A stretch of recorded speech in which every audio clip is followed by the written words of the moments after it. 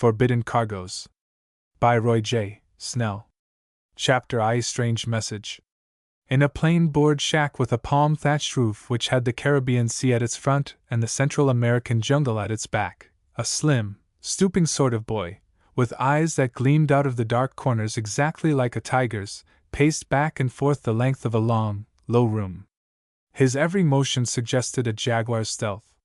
It was Panther Eye, a boy who was endowed with a cat's ability to see in the dark, and who spent much of his young life in India and other tropical lands. He also found himself quite at home in Central America. Nevertheless, at this moment he was in deep trouble. The palm-thatched shack boasted but one room. As the boy paced the mahogany floor of this room, he passed a desk of roughly hewn rosewood. A small steel safe stood in one corner, the door slightly ajar. Before it on the floor lay a litter of papers, a few bundles of letters and a sizable roll of currency. The boy paused to consider this litter. It was the map they wanted, he told himself. Easy enough to see that. They didn't even look at the money, nearly $1,000. The map. They knew we could do nothing without the map. The dirty dogs. If only Johnny Thompson were here. Again he paced the floor. What was to be done? His thoughts were in a tangle. The thieves who had broken into the safe were now well away in the jungle. There was no time to be lost. He'd catch them, he was sure of that. A jaguar couldn't escape him, much less a man. Yet the map might be destroyed.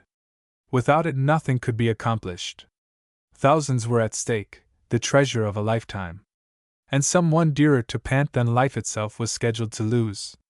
All day in that stuffy office he had waited for Johnny. Now evening was near.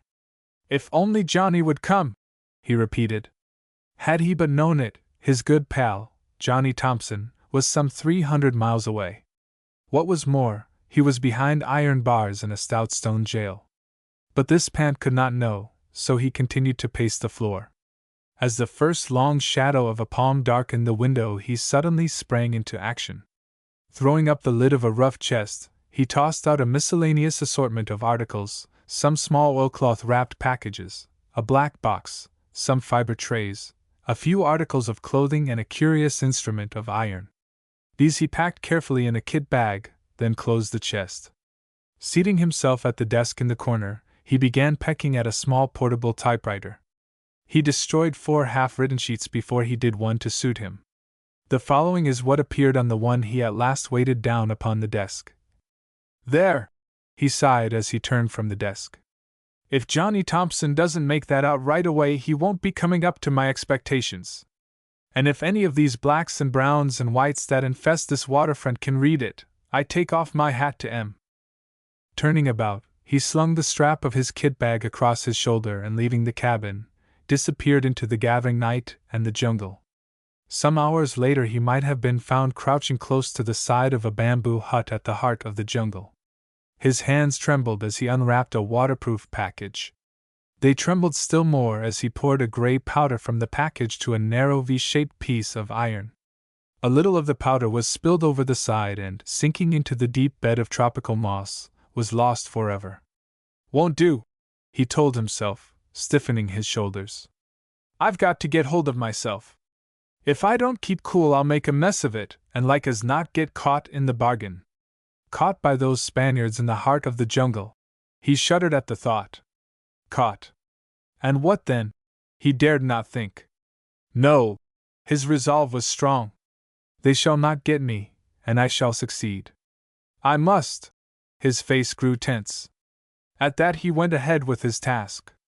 Having spread the gray powder evenly along the iron trough, he ran a small black fuse half through it, then gave the fuse 5 turns about it. When he had finished, the lower end of the fuse hung some 6 inches below the trough. There, he sighed. A half-hour later found him still crouching at the back of that cabin. This shelter, for it was little more, was of the sort common to the Central American jungle. In its construction not a board and not a single nail was used. A number of cohew nut palms had been felled. Their great fronds had been stripped. The fiber stripped from the stems had been piled in a heap, the stems themselves in another heap. Crotched mahogany limbs were fastened together with tie-dye vines. This made a frame. Rafters were added. The bamboo leaf fiber had been laid carefully in tiers over the rafters. This made a perfect roof. After that, the 10-foot stems of a great number of leaves were fastened side by side in a perpendicular position to form walls. When this was completed, the house was ready to be occupied. The cracks between the upright bamboo stems forming the walls were wide. A faint light shone through these cracks, and through them the boy could see all that went on within. All this interested him, but he was filled with a fever of impatience. He had come to act, not to listen. 2 dark-faced Spaniards sat in the center of the room. 2 black bushmen lay sprawled upon the dirt floor. Before them, suspended upon a bamboo frame, was a map. The map, some 4 feet across, showed certain boundary lines, creeks, and rivers. There were spots that had been done in blue. Still others were crisscrossed by pen lines, while larger portions were left white. The figure of one Spaniard hid part of the map. Ah! The boy breathed an inaudible sigh of relief as the man moved, allowing a full view of the map. Now, if only I can do it. With the greatest care, he thrust a triangle of steel upon which the powder rested through a crack. Next he adjusted a small black box before the crack, but lower down. Then, with a hand that still trembled slightly in spite of his efforts at self-control, he drew a sulfur match across a dry bit of wood. The sulfur fumes rose and floated through the cracks. At the same time there came the faint sput of a burning fuse. One of the Spaniards arose and sniffed the air. He spoke a word to a companion. They turned half about. And still the fuse burned. Shorter and shorter it became, closer and closer to the powder. The boy's heart was in his throat. Was the whole affair to be spoiled by a whiff of sulfur or a fuse that burned too long? If they rise, if they block the view, he thought, then all will be. But no, they settled back. The whiff of sulfur had passed. But what was this? A black man jumped. Had the smell of burnt powder reached him? Had the sput of the fuse reached his sensitive ear? Whatever it was, it came too late. Of a sudden there sounded out a loud boom, and at once, for a fraction of a second, the whole place, cabin, bamboo trees, and the surrounding jungle was lighted as with a moment's return of the sun. Then came sudden and complete darkness. Within was noise and confusion. A bushman had overturned the candle. It had gone out. In fright and rage at an unknown phenomenon, an unseen enemy, the men fought their way to the door, then out into the night. Before this happened, however, the boy, hugging his precious black box under his arm, had lost himself in the jungle. As we have said, this boy had lived much in the tropics. The Central American jungle was not new to him. Deep secrets of these wilds had come to him by day and by night. With the startled cries of Spaniards and Bushmen ringing in his ears, he made his way swiftly, silently down a narrow deer path to a spot where he had hidden his canvas-bound kit bag. Thrusting his black box deep within the bundle, still without a light, he made his way swiftly forward until the shouts died away in the distance. If only it is a success, he thought with a sigh as he paused to adjust his pack. Coming at last to a narrow stream, he cast a few darting glances about him. The jungle here was new to him, yet the bubbling stream, the moss on the tree trunks, the tossing leaves far above him, told him all he needed to know.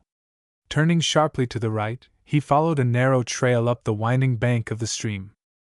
He had been traveling steadily up this stream for more than 3 hours when he came upon a place where the stream was a roaring young cataract, tumbling down a series of little falls. This was the thing he had expected. He was sleepy. The night was far spent. In his pack was a mosquito bar canopy and a light, strong hammock, woven from linen thread. With these he could quickly build a safe wilderness home.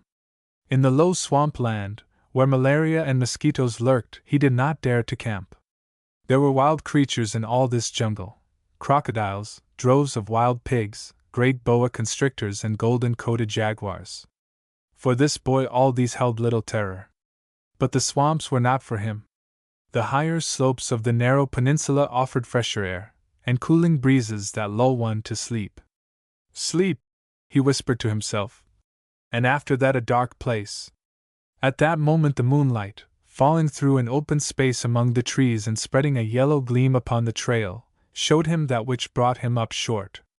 In a damp spot at the base of a rock were footprints, the marks of a slim foot clad in sandals, and stranger than this in so wild a spot, the marks of a leather shoe. Ha! He stood for a moment in perplexity. One who knows the jungle is seldom surprised at what he finds there. Pant was surprised. This portion of the jungle was new to him. 20 miles from the coast, he murmured. How strange! More was to follow. He had not gone 100 yards farther before he came upon a well-beaten road. A little beyond this spot, in the midst of a broad clearing, half hidden by stately royal palms, gleaming white in the moonlight, was a long, low stone house which in this land might almost pass for a mansion. Pausing, he stood there in the moonlight, staring and irresolute. It had all come to him in a flash. The last of the dawns, he said to himself. Something akin to awe crept into his tone. I had forgotten. But what now? He asked himself a moment later. The jungle or this? In the end he chose the castle before him. Might be a dark place up there somewhere, an abandoned cellar perhaps, was his final comment. Having chosen a secluded spot at the side of the trail where he might hang his hammock and spread his canopy to sleep the rest of the night through, he went quickly to rest.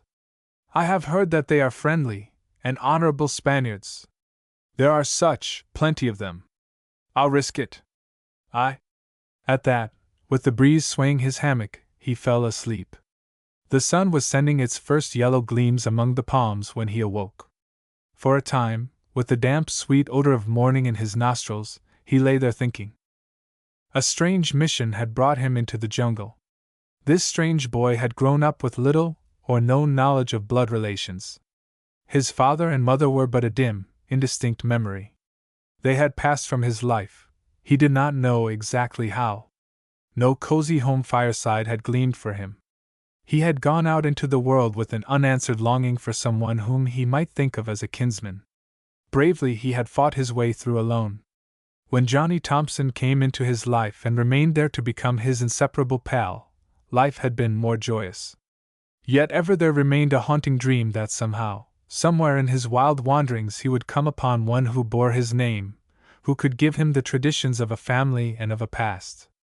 Strangely enough, it had been at the edge of the Central American jungle that he came upon this person of his dreams. While walking upon the coral beach he had met a stately, white-haired old man who had the military bearing of a colonel. In this old man he had found a friend. Little enough was left of the fortunes which from time to time had come to the venerable Southerner.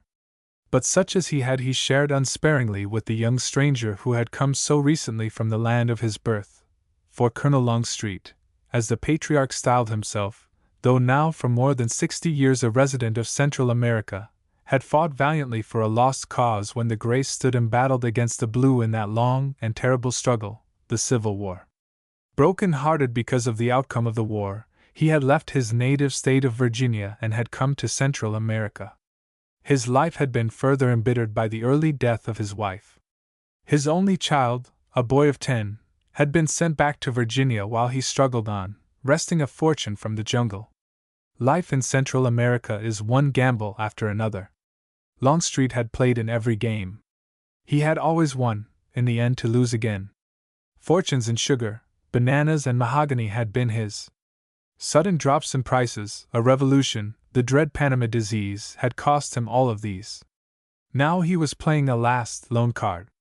Influential friends were endeavoring to secure for him a concession for gathering chicle on broad tracts of government land. This was the state of affairs when Pan had made his acquaintance. Hardly had their acquaintance ripened into deep friendship when they made the sudden and startling discovery that Pan was the son of the boy who had been sent back by Colonel Longstreet to Virginia, that Colonel Longstreet was none other than Pan's grandfather. From that time forth the strange boy, who had longed for so many lonely years for one of kin, became the old man's devoted slave. There was need enough at the present time for such devotion. Fortune had seemed to smile at last. Through the influence of his friends, a concession from the British government for gathering chicle had come from England to Colonel Longstreet.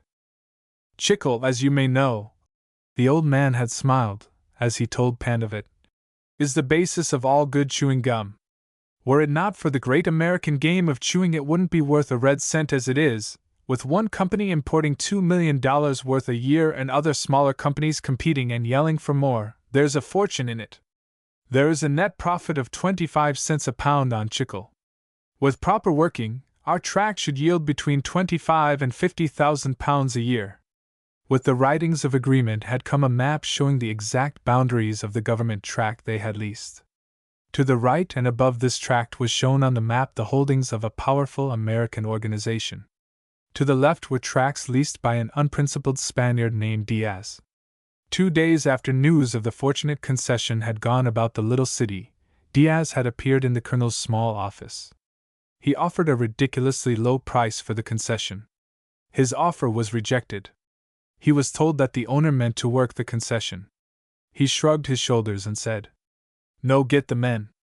The old man had straightened to his full height as he informed the Spaniard that he had men who could be depended upon to go anywhere, to do anything. They had worked with him, and knew the honor that lay behind the Longstreet name. Diaz had begged, entreated, stormed, threatened, then in a rage had left the office. 2 days had passed. On the 3rd day Pan had come to the office only to find the safe looted, the map gone. "What can we do?" he asked. "We know Diaz has it, but we can't prove it." "We cannot," the old colonel had agreed. "Nor is there a chance of getting another before it is too late. The bleeding season for chicle begins with the first rainfall. To begin without a map is to court disaster. With a big and jealous American company on one side of us and a crooked Spaniard on the other, we are between the rocks and the tide. We are sure to encroach upon one or the other. And if we do, it will take all we have to fight their claims. It looks like defeat." He had cupped his hands and had stared gloomily at the sea. "Wait," Pan had said. "Johnny Thompson will help us out. Give us a little time. We'll find the map. Leave it to us." Johnny Thompson, as you already know, could not help. He was not there. 2 days before he had gone up the Stand Creek Railway. He had not returned. He was in jail. Pan had been obliged to go it alone. "And now in this short time," he told himself, "I have located the map here in the heart of the jungle. No, I haven't got it. That couldn't be done without bloodshed. But I have its equivalent, I hope. A dark place," he exclaimed. "I must find a spot that is absolutely dark." As he sprang from his hammock, he paused to listen. Someone was singing. In a clear, girlish voice there came the words of a quaint old Spanish song. As he parted the branches, he saw a plump Spanish girl, with a round face and sober brown eyes, tripping barefoot down the path. Balanced on her head was a large stone jar. "Going for the morning water," the boy told himself. "How like those old Bible pictures it all is." 20 minutes later he found himself within the white walls of that ancient and mysterious castle, which had a few hours before loomed so wonderfully out of the night. Chapter 2: An Underground Sea. Pan sat in a kitchen so broad and long that it reminded him of a picture he had seen in an illustrated copy of Ivanhoe. The table, on which rested his steaming cup of homegrown, home-roasted coffee, was a massive hand-hewn affair. On the top, a single slab of mahogany 6 feet wide and 4 inches thick. Axe marks were yet to be seen. As his glance took in the room, his heart swelled with admiration. There was no stove. A great fireplace was there in its stead. Pots and pans of iron, and of copper and black tin, hung from the rafters. "Like Longfellow's ancient home," he told himself. "Only this is today. The last of the dawns," he repeated in a tone of reverence. One thing puzzled him. Every article in the room, save 2, belonged to yesterday. A purple coat hanging in a corner and a boy's cap beside it were distinctly of today and American made. "They can't belong to the young girl," he told himself. "Nor to her grandmother." The bent and aged woman who must be the young Spanish girl's grandmother was at that moment offering him his second cup of coffee. His thoughts were cut short by the answer to his problem. A tall, fair-haired American boy, apparently in his early teens, parted the heavy homespun curtains at the back of the room and started towards the table. Seeing Pan, he halted in surprise. "Pardon me," said Pant, springing to his feet. Perhaps I intrude. I had supposed that this house belonged to these good Spanish people. Apparently it is your home instead. No. The strange boy's smile was frank, disarming. You were right the first time. Like you, I am an intruder. But you are from America, he added quickly. How perfectly grand! Won't you please stay for a second cup, and to talk to me a little of our homeland? Pant stayed. They ended by talking little of the homeland. In their strange surroundings they found a fascinating subject of conversation. Yes, said the boy at last, who gave his name as Kirk Munson. They are truly the last of the Dons. Once a rich and noble family. And do you know?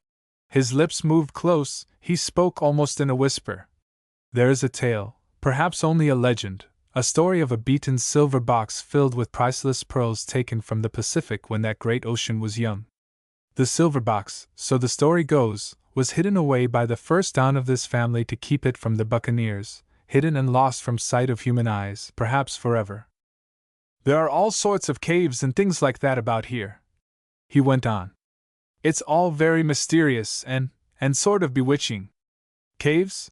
Said Pant, awaking to his most urgent need. Are they near? Do you suppose they are quite dark? I am told, Kirk's voice was low again, that there is a very great one not 4 miles back in the bush, and dark. It is said you are no more than inside it before you are fairly immersed in darkness. The very place! Exclaimed Pant. I must go there at once. Must you? Kirk's voice was full of surprise. This changed at once to entreaty. Won't you please let me go along? No one who lives here will take me.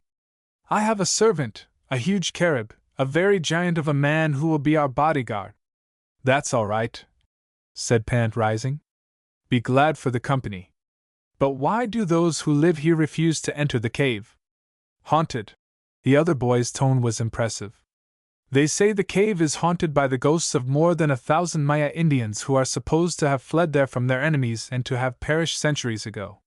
One wouldn't care to come upon their bones in such a place. Kirk shuddered. Nevertheless, shall we go? Said Pant. Kirk nodded. All right. We had better go up in the cool of late afternoon. The jungle air will not be so oppressive. We can return by the light of the moon. Late that afternoon, after a day of rest, Pant found himself on the broad veranda of the house. Here he unbound his pack. From it he took 3 light fiber trays, a package of powders, 2 flashlights, extra batteries for the lights, and his small black box. All these, together with a quantity of matches, he bound carefully in waterproof oiled cloth. He was then ready for the journey to the cave. As he sat for a time, waiting for his newfound friend, his mind was rife with speculations. How had this strange American boy come here so far from the seaboard? How did he come to be in Central America at all? The Spanish people were strange, too. He had heard of them, the last of the Dons. Fragments of their history had drifted to him from afar. They were the direct descendants of a proud Spanish family. 2 centuries before the family had grown immensely rich, so the story ran. How had they come by their wealth? Where had it gone? These were questions no one seemed prepared to answer. Enough. They were rich no longer. For all that, they appeared to live very comfortably off the land. So there is a story, probably only a legend, telling of a box of beaten silver filled with pearls. He thought. I must know more of that. He found himself far more interested in the story of that large band of Maya Indians who had perished in the cave. The thing must have happened long ago, he told himself. They did not enter the cave empty-handed. When people flee, they take some treasures with them. Should one come upon their bones, he would be sure to find priceless curios there, beaten gold, hand-cut stones, and copper knives of long ago. Yes, he was interested in this a little, but most of all he was concerned with his own business within some dark corner of the cave. Wish he'd come, he thought impatiently. Wish. At that moment the hugest black man he had ever seen, bearing in one hand a rifle that was a veritable cannon, and in the other a basket, rounded the corner of the house. He was closely followed by the American boy. In a loose flannel blouse, corduroy knickers, and high stout boots, Kirk looked quite fit and capable. Ready for any adventure, was Pant's mental comment. I hope I didn't tire you waiting. Kirk smiled at him. The Spanish mother put up a bit of lunch for us: cassava bread, homemade cheese, butter, and wild honey. She insisted. So did Ramoncita. They are dears. Real sports, I'd say. Pant assented heartily. He could scarcely remember a time when the very mention of such strange and tasty food did not whet his appetite. Ramoncita? He said after a moment. Is that the girl with round cheeks and big dark eyes? Yes. Ramoncita Salazar. Musical name, isn't it? The real Spanish people of the highest class are wonderfully attuned to all things artistic and beautiful. But we must be off. This black man will go along to help carry our stuff. The trail they followed was steep and rocky. It was not much of a trail. In places the bushes hung over it so thick and low that they were obliged to all but creep on hands and knees. Again it was so smooth and steep that only by clinging to low-growing shrubs could they go forward. For all that, there was something of a trail. Here and there were suggestions of an ancient, permanently cut way. In 3 places Pant found his feet firmly planted upon steps which had been cut from the solid rock. Stands to reason, he said as he perched himself upon the topmost steps of the last flight, that these were built by natives long ago. See how nature has chipped and worn the edges away. Probably done by the Maya Indians centuries ago, said Kirk, dropping upon a soft bed of moss and fanning himself with a broad leaf pulled from a palm. Everything of importance that is told of the Maya Indians happened long ago. There are a few of them back in the hills now. They do not count any more. A nation that was once rich and in a way powerful, that had a civilization rivaling any to be found in the world 5 centuries ago, has dwindled to a handful of vagabonds of the jungle. It is sad. He cupped his chin in his hands and, as if seeing the palaces and temples of that lost civilization, sat staring at the jungle. It is said, he went on at last, that the cave we are about to visit was the last hiding place of the smartest and wisest of the Mayas. Fleeing from the Spaniards? Asked Pant. No, the Spaniards have many atrocities justly charged against them. But the great Maya civilization was destroyed by fierce, warlike tribes from the north before the prow of the white man's boat touched Central America's coral strands. The last of the Mayas are said to have fled to this cave and, unless they knew a secret passage leading out of the cave, to have perished there. Again Pant thought of the ancient treasure they must have carried with them. Did the savage tribe follow them into the cave? They were afraid. That's the way the story goes. Afraid the earth god of the Mayas would push the mountain down upon them if they should enter. So, thought Pant, whatever the Mayas took with them is in the cave still. And they were possessed of great wealth. I have read of it. Gold and jade, topaz and perhaps diamonds, pearls from the western shores, and strange little gods carved from rare stones or formed from metal. All this he thought, but not one word did he say as they resumed their upward march. The entrance to the cave, which they reached after much climbing, was most picturesque. Its mouth was entirely hidden by dark spreading palm leaves. A sparkling stream, appearing to emerge from nowhere, went dashing headlong over a rocky ledge. Parting the large leaves as if they had been a curtain, the boys peered within to find there a dark hole from which there came a constant draught of cool damp air. Boo! Said Pant. It's cold in there. The other boy did not hear him. He was staring in amazement at his black servant. As if seized by a sudden fit of ague, the giant was shaking violently from head to foot. A chill, said Pant as he caught sight of him. Afraid? His companion whispered back. Afraid of the earth god of the Mayas. He has great courage and the strength of 3. I have never known him to fear anything before. In a moment it became evident that the black man was ashamed of his fear and was making brave attempts to conquer it. In the end he won and, seating himself upon a rock, watched his young master and Pant remove their shoes and stockings. The narrow entrance to the cave offered no footing save the moss-covered rocks at the bottom of the stream. As they signified their readiness to start, the black lifted the door of a strange glassless lantern of beaten brass which, Pant was told, burned fish oil and would provide a feeble light for hours on end. After lighting the lantern, he plunged boldly into the stream and led the way through icy water straight into the darkness of night until, with a grunt of satisfaction, he emerged panting and dripping upon a dry ledge where the cave suddenly widened to a broad chamber. For a time, lighted only by the dull gleam of the carib's lantern, they moved along the brink of the narrow stream. The silence was oppressive. The stream flowed placidly over an all but level floor, making no sound. Only the gentle pat-pat of their bare feet disturbed the tomb-like hush that hung over all. Then of a sudden, like thunder from a clear sky, pandemonium broke loose. The innocent cause of all the commotion was the carib.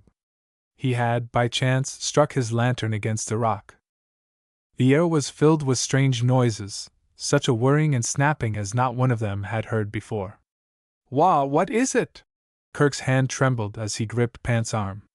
"Bats," said Pant. "Stand perfectly still. They will settle."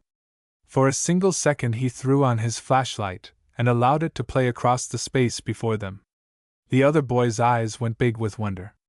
Even Pant, who had seen much of Central American life, was astonished. Bats, 1,000,000 of them it seemed, circled the air. And such bats! No tiny mouse-like creatures were these, but great gray monsters with broad spreading wings, gleaming eyes and teeth that shone white in the perpetual night about them. "Don't!" Kirk's hand was on his arm. The light flashed out. "May as well go ahead," said Pant. "Doubt if they go far back into the cave." They had not gone 100 yards before they came to a very narrow passage. Once more they were obliged to take to the bed of the stream. This lasted only a moment. As they emerged, there came over them a sense of vastness. Was it the quality of silence that was there? Was it the changed sound of their footsteps? Or was it some sixth sense that told them? As Pant threw the gleam of his powerful flashlight before them, an exclamation escaped every lip. Nothing they had seen in any land could compare with the splendor of the masonry of the vast cathedral that lay before them. Masonry? This indeed they at first thought it, the work of some great lost race. In time they came to realize that the splendid gleaming pillars were the work of time and a great creator, the master builders of all ages. The pillars were great stalagmites, formed by the dripping of water through 1,000,000 years. Strangest of all, as they listened they caught from afar a sound that was like music. "Like some mighty organ played softly while 1,000 children chant," Kirk whispered. It was now time to cover their feet, yet even the carib felt something of the awe that led the others on, still barefooted. The illusion of the chant could not last forever. As they advanced, the sound increased in volume, became more distinct until it burst upon them as the rush and roar of a miniature cataract, where the stream emerged from a chamber still beyond. "Shall we go on?" Pant stood with his feet in the lower water of the cataract. If we don't get lost," the younger boy hesitated. "Not a chance," said Pant. "We have only to follow the stream back." "To be sure. How stupid of me. Yes, let's go on." There was an eager note in Kirk's voice. Pant read it correctly. He was eager to go forward for, in some hidden chamber, perhaps just beyond, there might rest a vast treasure from the forgotten past. The ascent of the water-worn and slippery rocks was difficult.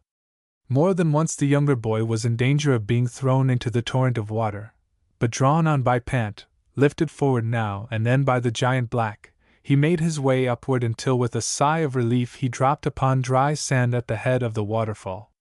Once more Pant's light gleamed out before them. Fresh marvels awaited them. A vast, silent underground lake, reaching as far as the light would carry and yet beyond, seemed to beckon them on. Switching off his light, that batteries might be saved for a possible emergency, Pant followed the carib and his dim light along the shore of this new marvel.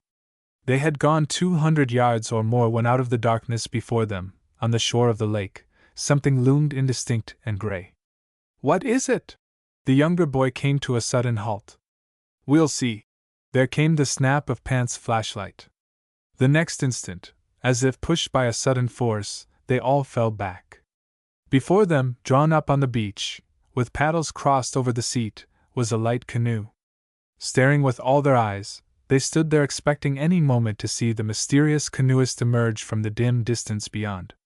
Not knowing what to think, Pant stood at attention. As he did so, a strange chattering struck his ears. Wheeling about, he discovered the cause. The black giant's teeth were chattering. Once more he was shaking from head to foot. His face was almost white with fear. Chapter 3: A Strange Dark Room. Not knowing what else to do as he stood before the canoe, Pant laughed. The laugh did not ring quite true, but it served the purpose for which it was intended. It broke the spell. "Come on," he said. "Let's see." A few strides and he stood beside the mysterious craft.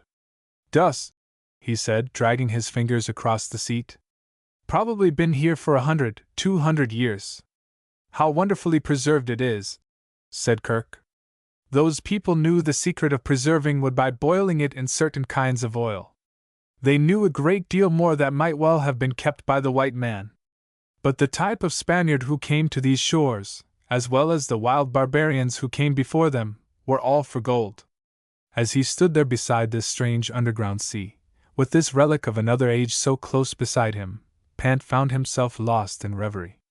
He was trying to reproduce to his mind's eye the scenes that these silent waters might once have witnessed. "What a unique picnic ground," he said to Kirk. "One sees it still. Gleaming torches, moving like giant firebugs across the water, dark canoes gliding here and there, the joyous shouts of children that came echoing back. Hello!" he shouted suddenly. Back across the water it came to him again and again. "Hello, HLO. Perhaps there are fish," he went on. "Maybe very large fish.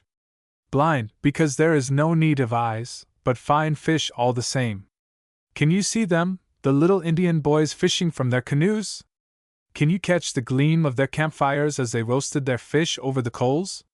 He kicked the beach under his feet, and sure enough, from beneath the dust of centuries he uncovered the ashes of a long burned-out fire. "You see," he smiled, "I am a conjurer. I can read both the past and the future." "Then," said the other boy with a little shudder and a doubtful smile, "tell us what happens next." "Next?"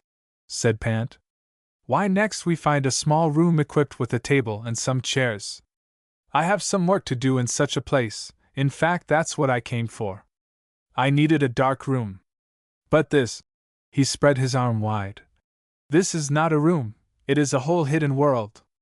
Turning without another word, the other boy beckoned to the great Carib, who had regained his composure, and together they skirted the shore of the lake to penetrate deeper into the hidden mysteries of the mountain. Again the chamber narrowed. Again they were obliged to take to the bed of the stream. This time, to Pant's great joy, they emerged into a small room walled and pillared in spotless white. "The very place!" he exclaimed. "To be sure, there are no real chairs or table, but that heap of fallen stalactites will take their place, and there is water in abundance. Have a seat. I will be through before you know it." Unwrapping his pack, he drew forth the fiber trays. These he filled with water. Having placed them upon a circular fragment of stalactite that offered a level surface like the top of a round table, he shook a powder into one, a second powder into another, and left the other crystal clear and pure. After stirring the powder for a time, he drew forth a red cloth and wound it twice round the Carib's lantern. The effect was startling. At once the glistening white stalactites and stalagmites were turned blood red. The Carib struggled hard against the wild fears and superstitions within him, conquered in the end, to sit impassive, watching. Opening his black box, Pant removed a square of film. Having dropped this into the first tray, he began rocking it slowly back and forth. "A picture!" exclaimed Kirk. "Do you mean to tell me you have come all this way to develop a picture? There was no other dark room. And besides," said Pant, "this picture is important, the most important bit of work I have done in a long time. Upon its success hangs my good old grandfather's entire fortune. You see," he went on, as he continued to rock the tray, "through influential friends my grandfather secured a valuable concession, the right to gather chicle on a large tract of government land. This tract is bordered on one side by the holdings of the Central Chicle Company, a powerful and jealous corporation. This company is honest, but perhaps they are unscrupulous in their competition. Who can tell? Perhaps they would drive my grandfather to the wall if they could. Had not the red light hit it, he might have seen a crimson flush suffuse the other boy's face as he spoke these words. It was lost upon him. Our tract, he went on, is bordered on the other side by land owned by an unscrupulous Spaniard. We received a map from England showing the boundaries of our holdings. It had not been in the office a week when it was stolen. Without it, our hands were tied. If we attempted to work our concession without knowing the true unfenced boundaries, we were sure to infringe upon the rights of our neighbors. If we did not, they would claim we had, and would ruin us with claims for indemnities. If we did not have the map back within a very short time. He paused to hold the square of film to the light. A little cry of joy escaped his lips. It's coming! I've got them! See those dark spots, 3 of them?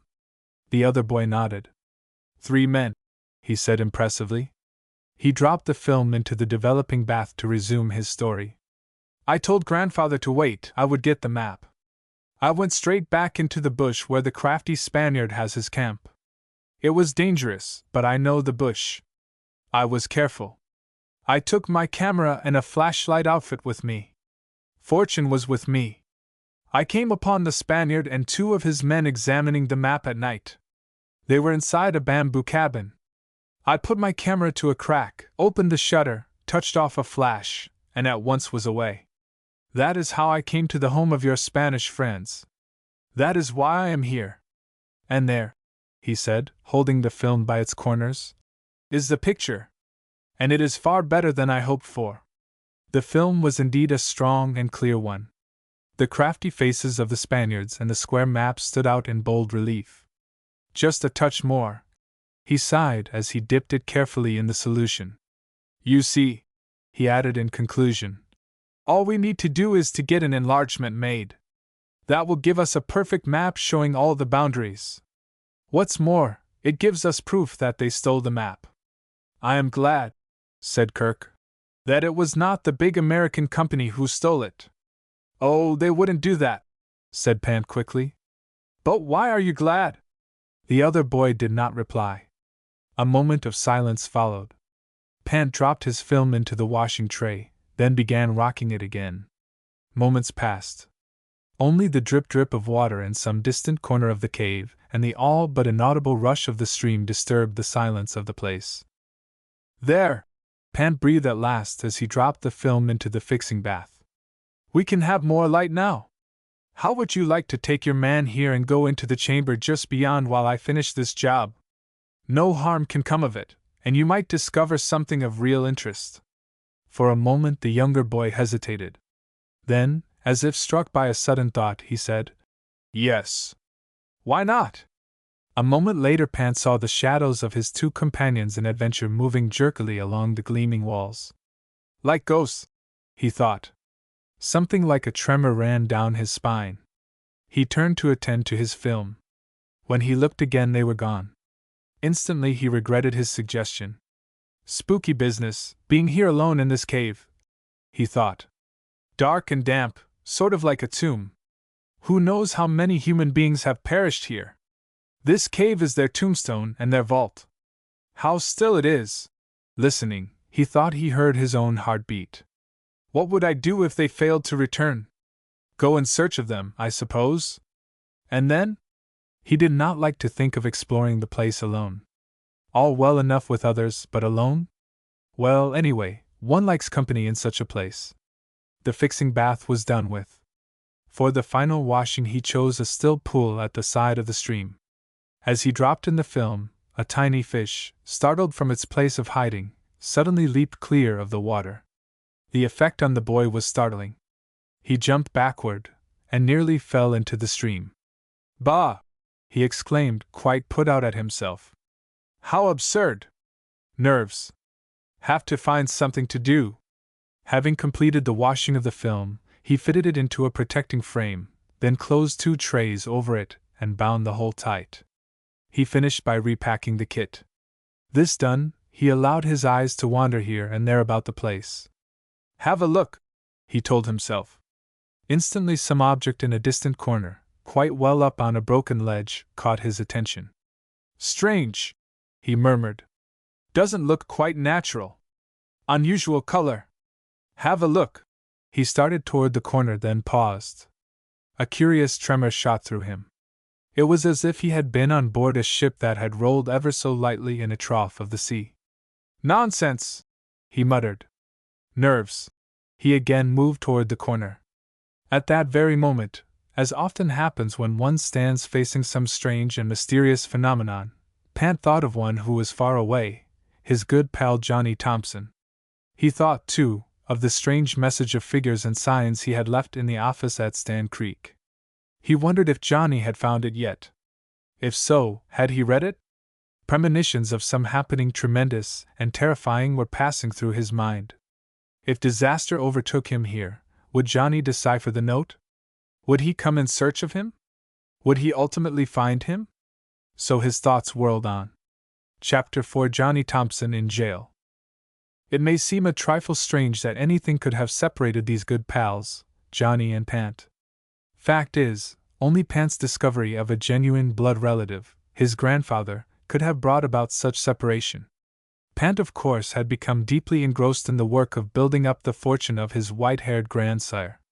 In this task Johnny had shown a lively interest until the concession with the priceless map enclosed had arrived. From that time on, it had seemed, nothing remained to be done save to round up a band of chicleros and get back into the bush. There a camp would be built and long weeks spent in gathering and boiling down the sap of the chewing gum trees. For this task Johnny had no taste.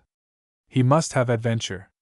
So on that bright tropical morning, little dreaming that the safe would be robbed that night and that adventure would be provided for all, he had cut himself a stout stick for dealing with snakes, had strapped a machete to his belt, and had fared forth alone in search of adventure. Had Johnny lived in Honduras 25 years, or even 10, he would have waited for the train. It wouldn't go up for 2 days. But always, to the Central American, there is plenty of time. But Johnny was new to the tropics. He was in the habit of taking the best transportation he could get. The best this time was a pair of short, sturdy legs which belonged to Johnny Thompson. The road leads through a jungle. Here and there's a small group of struggling, insignificant banana plantations, but the jungle has so far succeeded in taking them back to itself that they, too, seem wild. There is a certain joy to be had from a journey on foot through a tropical jungle. There is a glimmer of green, a fresh damp odor of decay, faint and pleasing as musk, and there always comes from the bushes and trees a suggestion of low, joyous music, made, perhaps by bees and birds, but nevertheless it is there, an indescribable music. Johnny had enjoyed all this until he had begun to feel the need of food and refreshment. Most of all, he wanted a drink. Any old drink would do. But there was no drink. The dry season was nearing its close. Everywhere the floor of the jungle was dry as the Sahara. Had Johnny lived long in the jungle he would have stepped aside to break the stem of a certain plant, then to catch in the hollow of his hand the delicious water that came dripping out almost in a stream. He hadn't lived long in a jungle, so all he could do was to plod on. When his desire for water had become intense longing, when his tongue seemed to fill his mouth and his throat clicked when he swallowed, he had found himself by a sudden turn to the right brought suddenly into the midst of an orchard of fruit trees. Forbidden fruit is the name the natives have given these great golden balls. Johnny didn't call them that. He had called them grapefruit. He hadn't eaten grapefruit many times because he had found them bitter. "Bitter," he had said, making a wry face. "Bitter, and me dying of thirst." At a distance they had looked like oranges. Oh well, he had resigned himself to his fate. "Here goes!" He had left the railway bed, then dropping on the moss beneath a heavily laden tree, had seized upon a great golden ball and had begun tearing away its covering. Having quartered the fruit, he had made up a wry face and thrust a generous wedge into his mouth. Instantly the wry face had vanished. A glorious smile took its place. "Not bad," he said, filling his mouth again. "Not half bad. Just need to get ripe, I suppose. Sugar would be an insult to such fruit as this. People in the States don't know what it is." He had spoken to himself, but someone else had heard, for from somewhere above him there had come in a melodious voice. So you like forbidden fruit? I beg your pardon. Johnny was on his feet at once. I didn't mean to steal. See here, I'll buy a quarter's worth. He had looked up at the girl whose golden hair, golden freckles, and dark green dress so completely blended with fruit and foliage that, until now, he had not seen her. Have you a donkey? There was a suggestion of a laugh in the girl's tone. I don't see any. Why must I have a donkey? Johnny looked his surprise. Because we sell them by the barrel. 50 cents a barrel. Of course, for a quarter you'd only get a half a barrel. But even so, how are you going to carry them? Shaking out her dress and laughing, the girl had dropped to the ground. Out of his little adventure in the grapefruit orchard had grown a new enterprise. Johnny suddenly decided to become a shipping agent. Madge Kennedy, who had turned out to be a Scotch girl, had insisted upon his accompanying her to the house to meet her grandfather, Donald Kennedy. The grandfather, a great gray-bearded man with a store of knowledge that could come only from long study and many years in the jungle, had proven a find indeed. Johnny did not soon tire of sitting on the broad veranda of the long one-story house, listening to the old man as he rambled on about bananas and grapefruit, strange tropical foods, Carib Indians, and the future of their little Central American colony. It had not taken Johnny long to discover, however, that these kindly people were really almost paupers in the midst of their abundance. Many carloads of the finest fruit in the world hung ripe on the trees. Why was it not being shipped? When he had pressed them for an answer to this puzzling question, Madge Kennedy had told him that the fruit company had refused to accept their fruit. The reason, she supposed, was that her grandfather had 2 years before sold his crop to the owner of a tramp steamer. The Great East Sea Fruit Company, which had a monopoly on the fruit trade of Central America, did not wish competition, and they took this method of punishing her grandfather. But say! Johnny leaped to his feet. I'll find you a ship. There's one anchored off Belize now. Jorgensen is the captain. He's anxious enough for a cargo. Came all this way for a cargo of mahogany. The half-caste Indian woodcutters are on a strike. There is no mahogany to haul. Oh! Madge beamed upon him in sudden excitement. But then, her smile vanished. I know the ship. It's no use. We have only a third of a cargo for her. Finish up with bananas, Johnny suggested. Whose bananas? Every grower has a contract to sell only to the fruit company. For a little time Johnny felt himself baffled, defeated. Then of a sudden an inspiration came. Many times he had watched the loading of bananas off the dock at Stan Creek. 6 hands! He exclaimed excitedly. That's it! 6 hands! We'll have a cargo yet! That very night, after telling Madge of his grand plan, he started for Guatemala City to see the man who owned the largest banana plantation in Central America. For some little time fortune smiled upon him in his new enterprise. Arriving at Stan Creek in the dead of night, he found a sailing boat preparing to leave for Port Barrios. At this port he caught a train for Guatemala. High noon found him walking the streets of that ancient and most beautiful city of Central America. The city's beauty was lost upon him. His thoughts were centered about one man, Don Del Valle, the richest banana grower in all that land. He at once went about the task of finding the man and securing an interview. Having discovered the dapper, black-eyed Guatemalan sitting in his garden sipping wine, he wasted no time on ceremony but, boy-like, launched at once into his project. The astonished Del Valle, who understood only a part of what was said and who was accustomed to inflict long periods of waiting and numerous delays, stared at him in astonishment for a time. Then he demanded, "What is it that this mad boy wants?" "Bananas! I want bananas!" Johnny exclaimed. "Well then, go and buy them, as many as you like." Del Valle threw a handful of coppers at his feet. "But I want many. 2/3 of a ship load, 20,000 bunches." Johnny's face took on an air of unusual seriousness. "But I have no bananas to sell. They are contracted for, as you should know, by your great American company." "But not the 6 hands!" Johnny exclaimed eagerly. I only asked for 6 hands. 6 hands! The Guatemalan exclaimed in a fit of passion. 6 hands! Here, take this crazy youth to jail. I will prefer a charge of annoying a gentleman. The 2 native policemen, who were in reality the official guard of the great gentleman, sprang into action. 10 minutes later Johnny found himself inside looking out, and the window he looked through was heavily barred. So it was that Johnny Thompson came to be in jail. Chapter 5 Tottering Walls. It was at an early hour of that same night that Johnny, having wakened from some vaguely remembered dream, found himself rudely shaken by a strange convulsion beneath and about him.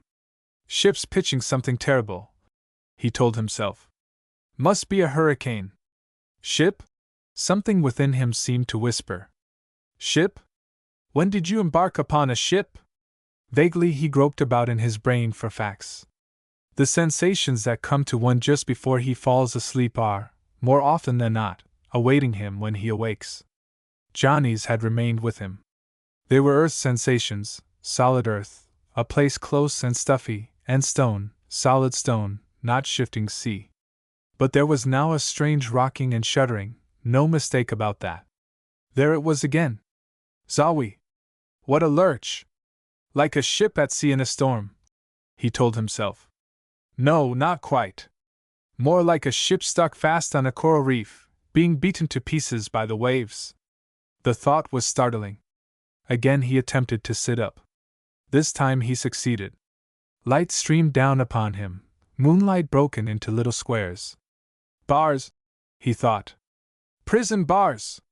Yes, now he remembered. This bed, not a bed at all, merely a broad ledge of stone left by the prison masons in lieu of a bed. Strange sort, these Central American prisons. Then, as if to refute all this, there came again that horrible rocking shudder. Struggling to grasp reality, Johnny's eyes, roving the dark spaces about him, arrived at the crisscross iron bars of the window.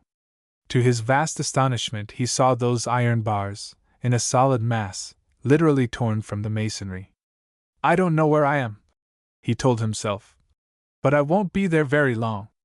With one thought uppermost in his mind, that of escape, he leaped for the window, gripped the sill, drew himself up, balanced for a second there in the moonlight, then dropped. He landed rather solidly, not upon the tossing sea, but upon tossing dry land. A moving figure loomed before him. A guard! His quickened senses registered the thought. Strike first, and talk afterwards. His head buried itself into the soft center of the moving object. With a grunt the man went down. He wished the earth would stand still. It made him seasick, that rocking motion. They hadn't had a reason for putting him in prison, not any real reason. He had done nothing except insist upon buying 20,000 bunches of bananas. He had tried to do a great service to a splendid old man and a beautiful girl. He had reason enough for wanting to be out of prison, plenty of reasons. There was the girl, Madge Kennedy, back there in the orchard of forbidden fruit, and her grandfather, the aged Britisher who was so much of a man and so little of a business man that his orchards and banana plantations would never make him a cent unless someone took a hand. And there was old Jorgensen, good old saltwater skipper, walking his deck night and day and staring gloomily at the Caribbean Sea. The earth stopped rocking for an instant. An open court lay before him. He was beginning to realize that he was having a new experience. One of those frequent Central American earthquakes had broken loose. That was why a stone prison had seemed so like a ship on a tossing sea.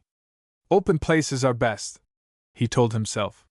He had taken a dozen steps when there came a shock which sent him down like a 10-pin. At the same instant he touched an object lying near him. He found it soft and yielding. It was a weeping child, a beautiful, black-haired, black-eyed girl of 7. There now, he said, sitting up and talking quietly to her. The storm will pass in a short while. We're not shipping any water. She's a staunch old barge. We'll weather this little blow and never lose a mast or a yardarm. Since the girl was unquestionably Spanish, it seems probable that she understood not one word that he said. She did understand the steady, comforting tone and the kindly touch of his hand. She stopped crying, cuddled down in his arms, and, since it was now well into night, she fell asleep. As Johnny sat there, a motley throng gathered about him. Like him, they came to this open spot for safety.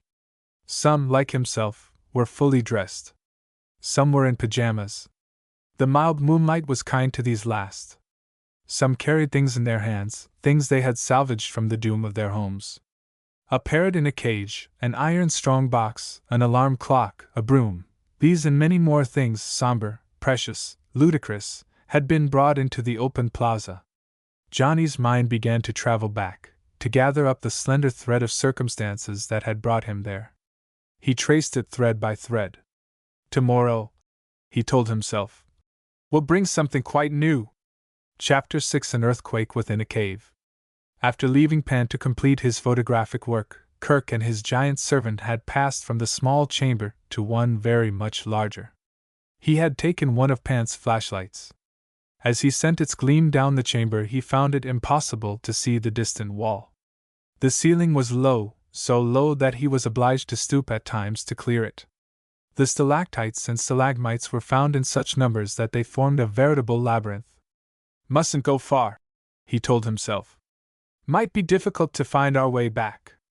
At that moment, as his flashlight painted a white avenue between two rows of natural pillars, he caught a strange yellow gleam a short way before him on the floor. A few steps and he was at the spot.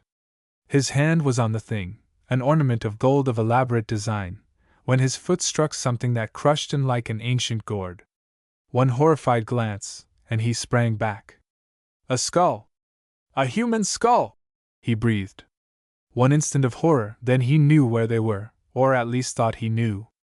They had found the final resting place of a race that had vanished from the earth. A moment's poking about in the dust convinced him that this was true. Human bones mingled with gold and silver ornaments, pots of bronze, strings of jade beads, and who knows what other priceless treasures from the past, formed a setting for a bit of drama at once shocking and intriguing. Scarcely knowing what he was about, like some child in fairyland, he began gathering up handfuls of the most attractive trinkets and thrusting them into the deep pockets of his knickers. It was while he was engaged in this strange occupation that he felt the same curious sensation that had come to Pant. It's like. His heart raced wildly. It's as if the world had tipped a little. Instantly he heard the loud chatter of the giant's teeth. In the midst of the chatter he caught the sound of an attempted chant, the Carib chant which they, in their darkness of mind, believe will drive away evil spirits. The boy gathered no other trinkets. A moment passed, another and another. Every tick of his wrist watch sounded out in the dead silence of the place like the tolling of a funeral bell. Then, of a sudden, pandemonium broke loose. The earth rocked. Huge stalactites came crashing down, to roll about the floor like barrels on the deck of a tossing ship. A grinning skull rolled at his feet. With his head in a whirl, Kirk knew not whether to stand or to flee. The earth god of the Mayas! A terrible voice sounded in his ear. It was the Carib's voice. The next moment a powerful arm encircled him, and he was whirled through the dark. His senses reeled. Only dimly could he realize what was passing. There was an earthquake. He was sure of that. They were common enough in Central America. They had been caught in a cave while an earthquake was in progress. What could be more terrible? The big black man, ever faithful to his trust, was attempting to carry him out. Pant, who had mistaken the first strange tilting of that portion of the earth's surface on which he stood as no movement at all but a break of the imagination based on unstrung nerves, had moved with a rare showing of determination toward the curious object which lay on the rocky shelf. He had made it out as a small chest some 2 feet long and a foot deep. He had discovered that the top was thickly encrusted with dust, but the sides had the appearance of some beaten metal, stained and corroded by age. This much he had learned when the sudden shock of the earthquake came. If the first movement had seemed like the sudden lifting of a ship by a heavy sea, the second was like the shudder and crash of a great ocean liner as she is thrown upon the rocks in a mighty storm. The first shock left him well nigh senseless. The second brought reason back upon its throne. He thought at once of his young companion. He had brought him to this place, and somehow he must see that he escaped from this awful thing that was going on. Seizing his flashlight, he started forward. At once he thought of his waterproof package and of the precious negative it contained. I owe much to my grandfather.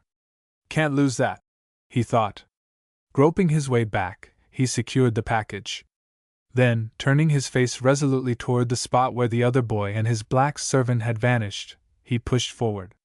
He had gone a dozen paces, had barely escaped being crushed by a ponderous pillar of white crystal, when a sudden quake brought him to his knees. Instantly he was up and fighting his way forward. And now his eyes fell upon the opening through which his companions had gone. What was his horror when at that moment there came a crashing and grinding sound, dust filled the air until he could scarcely see, yet through it all one fact stood out clear and undisputable. The opening through which the others had gone was closed. Next moment some object hurtling at him from the right, striking him squarely, sent him crashing to earth. There, bruised, half senseless, he all but gave himself over to despair. Through the moment of hopelessness which overcame the boy shot one ray of light. This light, shining brighter and brighter, brought him courage to battle on. That light was the sudden realization that God, the one true God, the good, patient, just God, was still in his universe, and that he still noted the sparrow's fall. The instant this fact was established, the boy's mind grew calm. One calm thought led to another. What had struck him? Not a rock. That would have crushed him. What then? What but a human being? The giant black, he thought. At that moment he caught a wavering gleam of light. It was in the direction of the cave's entrance. The black, he said again. They escaped. Thank God! Instantly he was away, following the light. For a moment the rude shocks of the earthquake were over. Aside from the debris that had been scattered about, his progress was unimpeded, yet he made no gain on the feeble light that wavered on before him. Didn't suppose that boy could travel so fast, he told himself. Instantly a thought set him shuddering. Had the black servant, overcome by a terrible fear of a heathen god, forsaken his young charge? How was he to know? For a second he hesitated, then redoubled his pace. Overtake him and force him to go back, he told himself. He hoped his fears were unfounded. He came to the entrance of the great underground lake chamber, had passed it in safety and was skirting the shore of the lake, which was recovering from a great agitation, when the earth's shudder began again. Battling against the dizziness that seemed about to overcome him, stumbling, all but falling, he had fought his way forward until at last the great bulk of the black man stood out before him. Then, as the very universe appeared to reel, a great tidal wave from the lake came sweeping over him. Strangely enough, at that moment there came into his mind a picture of his grandfather's face. He thought of the waterproof package and the precious negative, and gripped them tight. The tidal wave receded. It did not return. He found himself once more on solid ground, and close by, not 20 yards away, was the black and his young master. This last onslaught had been too much for the giant native. His knees had given way beneath him, and he had slumped to earth, murmuring incoherent things about the earth god of the Mayas. As for Pant and Kirk, they knew no fear of Maya gods. They waited, and as they stood there they felt the rude shocks no more. The surface of the lake was again as placid as a pond beneath a silvery moon. They made their way forward in silence until, with a little thrill of joy, the younger boy gripped his companion's arm as he cried, "See! The light! The light of the moon!" It was true. They had reached the entrance. A moment more and they were sitting in the shadows beneath the palms. "See!" said Kirk at last, drawing from his pocket an object that gleamed in the sunlight. A message from out the past. It was indeed an interesting collection he had gathered quite at random. A bracelet of gold set with jade, a small bronze god, grinning and terrible, a miniature silver goblet, and some other bits of jewelry of such odd design that one was not able to so much as guess their purpose. "Sometime," said Kirk, "we will go back for more." "I doubt if you will ever enter that chamber again," said Pant. "I believe the earthquake closed the entrance to that particular chamber. But we will go back. Oh yes, we will go back," he repeated a moment later. He was thinking of the strange chest that was all but within his grasp when the earth's shudder came. But now, said Kirk. We must go down. Morning will soon be here. And think what the earthquake must have done to the old Don's castle. Come, he cried, shuddering with a terrible apprehension. Our good friends may be buried beneath the ruins of their home. They may be dead. Closely followed by Pant and the great Carib, he sprang away down the ancient trail. Chapter 7 Johnny Wins a Friend. Just as the first faint glow of dawn lighted the shattered walls and yawning windows of the ancient Guatemalan jail from which Johnny Thompson had been so strangely released, the Spanish child in his arms stirred, then sat up to stare about her. At that moment a tall, dark Honduran came walking rapidly across the plaza. Don Del Valle! Johnny started. This was the man who owned a fifth of all the banana land in Central America, the man who had ordered him thrown into jail. What next? He thought. Not knowing whether to break and run, or stand his ground, he hesitated until the man was upon him. Ha! The man exclaimed. At last! Johnny was on his feet in an instant, prepared for flight. He's been looking for me. His thoughts raced on. Now he's found me, he'll find me another jail. He'll put me in. If he can catch me. He can't. Yet for the moment he stood still. Why? Probably he did not know why, but it was well that he did not run. Where did you find the child? This was the question the dark-skinned Del Valle shot at Johnny. At the same instant the child Johnny had protected during the terrifying earthquake sprang into the Honduran's arms. The man's tone was not harsh as it had been the night before. Why, Johnny tried to think. I really didn't find her. She found, that is, we fell over each other, so we decided to camp here until the earth began standing still. But you, my young friend? You are in jail. Is it not so? I was in jail. Johnny felt a creepy sensation running up his back. That had been a terribly uncomfortable jail. The jail wasn't safe. His face twisted into a quizzical smile. So I came over here to the plaza. As he spoke, the child was pouring words, soft, melodious Spanish words, into Don Del Valle's ears. I am sorry, said the Honduran. I was hasty. You should not have gone to jail. My child here, who was lost from us in the catastrophe, tells me you were her protector. You have returned me good for evil. Pardon. You wished to ask me something? Bananas, was it not? You should know that I have no bananas to sell, that they are all contracted for by your American Fruit Company. Johnny's heart leaped. Luck was coming his way. Providence had sent him an earthquake to cast down his prison bars and a child to plead his cause. Before his mind's eye came the faces of good old Kennedy, of Madge Kennedy, and of Captain Jorgensen. He might be able to help them yet. At any rate, he was not to go back to jail. But you don't understand, he found himself saying to the rich Spaniard. It is only the 6 hands I ask. They are not contracted for. 2/3 of a ship load is all I need. 6 hands, you say? Don Del Valle stroked his beard. It might be arranged. But you are hungry, he exclaimed. The walls of my house are cracked, but it has not fallen. The great shudder is over, please God. My servants have cleared away the rubbish and put things to right. We will have coffee and hot corn cakes in the garden. After that we will talk of these 6 hands. Come! He led the way through streets strewn with debris.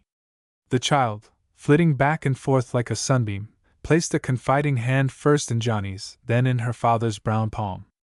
In spite of the havoc wrought by the earthquake, Don Del Valle's garden was still very beautiful. The broken fragments of a great flower-filled urn had been cleared away. 2 fallen trees still lay prone amid a blazing bed of flowering plants. In the background, in the midst of a luxuriant growth of strange tropical and semi-tropical plants, a path led to inviting realms beyond. On a broad piazza they sat in rosewood chairs around tables of solid mahogany, munching hot corn cakes and sipping coffee. There was Don Del Valle and his wife, a very beautiful Spanish lady. Besides Johnny and the little girl, there were no others. She is their only child, thought Johnny as he noted how tenderly they cared for the dark-eyed girl. What a privilege to show her a kindness! The talk ran on about matters quite foreign to business. They speculated regarding the extent of damage done by the earthquake and the area shaken by it. "And have you many earthquakes in the United States?" asked the lady. "I have never experienced one before," Johnny replied. "Our land is very broad and flat. It has little backbone. Mountains are the backbone of the land. At times the backbone appears to shake up a bit." "Ah, yes," said the Don. "It is quite true. Our land is very much backbone, almost nothing else." Johnny was interested in everything that these people had to say, but was very anxious to get down to business. He had come to purchase bananas, 20,000 bunches at least. There was need of haste. Skipper Jorgensen's ship, the North Star, was lying before Belize in British Honduras without a cargo. At least it had been lying there 3 days before. There was no telling at what moment someone might offer him a cargo of coconuts, chicle, mahogany, or a combination cargo of all.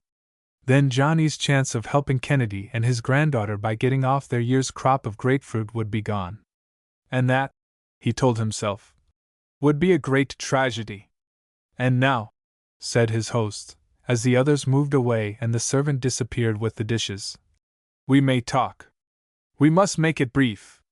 I am a busy man. In this city I operate 2 stores, a cotton mill and a warehouse. I must find out at once the extent of damage done by the shock. You want bananas? 6 hand bunches. Ah, yes, you wish only the 6 hand bunches. And how can you use 6 hand bunches? The fruit company will never purchase them. How can you hope to dispose of them? They are not used. Either they are not gathered at all, or they are given to the stevedores or are cut up and cast into the sea." "That's just it," said Johnny, leaning eagerly forward. "It was just because you do not care for them, because you have no contract with the fruit company to deliver them, that I thought you would be willing to sell them to me." "Sell them?" The man's eyes lighted. "I could almost give them to you. 5 cents a bunch. That would pay for gathering and bringing them to the wharf. But you?" He turned his eyes upon the boy. "What will you do with them? If the fruit company cannot handle them, how can you? You see," he smiled, "because you were kind to my child, I like you. I do not wish to see you cheat yourself." "Look," said Johnny, rising to pace the stone floor. "You grade your bananas according to the number of groups on a stem. You call those groups hands. For a bunch having 7 hands the fruit company pays 25 cents, 8 hands 37.5, 9 hands or more 50 cents. If a bunch has only 6 hands they will not buy it. Is it not so?" "Si, senor. It is true. But are the bananas on the 6-hand bunch smaller? Are they less sweet? Will they spoil more quickly than those on the other bunches?" "No, senor." "Then why are they not as good?" The Spaniard shrugged his shoulders for reply. "They are as good, exactly as good." Johnny struck the table with his open palm. "Small bunches are a little more trouble to handle. That is the only difference. There are plenty larger. The fruit company takes only what it wishes and reaps a rich reward from this. But we will handle the 6-hand bunches. In America," his tone became quiet, "there are thousands of poor people who would gladly eat more bananas. Their children love them. Do they eat them? No, why?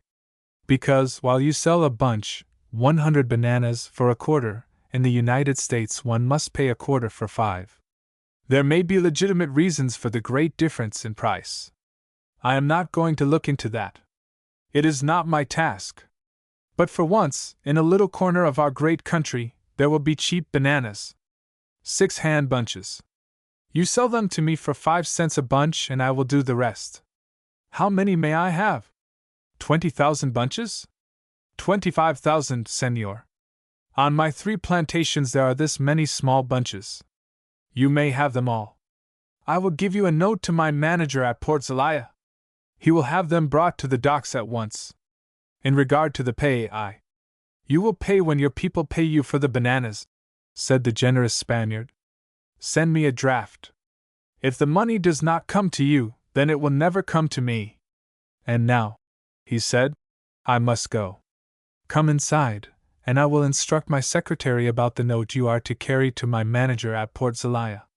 10 minutes later, stepping on air, Johnny made his way toward the railway station. "Now," he said to himself, "if only I can reach the North Star before Captain Jorgensen contracts for another cargo, all is well. I'll make it snappy." He had not lived in Central America long enough to know that in this little world of sudden revolution and many strange surprises, things are almost never done snappy. It is the land of mañana, tomorrow, a land where nearly everyone believes that mañana will do very well for all. Snappy business. Chapter 8: An Ancient Castle in Ruins. The moon was still casting a golden glow over the wonders of a tropical world when Pant and Kirk, closely followed by the giant Carib, emerging from the jungle, caught their first look at the last Don's plantation. With eager eyes they sought out the spot where the ancient castle had stood. At a first startled glance Kirk cried out in dismay. Little wonder this, for where a noble edifice had stood a mournful sight now met their eyes. The magnificent, century-old castle was now only a crumbled pile of broken timber, tumbled stone and crumbling mortar. "Gone!"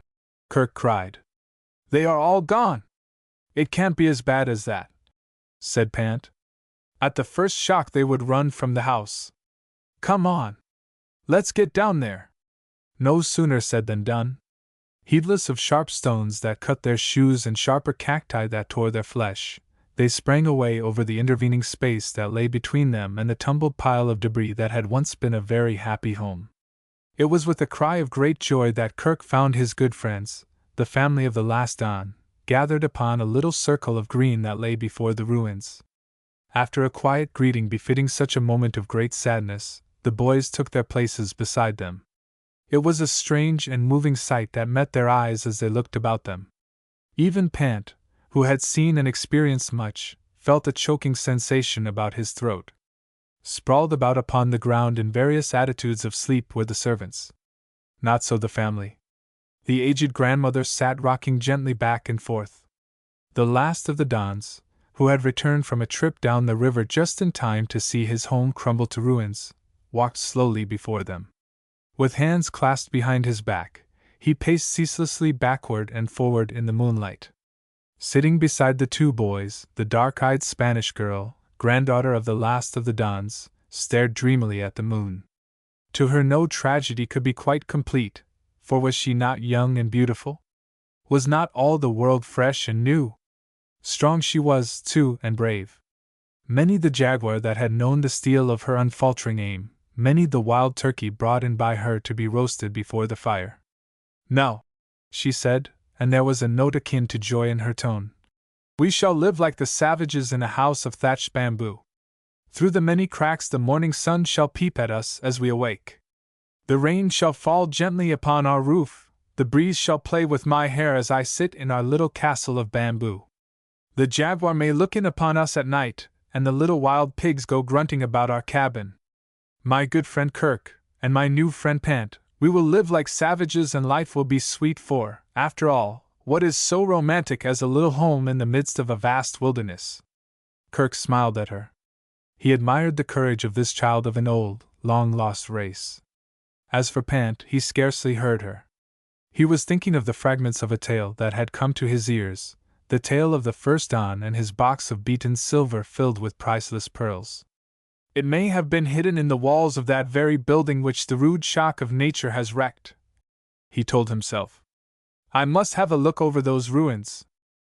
And then perhaps," he thought more soberly still, "that may have been the box I saw on the rocky ledge just as the earthquake shook the world down upon my head. I wonder if that passage was closed? If it is not, was the box buried in the wreckage? Who can tell? I must know." His thoughts returned to the American boy who had accompanied him, who now sat close beside him.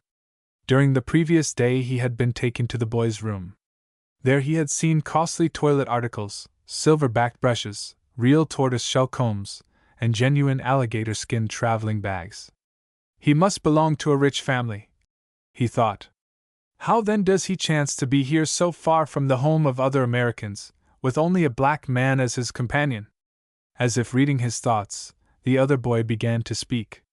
"My uncle," he said. has traveled much. He wishes me to know the world as he knows it. He is especially anxious for me to know much of Central America and her products. You see, I am to be. He paused, did not finish the sentence, stared away at the moon for a moment, then said quietly, as if the sentence he had not finished had really never been begun. Uncle has had but one rule in all his travels: wherever a native, one who has always lived in the land he is visiting, will go, he will follow. That is the only rule he has laid down for me. My Carib is a native of this land. You saw how wonderfully he performed today. Pan nodded. Wherever the Carib will go, I may follow. A question leaped into Pan's mind. Would the Carib venture again into the fear-inspiring Maya cave? He doubted it, yet he wished very much to return. He did not wish to go alone, had hoped that his new-found friend might return with him. The story he heard that night as he sat before the ruins of that ancient home greatly strengthened his determination to revisit the cave. No place could be better fitted for the telling of a tale of buccaneers and Spanish gold than that scene of ruins beneath the golden moon. It was the last Don himself who told it. He told it all in Spanish, with many a dramatic gesture, but Kirk, who appeared to understand Spanish as well as he did his mother tongue, interpreted so skillfully that it seemed to Pant that the aged Don, with his venerable beard and cold black eyes, was telling the story directly to him. And this was the tale he told. Soon after gold had been brought to Europe from the New World and the rush for riches had begun, Ramon Salazar, who had amassed a comfortable fortune as a trader in Old Madrid, but in whose veins coursed the spirit of the Crusaders, sold all his possessions and, having invested them in trade goods, sailed for America. He landed on the east coast of Central America, but soon made his way over the difficult trail that led to the Pacific. Ramon Salazar was a man of honor. He did not go in search of Aztec gold, nor did he lend aid to those shameful robberies of natives that still lie black on the pages of Spanish-American history.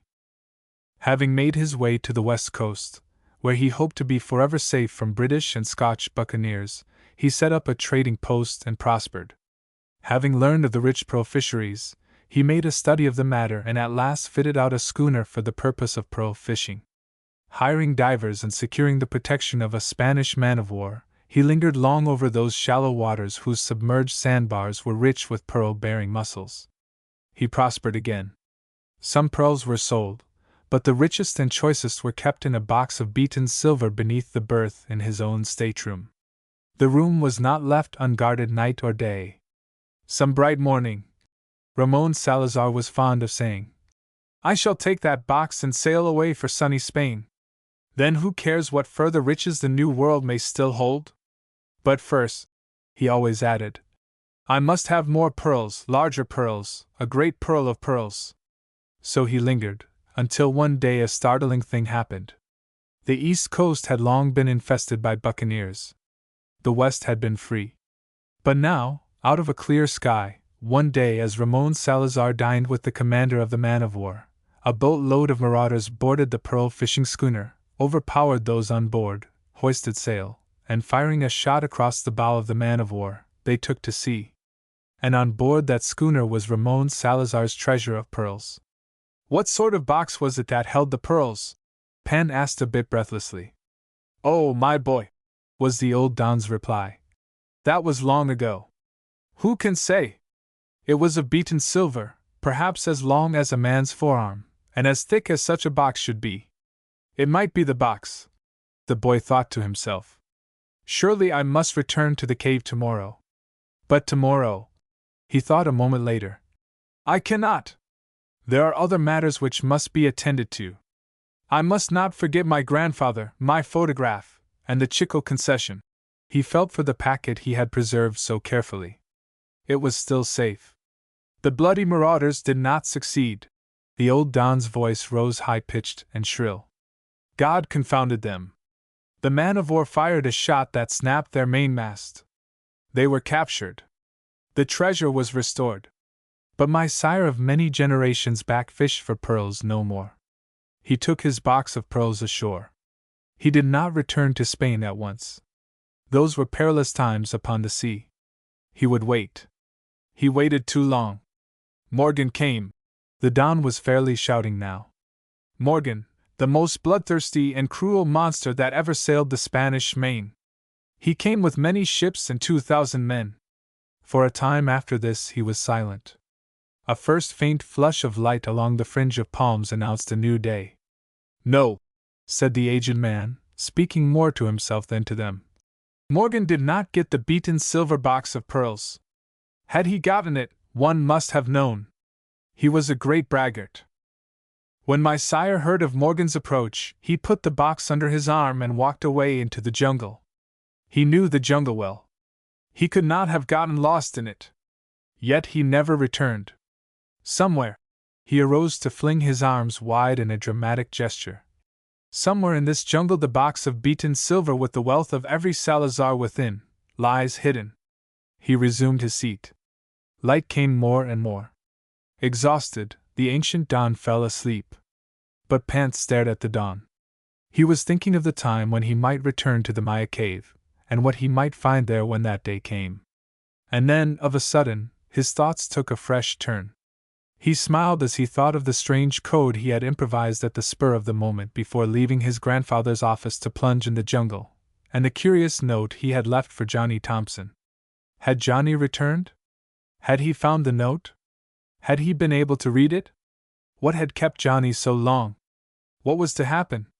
Were there paths that had run side by side so long to diverge at last? Had he but known it, Johnny was at this moment planning a task which was to bring them close together, yet to keep them apart for many days to come. Such are the strange, wild chances of fate. Chapter 9 Creeping Shadows. Pant's wonderings about Johnny were not misplaced. To dismiss one's good pal from his mind is impossible. Johnny did not wish to forget Pant. He had discovered his note, and found himself deeply concerned about it. After leaving Don del Valle in Guatemala City, he took a train to the coast. There he caught a fruit boat to Stand Creek, and armed with a note from Don del Valle to his plantation manager ordering him to deliver 20,000 bunches of bananas to the bearer, he reached Stand Creek just 1 hour before the train was to start up the narrow-gauge railway to the Kennedy grapefruit plantation. His first task was that of getting off a wireless message to Captain Jorgensen offering him a combined cargo of bananas and grapefruit for his return trip to the United States. With what feelings of hopes and fears he then awaited the good skipper's reply. Now he was elated by the hope that the North Star was still at his service, and now cast down by the fear that she was already loading mahogany, dyewood or coconuts. He was not idle, however. Having gotten off his message, he hurried over to the office which Pant had left some hours before. It was with a deep feeling of unrest and disappointment that he found the place deserted. Colonel Longstreet had put the scattered papers to rights and repaired the damaged safe as best he could, and he, too, had left. But on the table, weighted down by a polished square of ebony, was the curious note Pant had left. Scrawled across the top by the trembling hand of the old colonel was Johnny's name. "That was evidently intended for me," said Johnny. "But what in the name of all that's sane does it mean?" "Some of Pant's doings," he grumbled as with wrinkled brow he studied the miscellaneous jumble of figures, question marks and trade signs. "Oh well, there's no time for working puzzles now. I must get up the railway to Kennedy's fruit farm. Won't they be joyous?" With that he thrust the paper in his pocket, but it was not entirely forgotten. He was in the curious day coach with its seats along the sides and its broad open spaces in lieu of windows, waiting for the train to start, when he opened Captain Jorgensen's wireless message. His fingers trembled, his face grew sober, as he unfolded the bit of yellow paper. What if? But no! With a quick exclamation of joy he read, "Congratulations. The North Star awaits your order." Couldn't be better, was the way the boy expressed it as he walked among the gold-laden fruit trees 2 hours later. He was talking to Madge Kennedy. No wallflower, this girl. Sun-brown arms, honest freckles, strong and healthy muscles, that was Madge Kennedy. Though only 19 years of age, she had taken over the largest share of the task of keeping the orchard in order. Underbrush and creepers grow fast in this warm, moist land. A constant war must be waged against them. Johnny had found her doing her bit by swinging a short, stout brush scythe. 2 husky Carib Indians were working with her, but Johnny noted with no little pleasure that she was the best worker of the 3. After taking the scythe and finishing the swath, he dropped beside her in the evening shade and told her of his success. "It's your grandfather's chance and yours," he said with enthusiasm. "Think of it. 5,000 boxes of grapefruit. That many at least. And we'll get the top price. America has never tasted such fruit. Your grandfather has the boxes ready to set up." She nodded. "Then there's nothing to stop us. Your grandfather can find men to pick and pack the fruit?" "Carib Indians," she said in quiet confidence. "Hundreds of them, thousands if necessary. They love grandfather, every last one of them. Do you know, my friend?" Her voice was husky. "My grandfather is a sort of second Livingston. Livingston went to Africa. Grandfather came to Central America. He has been all over it. There is no dark little spot in any tiny republic where he has not been. He has visited Maya Indians who were supposed to kill a white man at sight. They did not touch him. Love, sympathy, and a simple modesty are the charms that protect him. There's not a family within the district he has not helped in time of trouble. There is always plenty of trouble. Oh yes, he can find the men, without pay if necessary. It won't be necessary. Do you know how much 5,000 acres of the finest grapefruit in the world will bring in New York?" She shook her head. "Neither do I. Thousands of dollars, there's no question. Then your grandfather, and you can leave this wilderness." Leave it?" The girl's eyes swept the scene before her. In the immediate foreground, all green and gold, was the orchard. Beyond that, a broad stretch of green where an occasional cohewn nut palm with leaves 30 feet long broke the even green. Back of all that, nestling against the vast, impenetrable jungle, was the long, low house. "Leave it?" she repeated. "Grandfather would not leave it. He loves the land and his black Caribs too well. He left it once." Her voice grew husky again. "War. He left then. He was gone 3 years. They made him a captain. They say it was uncanny the way he led his men, his black Caribs from Central America, and how in every bloody battle he escaped unharmed." She was silent for a moment. The shadows deepened. "Do you know," she went on softly, "he never speaks of it now. And he never allows anyone to call him Captain Kennedy. That's what he was, you know. But somehow I love him a lot more for it. He's got company," she exclaimed, springing up and shaking herself as if to break a spell that had come over her. "One of those dark Spaniards. I don't like him. Brrrr. He makes me think of the wolf and Little Red Riding Hood. But we must go in. It isn't respectable not to. He's been talking some sort of business, but must be through by now." "Business?" Johnny had the question on his lips, but did not ask it. He was destined in good time to know what sort of business that was, and to get little enough comfort from the knowledge. They found Kennedy sitting alone on the veranda. "How do you do, Mr. Kennedy?" said Johnny, putting out his hand. "Congratulate me. I have my cargo completed. Bananas. You may begin packing your fruit tomorrow. It will be in New York within 10 days if we have luck." He broke short off. A tall Spaniard had emerged from the shadows. He had heard all, and the black cloud on his face was not all due to his dark Spanish skin. He did not speak to the boy, but turning to Kennedy bade him good night, then strode rapidly away to the spot where his saddle horse was tethered. It was astonishing, the effect of this man upon Johnny's spirits. It was as if threatening shadows had begun to crawl upon him. "Bah!" he whispered to himself. "Probably never see him again." In this he was wrong. He was destined to see him many times, in fact to see him the very next day, and to get a decided shock from the encounter. "Business," he whispered to himself. What sort of business? He thought of Madge Kennedy and the Spaniard, then dismissed them from his mind. "Sit here with grandfather," he heard the girl saying. "I'll have some food ready in a jiffy." Mechanically he sat down, and as he did so, discovered that the sudden night of the jungle had blotted out every track of the orchard, the wide-spreading green and the dark forest that lay beyond. Chapter 10 Camp Smoke.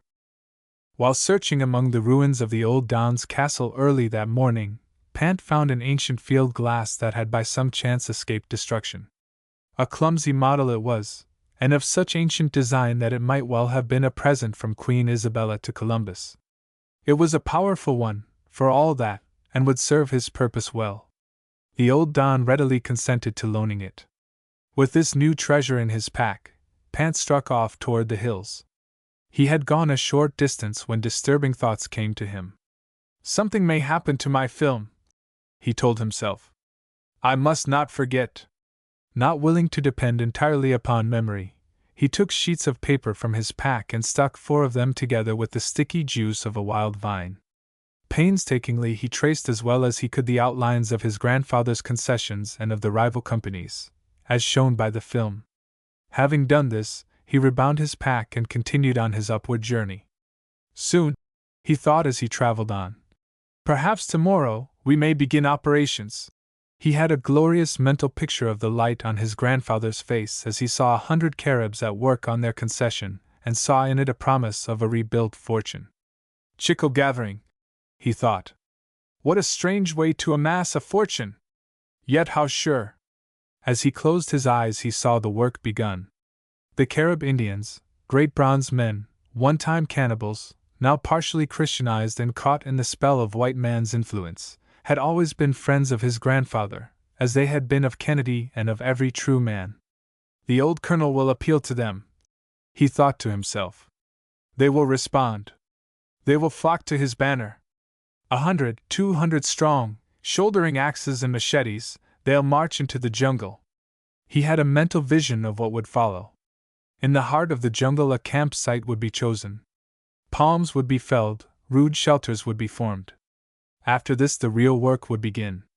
Scattering out through the jungle, the Caribs would search out the largest, most promising sapodilla trees. These, by the aid of their bare toes and a single strap, they would scale to a distance of 30 or 40 feet. Beginning at the top, working their way round and round the trunk, they would cut in the bark a spiral groove reaching to the ground. Down the groove sap from the bark would ooze. When a sufficient quantity had reached the canvas sack placed at the bottom of the groove, it would be collected and carried to camp where, in a huge copper kettle over a great fire that blazed merrily, the sap would be boiled down.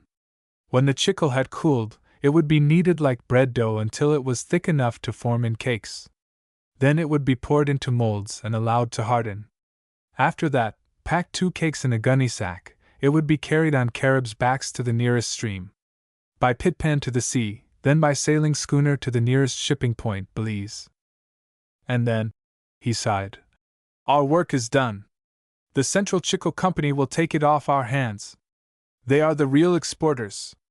His heart warmed as he saw the long rows of black and brown men, and seemed to catch their weird chant as they marched on the first lap of the long journey with the freshly gathered chicle on their backs. We will succeed, he told himself. We must! One other thought came to him at that moment, a rather vexing thought. He would return to the Maya cave. Sooner or later he would go back and enter in search of the mysterious metal box he had seen there. And if I should find the beaten silver box, he said to himself, if the pearls should still be within, after all these years, to whom would they belong? Finders keepers. An old adage kept running through his mind. Yet this did not quite satisfy him. This problem was soon dismissed from his mind. He had business before him. He had reached the rocky crest of the hill that lay at the back of the old Don's pasture. From this promontory one might command a view of the valley below and might trace the course of its main stream, the Rio de Grande, for a distance of 30 miles. Hardly had he reached this observation post and spread his crude map out before him, then the smoke of a score of campfires rose lazily up from the jungle valley some 10 miles away. That's well within our territory, he said with a start and an exclamation of anger. That's Diaz. He has already begun operations on our trees. He is very bold. He takes too much for granted. But we'll show him. He clenched his fists hard. But what was this? Off to the right, scarcely 3 miles distant, a second smoke rose above the tree tops. Who can that be? He asked himself. At once his mind was in a whirl. That it was not a second group of Diaz's men he knew well enough. Men in the jungle always huddle in one group. Perhaps it is fear of that unknown peril that lurks in the jungle that causes them to do this. Who can say?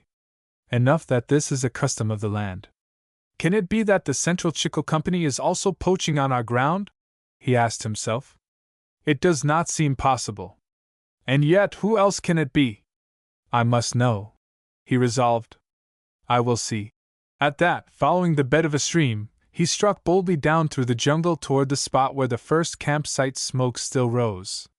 For 2 hours he fought the jungle, scrambling down a water-drenched ledge, battling the clinging bramble, creeping low beneath a growth of palms, and racing down the trunk of a massive fallen mahogany tree. He forced his way forward until he found himself on a steep ledge looking upon the winding sweep of the river. Here he paused to stare in astonishment. Less than a year before, a mahogany company had logged a wide strip next to the river. The jungle had not yet retaken the clearing. In the midst of this cleared space, some hundreds of yards apart, stood 2 bands of men. Axes flashed from their shoulders. Here and there the 2-foot blade of a machete gleamed. Why, it's as if they were lined up for battle. Who can they be? The boy's breath came short and quick. He took the old field glass from his pack and focused it upon the 2 groups of men. The band over to the right were of mixed lineage, some Spaniards, some half-castes, some blacks. He could guess this from their postures and the garments they wore. Diaz, was his mental comment. But the others? A tall, thin man, wearing a khaki suit and a helmet, stood out before the others. Unquestionably, he was a white man. But the others are Caribs. A thrill shot up the boy's spine. The distance was great. At that distance it was difficult to tell, and yet. His field glass was now riveted upon the white man in the khaki suit. He was evidently speaking to a leader of the other group. It can't be! The boy's throat tightened. And yet, the white man threw up his arms in a gesture of impatience. There was no mistaking that gesture. Grandfather, the old colonel! The cry stuck in the boy's throat. What was he saying? The distance was too great to hear. As the boy stood there silent, watching, his knees trembled and his head whirled. The thing that had happened was evident. Having grown impatient waiting for Pant's return, the old colonel had gotten together a band of Carib chicleros and had gone into the jungle to gather from the narrow stretch of land which he knew to be his. He had happened to stop near the crafty Spaniards' illegal camp. The 2 bands had met. And now, the boy told himself with a shudder, there will be a fight. A fight? What did that mean? Certainly terrible bloodshed. Between this half-caste band and the Caribs there had always been waged a sort of guerrilla warfare. Now here they were face to face, 100 men on either side. Armed with axes, machetes and revolvers, they would do terrible execution. It would be a battle to the death. I must get down there. I have the picture of the map, the boy told himself. That may help. I must be beside the old colonel. He paused for a moment's thought as to how the affair was likely to end. A mile of tangled brush lay between him and them. Could he reach the spot in time? As if to answer his question, the white and brown line, Diaz's men, suddenly began marching straight on toward the lone white man who stood out before the Caribs. Too late! The boy all but sank upon the ground. Yet, getting a better hold upon himself, he stood there wide-eyed and terrified. Never had he witnessed a thing so strikingly dramatic as the deadly regular march of those men. And never had he seen anything so heroic as the image of the aged colonel standing there erect, silent, motionless, facing them all. 60 seconds passed, the men had covered half the distance. 90 seconds, they were very near. 100, they were all but upon the silent figure. Still with arms hanging motionless, he stood there. It was a tense moment. The boy ceased breathing. Standing there, leaning far forward, he thought a prayer, that was all. But what was this? At some call from the side, all faces turned right. The marching column broke step, then came to a dead halt. As they did so, erect, with head held high, a stately figure rode in before them. The old Don, the last of the Dons! Pan breathed. How strange! To all appearance, the aged Spaniard began to speak. The others paused to listen. Now is my chance! The boy's mind worked like a spring lock. I may make it yet. At once he dropped over the ledge and made his way down the perilous cliff until at last he reached the tangled mass of vegetation that lay at the foot of the rocky ledge. Battling now with all his might, heedless of brambles that tore at his clothing, of stinging palm leaves that cut his face, and the ooze of the lowlands that threatened to engulf him, expecting every moment to hear the war cry of the Caribs, he fought his way through. He will never know what the aged Don said to the Spaniard, Diaz, and his mixed band of chicleros, yet he will never think of the Don and his speech without experiencing anew a deep feeling of gratitude. For it was that speech which, beyond a shadow of a doubt, saved his grandfather's life. Had the fight ever begun, he would have been the first to fall, for he was well in advance of his men, and was not the man to turn his back to the enemy. As it was, when puffing, perspiring, bleeding from wounds inflicted by the jungle, the boy burst into the clearing, he found the aged nobleman, the last of the Dons, speaking calmly to the men, and the men of both camps as calmly listening. What was there about this aged Spaniard to inspire such calm? Was it his venerable appearance? Was it that he was of noble birth? Who can say? So intent were the men upon his words that Pant was able to slip unobserved to the old colonel's side and to explain in a few well-chosen words just what the film he held in his hand meant to them. His grandfather's face lighted with a smile not soon to be forgotten. He spoke quietly to his foreman. Tell the men to withdraw after the speech. There will be no fighting, no fight, do you understand? We have found a better way. Word was quickly passed down the line. The loyal Caribs stood ready to obey. As the old Don ended his speech with a bow of his venerable head, Pant pressed forward to grip his hand. We will never forget. He repeated the words in Spanish. Never forget. The aged Spaniard bowed and smiled. A moment later, Colonel Longstreet was speaking to the crafty Diaz. His words were few and well chosen. He would withdraw his men if need be. There would be no fight. He, Diaz, might gather all the chicle he chose to in that valley. One thing he must remember, however: the real owner of the concession was in possession of an exact reproduction of the stolen map. Not alone that, but he had positive proof that he, Diaz, stole the map. Positive proof, he repeated. And remember, the profit on every pound of chicle you gather on our territory must be paid to us. The law of the land is just. With these words he walked away. No smoke arose next morning over the spot where Diaz's camp had stood. Diaz and his men had returned to their own narrow boundaries. Yet Diaz was not through contesting the rights of an American to gather chicle on the upper reaches of the Rio de Grande. He had lost one battle, but others were to follow. There had been rain during a previous night. Now, as if to prove that nature and the fates were on the side of Pant and his recently discovered grandfather, there came a perfect deluge of rain. Rain is indispensable to chicle gathering. Now the work could go forward at once. Chapter 11: Battling Against Odds. In the meantime, Johnny Thompson was allowing no grass to grow under his feet. Having arranged with Kennedy to put his fruit on the wharf within 5 days, he secured the services of a wheezy but dependable motor boat and started at once to Port Zelaya, the headquarters of Don Del Valle's banana growing company. He arrived at 3 o'clock that afternoon, and went at once to the long low office building at the end of the wharf. There he asked for Armacito Diaz, the manager. Johnny did not know that Armacito Diaz was the same Spaniard who had been doing his utmost to defeat Pant in his work of rebuilding his grandfather's fortune. For reasons best known to himself, though possessed of concessions of his own, Diaz played the part of a humble servant under the employ of Don Del Valle's direction. He was the same man who had given Johnny the black look at Kennedy's. Since the valley of the Rio de Grande was only a short distance off, he had ridden to his chicle camp, there to meet temporary defeat in his attempt at looting the old colonel's concessions. Fox-like, he was now in his den behind clouded glass walls, administering the affairs of the banana planter.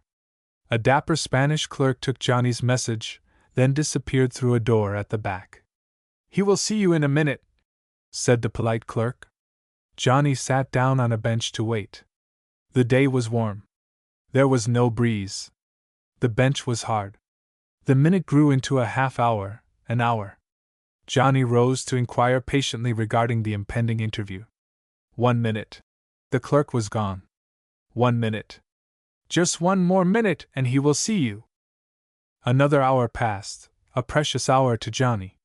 He rose once more, but this time, ignoring the clerk, he threw back the swinging gate, strode across the narrow enclosure, threw open the door at the rear and entered the room beyond. Imagine the surprise and shock that awaited him when he found himself face to face with the frowning Spaniard of the previous night, the man Madge Kennedy had said was like the wolf in Little Red Riding Hood. The man sprang from his chair. "Señor Diaz?" said Johnny in as easy a tone as he could command. "You intrude," said the other without answering his question. "If you are Armacito Diaz," said Johnny, looking him square in the eye, "I have a right to intrude. I have a message from your master. You have delayed its delivery unnecessarily." To himself Johnny was saying, "This man Diaz? Here is a nice mess. He already dislikes me for some reason or another. Perhaps I am in his way somehow. Perhaps, like many Spaniards, he hates all Americans. However that may be, he will do his master's bidding. What's this?" The frown on the Spaniard's brow deepened as he read the message Johnny laid before him. "Gather 20,000 defective bunches for shipment? What nonsense! So you are Diaz?" "I am Diaz." "And you?" "Johnny Thompson. American." There was contempt in the man's tone. "Adventurer." "American," said Johnny quietly. "As for the other, it matters little to you whether I am or not. You will deliver the bananas at the dock, this dock, tomorrow morning, at dock number 2 the next day, and at number 3 that same night." "The order is forged," said the manager, throwing the letter on the table. "My master would have no part in such nonsense. 20,000 defective bunches." "6 hand bunches," corrected Johnny quietly. "The order is not forged. You know it is not. Ignore it at your own risk. Your position as manager is at stake. You will send your men into the field at once." "Mañana." "Tomorrow," said the manager after several moments spent in thought. "Today," said Johnny. "It is impossible. The men are scattered. We have on hand no more loading for 10 days. "All right, then tomorrow. Tomorrow evening we will be at this dock ready to load. We can load at night." To this the Spaniard made no answer.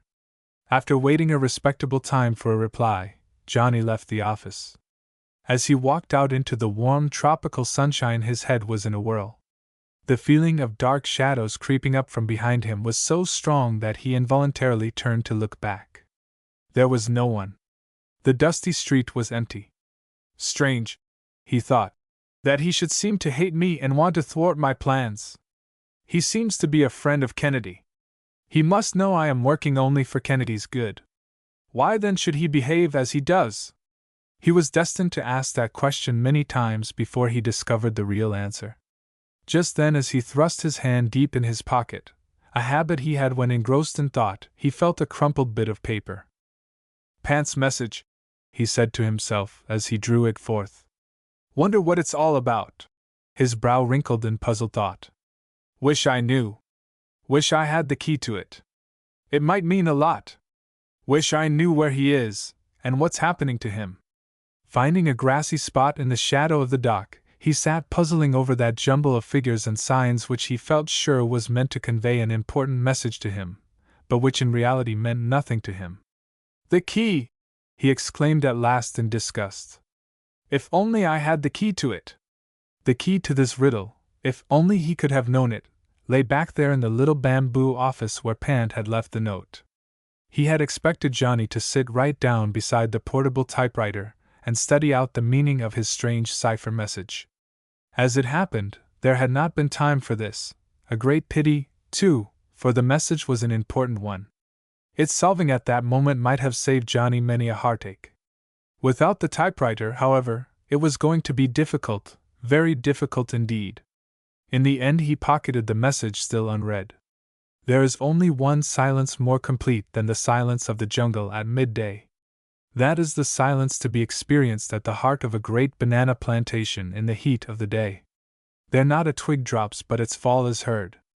The march of 1,000 ants going and coming over their tiny paths gives forth as definite and distinct a sound as the tramp of an army. Johnny was hearing and watching these toiling ants. He got scant comfort from these observations. Their actions reminded him of 3 days of painful failure. The North Star was at loading dock number 1, had been for 3 days, yet her hold was as empty as the day she had tied up there. There were no bananas at the dock.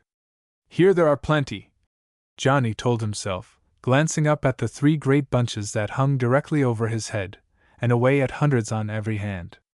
Again his attention was drawn by the rustle of rushing ants. How strange, he thought. It would take 1,000,000 of these ants to weigh as much as I do, yet they are getting on with the thing they wish done. I have failed. He started. The thing the ants were doing was quite like the work he wished to do. They were tearing bits of leaves from a vine and were carrying them away beneath the ground. Just as 100 men should be carrying bunches of bananas to our ship, he thought. Yes, we have no bananas. He grinned in spite of himself. All about him were bananas, a vast unending sea of them, 100,000 bunches. He had been promised 20,000. That treacherous Spanish manager, Diaz, had blocked his every move. Not a bunch had he delivered. Mañana! Mañana! He had whispered over and over. My workmen are scattered. They have gone turtle hunting. They are not here. Tomorrow they will be back. Tomorrow. Tomorrow. Tomorrow! The boy exclaimed. When I get back to the States I shall have that word removed from the dictionary. Suddenly his lips parted, but no sound came forth. Rising upon one knee, he crouched there poised like some wild creature ready for a spring. Was that a voice? He felt reasonably sure of it, yet in this land of monkeys, parrots and mocking birds one could never be quite sure. If it is, he told himself, if they are that crafty Spaniards men sent to hunt me down, there may be a fight. And yet, he thought, why should he wish to hunt me down, to have me killed? He's having his own sweet way. What more could he wish? He thought of the man sitting there on the veranda with Kennedy, thought too of Madge Kennedy. Madge Kennedy of the golden hair and frank freckled face, the bright, alert, clean Scotch girl of the jungle, and for some reason or another his brow clouded. If it's a fight they want, he said, clenching his fists tight, they're quite welcome to it, though I'd be the last to start it. Having caught no further sound, he settled back to his task of watching the ants stowing away bits of leaves, and of thinking over his own problems. It's as if they were hurrying through with an important task, he told himself, watching the tiny workers with renewed interest. As if they were preparing for some great change, perhaps some gigantic natural catastrophe, an earthquake, a storm. I wonder.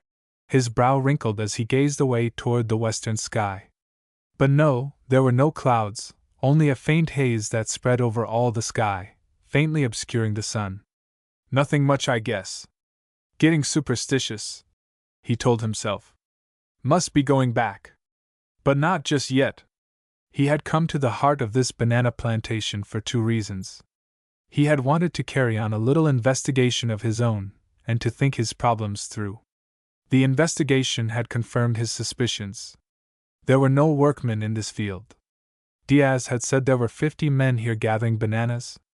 He had promised that the fruit would be at the dock, a train load of it next morning. A plain out-and-out lie, Johnny told himself bitterly. He knows he has me defeated. Any untruth will do. Tomorrow my option on the North Star expires. Then she will steam away. After that Kennedy's grapefruit may rot on the dock. He will be worse off than before. His Caribs have gathered and packed the fruit and there will be no money to pay them. What a blunderer I am! It was all quite true. The sleek, soft-spoken Spanish manager of the plantation had, after that first stormy meeting, seemed to suddenly become quite friendly. He had invited Johnny to lunch and had feasted him quite royally. He had promised that his men who were out setting nets for turtles would be called in. Johnny should dock his ship. The bananas would be ready next evening.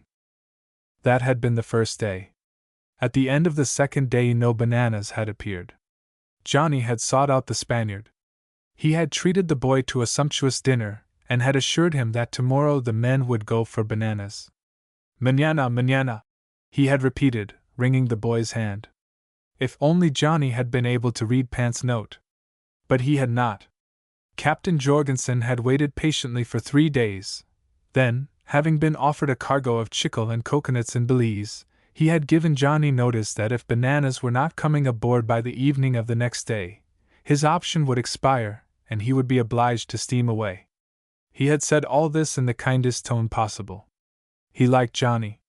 He liked Kennedy and his granddaughter, and would do anything within his power, but the company that owned his ship would stand for no further delay. "It's all right, quite all right."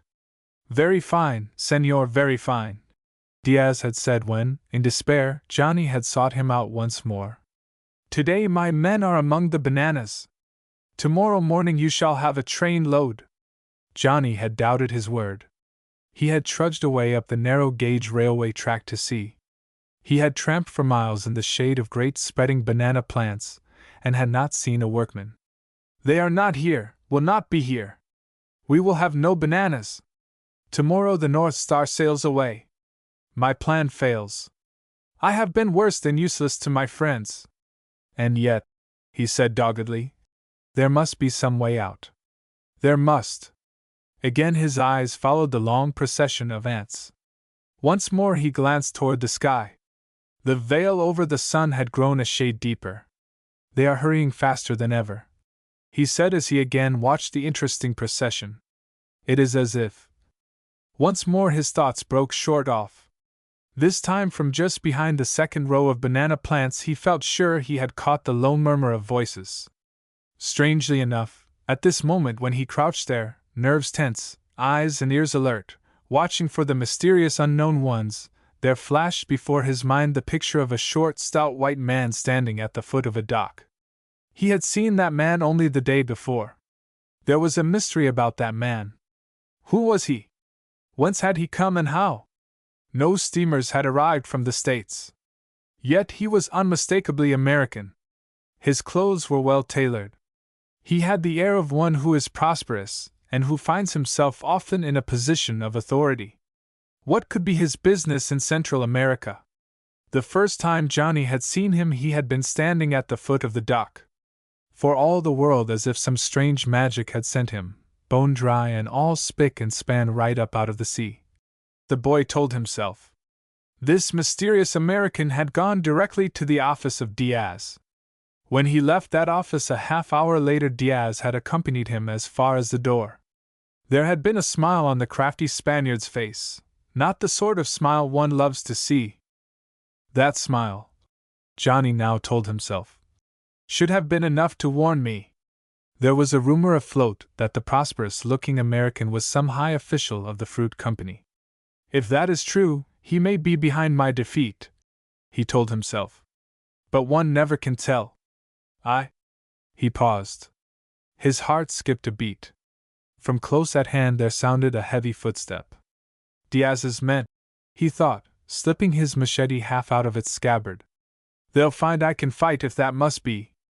The next instant a figure loomed before him, a great black giant with the face of a South Sea cannibal, and a smile, well, such a smile as one sees only in tropical lands. As the man saw Johnny, he turned half about to speak to someone behind him. The language he used was strange to the boy. Two of them, he thought. But somehow his fear was gone. That smile was disarming. The next instant Johnny smiled. He laughed out loud, then leaped to his feet to stretch forth both hands in greeting. For the person who moved up to a position beside the towering black Indian was none other than Madge Kennedy. How did you find me?" Johnny exclaimed when greetings had been exchanged. Madge turned to the Carib. "These people who have lived here always know everything. He brought me here." "But why did you hide?" "I didn't exactly. I came here to get the truth. Having gotten it, I remained to digest it." "Did you enjoy it?" "Not exactly." His tone was dubious. I suppose you know I've played my last card and lost? I guessed it. I'm sorry. The girl's tone was deep and mellow, like the low note of a cello. So am I, said Johnny. But only sorry for you, you and your wonderful old grandfather. For us? She let forth a merry little laugh. We shall get on, one way or another. One always does down here, you know. It is rather bad, though, she admitted, sitting down upon the ground. You see. She paused to glance away at the sun where the sun should have been. There was no sun, only a dull, veiled sky. Her brow wrinkled, but she did not comment upon it. It is bad, she went on. We may have to sell the orchard. Sell the orchard? Johnny was surprised. To whom? Diaz. She leaned far forward as she answered. He wishes to buy it. That was what he and grandfather were talking about when you came the other night. Diaz! Johnny took in a long breath. The picture of the stout, prosperous American and the crafty Spaniard passed before him. So that's his game, he thought. He's got Kennedy in a hole. The sale of his grapefruit would let him out. Diaz is determined to block the shipment, and is in the position to do it. The scoundrel! The Spaniards down here don't love us, the English and Scotch, too much, Madge Kennedy went on. The trouble goes clear back to the days of buccaneers and the Spanish Main. The English and Scotch logwood gatherers drove the Spaniards from the mouth of the Belize River. They have never forgiven us. Oh, yes, she laughed. They trade with us when there is a profit to be made, but after all, their knife is always near our throats. Diaz thinks he has us, and he means to do his worst. I suppose, she said, we'll have to sell to the Spaniards. It will break grandfather's heart. He wouldn't mind if it went to a fellow countryman. You know, she reminisced, that's been our land longer than I can remember, much longer. It's our home. Don't you see, Johnny? It's the only home I've ever known. You don't like to see your home sold to someone you don't like, do you? Your home is part of you. When you sell it, you sell part of yourself. It would have been all right if it hadn't been for the Panama disease. Our land was all in bananas then, and grandfather was getting rich. We had bananas like these. She spread her arms wide. Better than these. Then the disease came. Plants wilted like flowers before a hot wind. It wasn't long before there were no bananas. Along the Stand Creek Railroad they used to gather 25,000 bunches a week. Now they don't get 2,500. She sighed. Grandfather was cheerful even then. He always will be. He's a sport, a great big good sport with a soul. The tones of her voice grew mellow and deep. He planted grapefruit. You know the rest. And now I guess we. Her voice broke. I guess we're done. Suddenly Johnny sprang to his feet. There came a roar as of rushing water. Look! Only look! There was awe in Johnny's voice. Madge turned pale. The top of a palm tree, left for some unknown reason to grow among the bananas, was writhing and twisting as if in mortal agony. At the same instant the entire broad sweep of banana plants moved forward to bow low as if in obeisance to some god, and, caught by a terrific onrush of air, the three of them, Johnny, Madge Kennedy and the Indian, were thrown in a heap against a stump. Madge scrambled to her knees, rubbed her eyes, stared away at the sky, then said in a tense, scarcely audible whisper, May God protect us. It is to be a tornado. Chapter 12 Destruction. Banana land is never fully cleared before planting. Great giants of the forest, mahogany, nargusta, black tamarind, Santa Maria, and many other great trees are girdled and left standing to rattle their dry and leafless limbs like bones on a gibbet to every wind that blows. In the time of a great wind such as often sweeps across the Caribbean Sea, dead limbs of girdled trees and the ponderous fronds of palms come crashing down upon the less stalwart banana plants. It was on such a half-cleared plantation that Johnny Thompson, Madge Kennedy, and the giant black Carib Indian found themselves when the storm came tearing in from the sea. That they were in a tight place Johnny knew right well. He had heard of these tropical storms. Many an old-timer had told him of braving them upon sea and land. Travelers in this land are told in odd tones strange tales of terrific gales. Johnny shuddered as he heard the crack and crash of giant trees torn and tortured by the wind. "What shall we do?" he said to the girl. "Can we get out of this?" "No." She spoke slowly, deliberately, as one may who knows her land and its storms. "The tossing banana plants will shut off the roads. Some will fall, blocking the way. The wind will increase in violence. The storm will last for hours. Then we must find shelter." "Yes. But where?" The girl shook her head. "I don't know." As if determined to destroy them, the palms sent a second discarded frond sailing toward them. It fell with a crash that brought down a dozen banana plants with it. Madge shuddered. The currents of winds above them seemed greater than those that agitated the banana plants just over their heads. Great dead trees writhed and tossed as if in terrible agony, while from here and there at a distance there came the crash of one that had been broken off or uprooted. Of a sudden the force of the winds appeared to double in volume. At the same instant Johnny saw a great black mass come leaping toward him. Powerless to move or speak for a second, he saw the thing leap straight at him. Giving up hope, he shut his eyes. There came a deafening crash. A sharp, quick cut across the face brought him to himself. He leaped to his feet. The wind caught him and threw him violently. His senses reeled.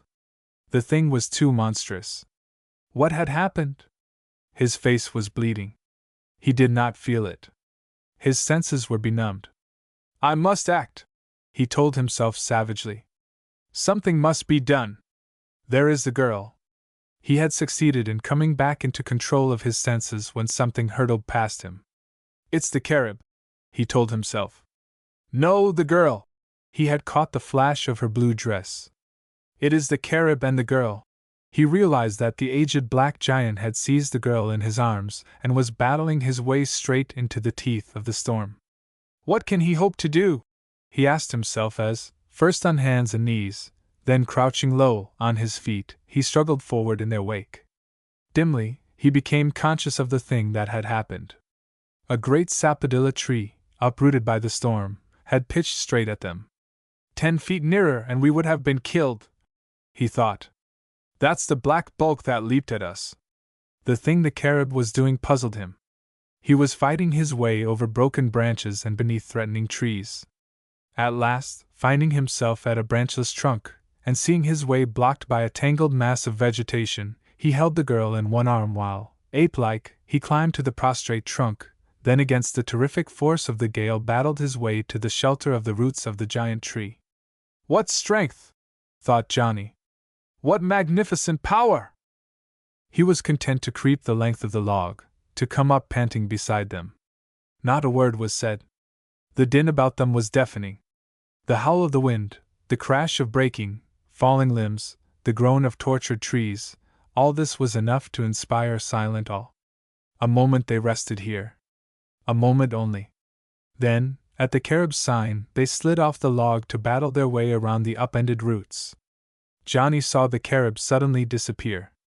He saw a chasm yawning before him, saw the girl leap. He followed her, landing with a shock that set his teeth rattling, then became conscious of the fact that the storm was not cracking about his ears. Storm cellar provided by nature, he thought. It was true. The chasm left by the tree roots was 10 feet deep. Gabriel thought of it, said Madge. It is his country. He is very old. He always knows the right thing to do. Isn't it grand? Johnny thought it a little more than grand. We British and you Americans, she said slowly, think we are very smart. We know many things. But the natives of other lands, they know many useful things that we never dreamed of. But you are hurt. Your face, it is bloody. Her eyes grew suddenly large. No, I guess not. Nothing much. It must have been the branch of that fallen tree. Lucky it didn't kill us all. The wound, little more than a deep scratch, was soon dressed. Then, against the sheltered side of the storm cellar, left by the tree roots, they sat down to patiently await the passing of the storm. Getting worse. Listen, Johnny whispered as the wind whipped the dead branches with increasing fury. The girl shuddered. The bananas? She said. They will all be down. Ruined. The whole plantation. There will be no more for 9 months. Then it's the end of our plans. I am afraid so. Anyway, Diaz had us blocked. Perhaps. Did you ever think, the girl said after a while, that even had you succeeded in loading the bananas and grapefruit you might have been worse off than before? Why? The ship's all right. Isn't she? Yes, but at the other end? Did you never think that an organization like the Fruit Company, powerful enough to control the purchasing of all fruit of Central America, could control the selling market as well? Do you think a big commission merchant would dare purchase your load of bananas and grapefruit? Could you deliver to him regularly? You couldn't. What could he do if the powerful fruit company should refuse to sell to him because he bought from you? Not a thing. Johnny was stunned. He had not thought of this. So you see, said the girl in a very quiet tone, while it was brave and generous of you to try to help grandfather and me, after all it was just as well that nature and Spanish trickery took a hand. I'm not so sure, said Johnny grimly.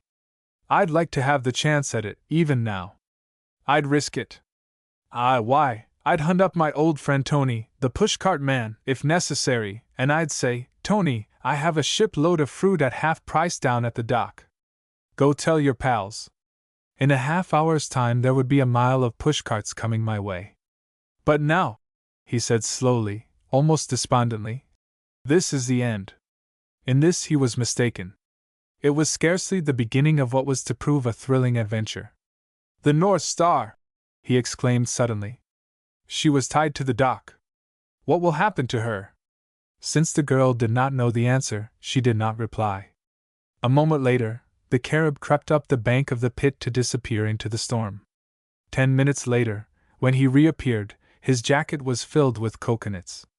Food and drink, smiled Madge. We shall not fare so badly in our cave, after all. Still the wind raged on. Rain came, and with it night. A great flat boulder, turned half over by the uprooted tree, left a sort of narrow grotto with a stone floor. By crowding well back into this grotto, Johnny and the girl were able to escape the terrific downpour of rain. The Carib, who minded a wetting about as much as a duck, sat chuckling to himself beneath the tree's great roots. For a time the girl and the boy talked of many things, of their homes, of their native lands, of strange customs and stranger laws, of the sea and of the land. The conversation turned to chicle gathering. Then it was that Johnny told of his friend Pant, how he had found his long-lost grandfather, and how they were, beyond doubt, at that very moment gathering chicle in the forest around Rio de Grande. The Rio de Grande! Exclaimed the girl. Diaz gathers chicle there. He will stop them if he can. Diaz! Came from Johnny. He has a hand in everything down here. By the way, he said a moment later, I have a queer sort of message from my pal here in my pocket. It's all done in figures and signs. How he could expect me to read it is more than I know. And yet, somehow I feel that it must be important. Perhaps I can help you. Let me see it. Johnny drew the crumpled bit of paper from his pocket, smoothed it out on his knee, then gave it to the girl. By the light of a tiny flashlight, which Johnny always carried, she studied it for a full 3 minutes.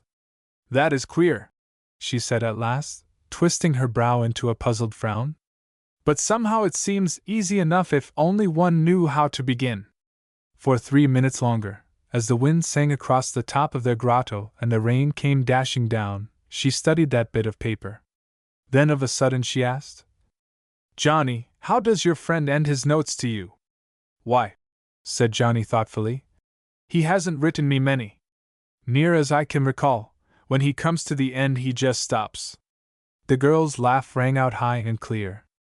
I mean, does he say, yours truly, your pal, or something like that? No. Johnny's answer was prompt. He always says good luck, Pant. That's it. The girl gave a sudden excited jump that brought a shower of small rocks down from above. That's it. See. Now we are making progress. See. This hyphen stands for G, those 2 nines for double O, percentage sign for D, and so on. I know now. This was written on a typewriter, one of the little portable kind. "Oh," said Johnny, beginning to see the light. "What a chump I am! Can you make it out?" "I think I can," she cried excitedly. "Read it," said Johnny. "I can't just yet. Let me think. Your typewriter is one of those small portable affairs that fold over and fit into a black case, isn't it?" "Yes." "Let me think. I learned the touch system on one of those. Let me feel it out. Got a pencil?" Johnny produced a stub of what had once been a pencil. Turning the note over, the girl began drumming on it with all her fingers. As if she were playing a piano, thought Johnny. "There!" She put down a figure. "And there!" She set down a sign. So at last she filled the back of the sheet with figures and signs. "Now we can do it," she said at last. "It's all quite simple." "It would seem so," said Johnny skeptically. "It really is, only you must know the position of numbers, letters, and signs on your typewriter keyboard. If you had studied it out before your typewriter, it would have been simple in the extreme. Your typewriter has 3 shifts, one for letters, one for capitals, and one for figures and signs. The thing Pant did was to lock his machine for figures and signs, then write his note as if the machine were set for letters. Now I have worked out the location of letters, figures, and signs by memory in the touch system. It will be very simple. The figure 5 stands for T, the % sign for D, and so on." For a little time longer she studied. Then on a second scrap of paper she wrote the following, which was Pant's note to Johnny, written many days previous. "Johnny, the map is gone. The Spaniards have it. I am going into the jungle after it. I will get it, never fear. Look out for a Spaniard named Diaz. He is a devil. Never trust nor believe him for a moment. Pant." So that was it, Johnny said thoughtfully. They stole his chart. I only hope he got it back. Then after a time, "Well, I wish you had seen that note sooner. I did trust Diaz. I did believe him. That was a great mistake."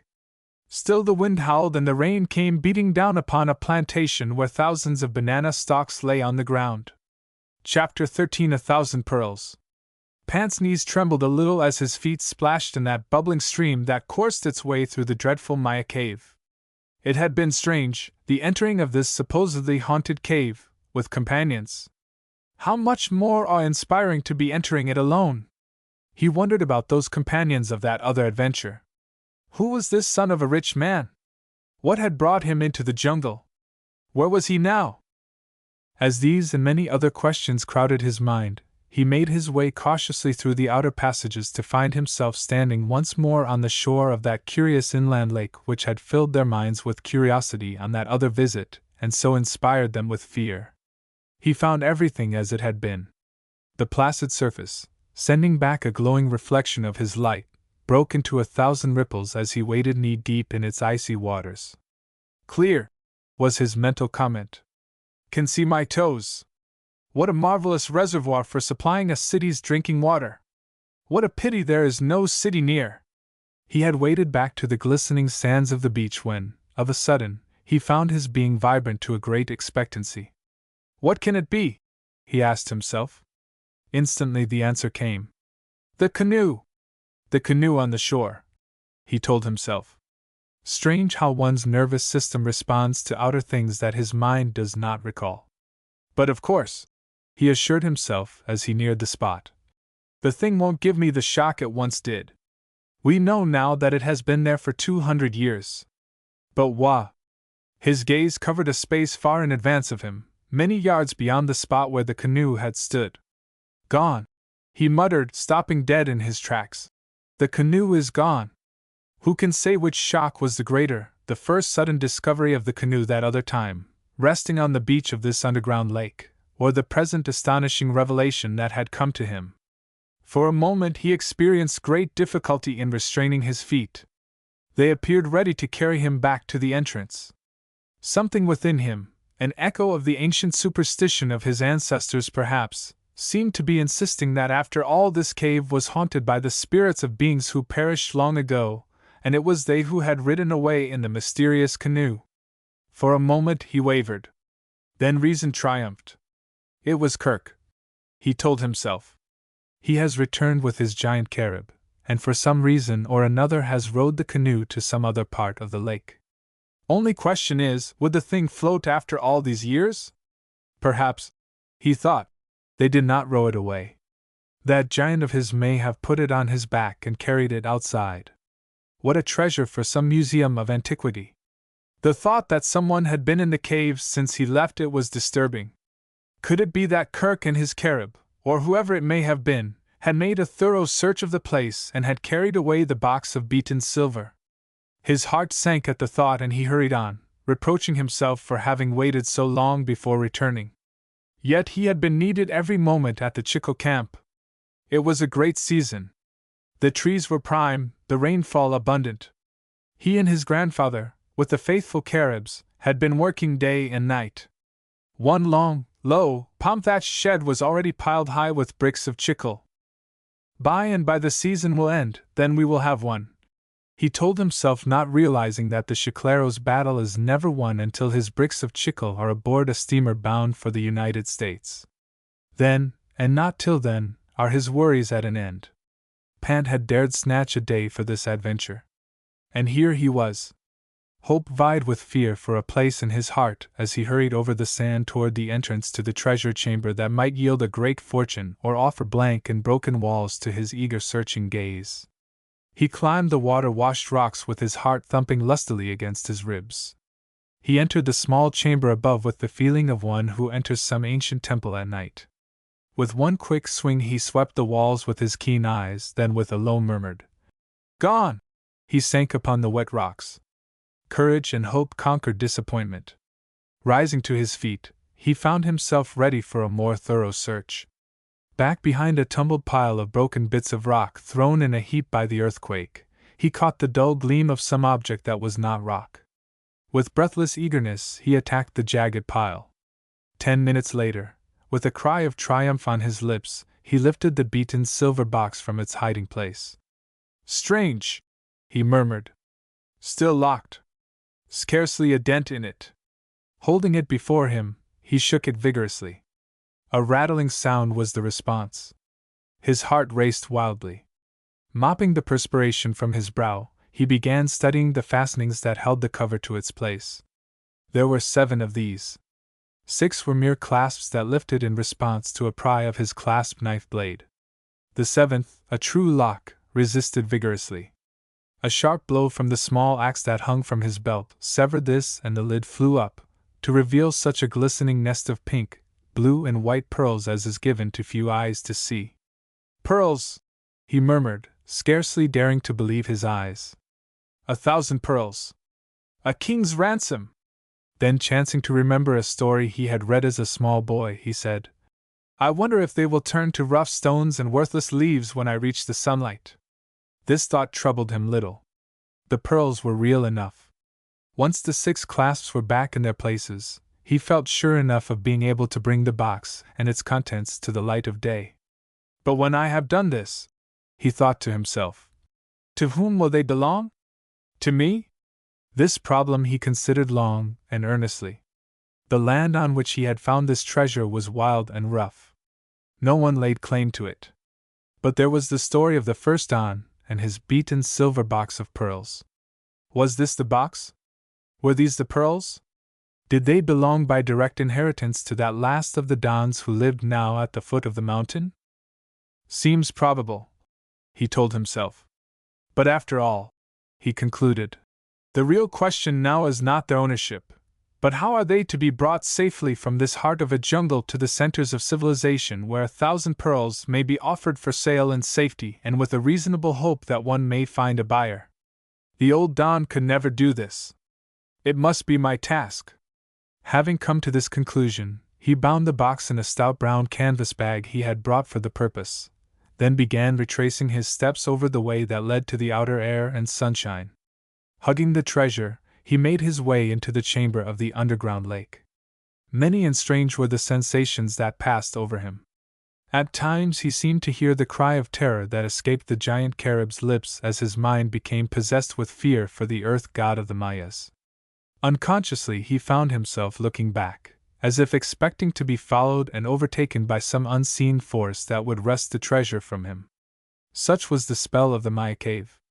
At times he fancied that the earth beneath his feet was beginning to tremble and shudder, as once it had. He redoubled his speed. But in the end, he knew that this was pure fancy. The water that glimmered at his side was as still as a forest pool at midnight. He fell to wondering about the canoe that had stood so long by the water's brink. Who can have been here? Who could have taken it? He asked himself. As he asked himself this question, his foot struck some object that, in the silence of the cave, gave off a dry and hollow sound. Leaping back, he threw his flashlight upon the spot. A paddle, he murmured, from the ancient boat.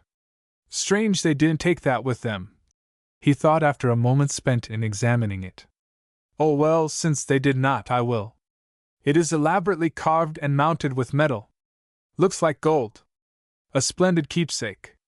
Having picked up the paddle, he threw the light of his torch about him in every direction. Off to the right, further up from the beach, some other object cast dark shadows on the sand. An exclamation escaped his lips as he came close to it. A broken bit of a canoe, he whispered. Then like a flash it all came to him. No one has been here, he told himself. The canoe has not been carried away. It was wrecked by the great wave caused by the earthquake. For a moment he stood gazing upon the bit of ancient wreckage. Then, suddenly realizing that it was growing late, that it was already dark outside the cave, he hurried on. Darkness had indeed fallen when he reached the outer world of the jungle. This did not trouble him much. He had flashlights and a lantern. There was a trail leading directly to their camp. He would be there in 2 hours. And then, he thought, what am I to do with this box of pearls? There are men enough in this wild land who would split my head open for much less than this. They must not know. As he made his way through the underbrush, now listening to the distant bark of a crocodile and now catching the poo-poo-poo of a jaguar, he pondered the problem of concealing the treasure and of bringing it safely to the outside world. At last he hit upon what seemed a brilliant idea. The box was the shape of a brick of chicle, only smaller. When he got to camp he would stuff the box with dried palm leaves so it would not rattle, then he would wrap it round and round with other palm leaves. Having done this, he would remove one of the 2 bricks of chicle in a gunny sack beneath the storing shed and put in its place the beaten silver box. I will mark that sack with a bit of green thread woven in and out of the rough fiber. It will be safe enough until I can decide what to do with it. Does it belong to me, or to the old Don? Guess I'd better talk it over with my grandfather. He will know what is right. When he arrived at camp he found everyone asleep but one Carib watchman. As soon as he made himself known to the watchman, he inquired for his grandfather only to learn that at present his grandfather was away, but was expected back in the morning. When, an hour later, he lay down to rest, the beaten silver box with its priceless contents lay in a coarse gunny sack beside a brick of chicle worth 50 cents a pound. And about it, above, below, on every side were other sacks of chicle. I must not let it get out of my sight, he told himself. I must. At that he fell asleep.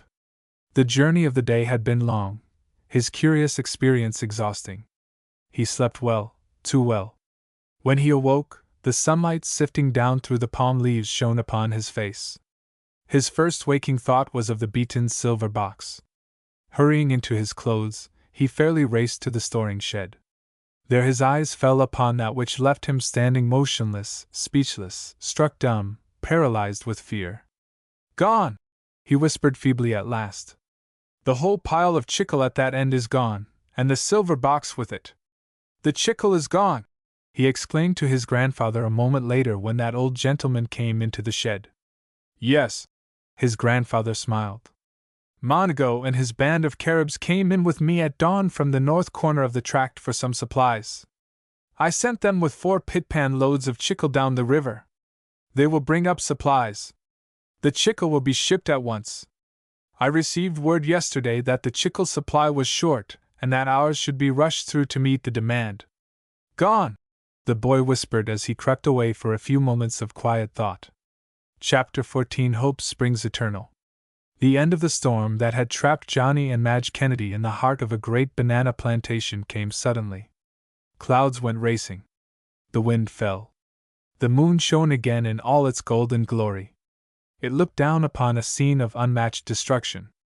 Creeping from their place of refuge, which had all but become a pool, they allowed their eyes to sweep the devastated fields.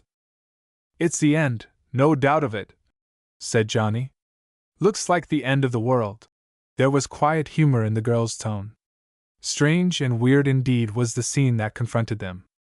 A palm, its tough stem wrung and twisted by the storm, stood with its fronds hanging down like a nun in prayer. The broken trunks of massive dead trees reared themselves toward the sky. Everywhere the banana plants, which but a few hours before had stood so proudly aloft, now lay flat. 100,000 bunches, the boy murmured. And now all gone. What a loss!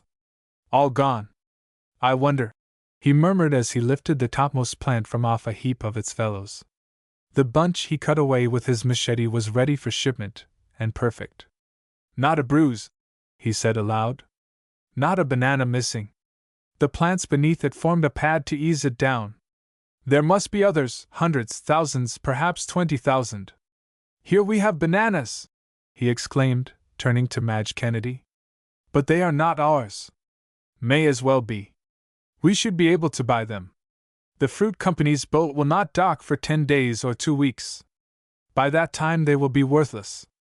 Come on, let's hurry back to the port. Diaz won't let you take them. That's right, he admitted in sudden despondency. Of course he won't.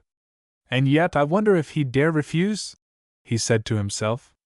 He would not be serving the best interests of his master if he did not sell them to us at a salvage price. He thought of the wary Spaniard's visit to Kennedy's home, and of his offer to buy the grapefruit orchard, thought too of the prosperous-looking American he had seen at the foot of the Port Zelaya dock. Wonder if I will ever see that short, stout American again? He thought. They say he left yesterday morning. The answer to this last question, though he could not know it yet, was a decided yes. He was to meet that mysterious American again under very unusual circumstances.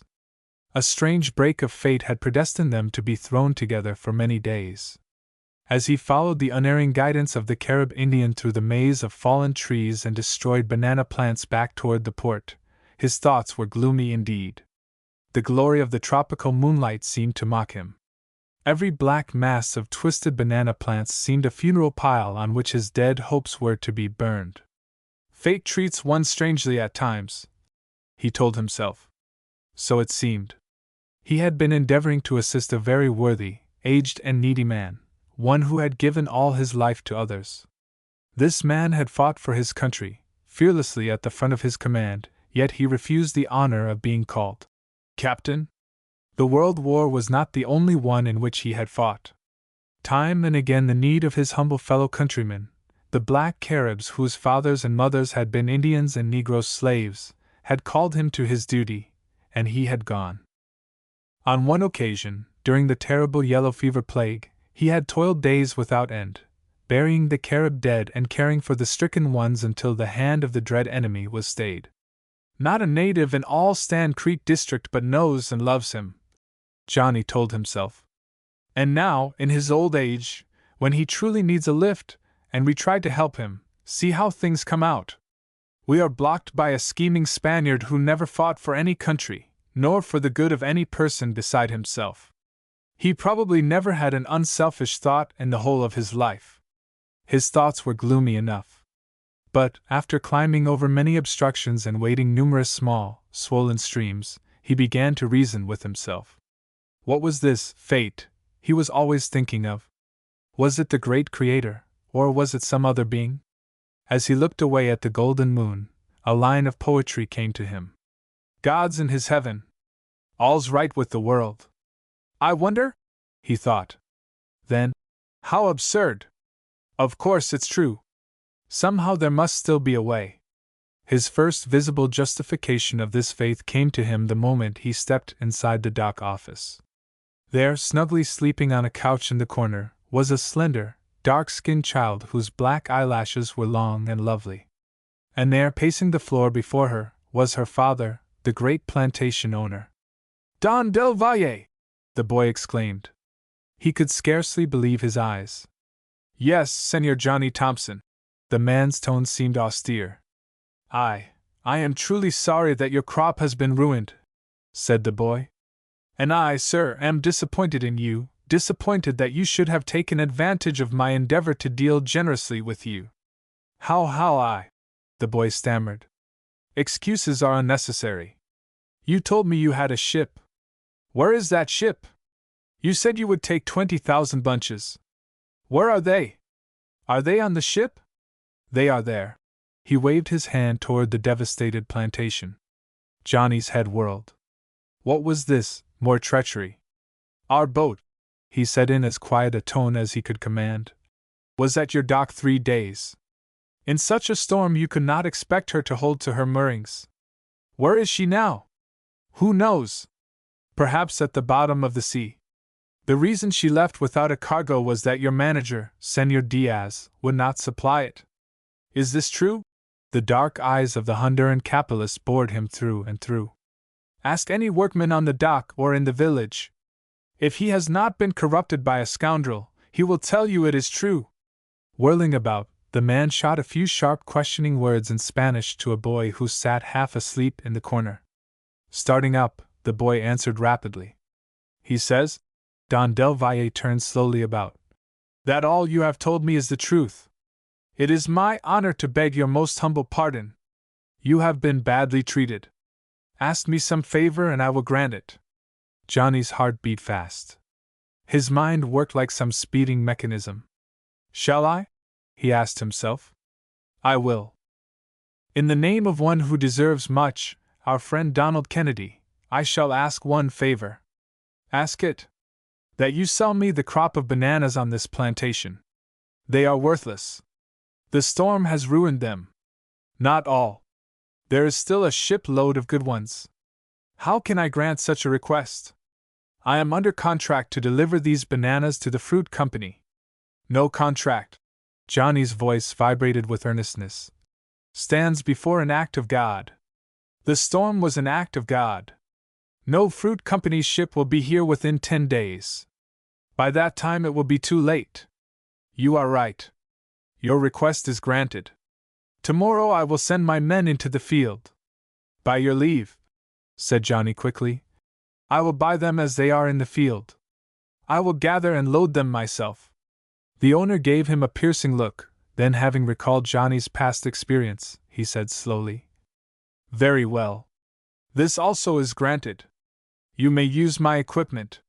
10 cents a bunch in the field, a salvage price. There was a slight move at the door. Together they turned to look. There stood Diaz. His white face showed that he had heard much, understood all. Don Del Valle pointed a finger of accusation and scorn at him. He vanished into the dark. His plotting was not at an end, however. He went directly to a long shed where many men, beachcombers, longshoremen, chicleros and banana gatherers, were sleeping. There he began to sow the seeds of a hasty revolution and a wild demonstration against the hated white men, which was destined once more to threaten disaster to Johnny Thompson's plans. Early that morning one might have found Johnny alone at the edge of the banana plantation. To one unaccustomed to Johnny's ways, his actions might have seemed strange. Was he taking his daily dozen? Perhaps, but surely they were a queer dozen. If you know Johnny at all, you are aware of the fact that he is a skillful boxer. But down there in the tropics bare hands avail little. Johnny was not shadow boxing. The thing he was doing was quite different. He was keeping fit all the same. A stout young mahogany tree had sprung up in the midst of the banana field. From a tough limb of this tree Johnny had suspended a large bunch of bananas. The top of the bunch was a little higher than Johnny's shoulders, the tip a foot from the ground. Seizing one of 2 machetes, great long-bladed knives like swords, that lay on the ground, the boy began circling the swinging bunch of bananas as one might a mortal enemy. Brandishing his machete, he circled this imaginary enemy 3 times. Then, as if an opening had appeared, he made a sudden onslaught that sent green bananas thudding to earth and set the bunch spinning wildly. Then he parried and thrust as an imaginary blade sang close to his head. Once more, with a lightning-like swing, he sprang in. This time he split a single banana from end to end and sent the severed half soaring high. He sprang back. No true blade could have inspired greater skill than the boy displayed before an empty world and without a real adversary. The battle ended when with one swift stroke he severed the stem in the middle and with a sweeping twirl sent it thudding down. "Cut his head off!" he chuckled, throwing himself upon the ground to mop the perspiration from his brow. "It's like boxing," he thought. "This great Central American sport of machete fighting, only, it's different. You feel as if only half of you were in it." As a boxer, Johnny was neither right nor left-handed. He was ambidextrous. Therein lay much of his power. How few of us ever learn to use both hands well. Yet what an advantage comes to those who do. "That's the trouble with this machete business," he now thought to himself. "Only one hand, that's all you use. And yet, why not?" He sprang to his feet, selected a second bunch of bananas, hung it on high, then prepared as before to attack it. This time, however, he wielded a machete in each hand. At first he found it awkward. Once he barely missed cutting his own wrist. By the time he had demolished 3 other bunches he felt that he was making progress, and that an ambidextrous fighter with 2 knives would have a decided advantage over one who fought with a single blade. Johnny, as you may have guessed, was preparing for that moment which he felt must come sooner or later, when he and Diaz would stand face to face ready to fight their battle out with the great Central American blade. And when that time comes, he told himself, it must not find me unprepared. Chapter 15 Unseen Foes. It was night, such a night as only the tropics knows. Night dead calm, hot and no moon. Motionless clouds hanging low, and dark. Such a darkness as Pant had never before known hung over all. 10 feet below him was the sea. He sensed rather than saw it, felt the long rolling lift of its swells as the Carib sailing boat gently rose and fell. They were a mile out to sea, becalmed. There should be no one near them. There had been no craft near when darkness fell. In such a calm no boat could sail, and who would care to row on such a hot, oppressive night? Yet, strange as it may seem, from time to time he imagined that some faint sound came drifting in from the black void that engulfed them. It can't be, he told himself. There was no one near at sunset. There is no one now. That silver box of pearls has gotten on my nerves. I will go to sleep and forget it all. He did not sleep at once. His mind was filled with many things.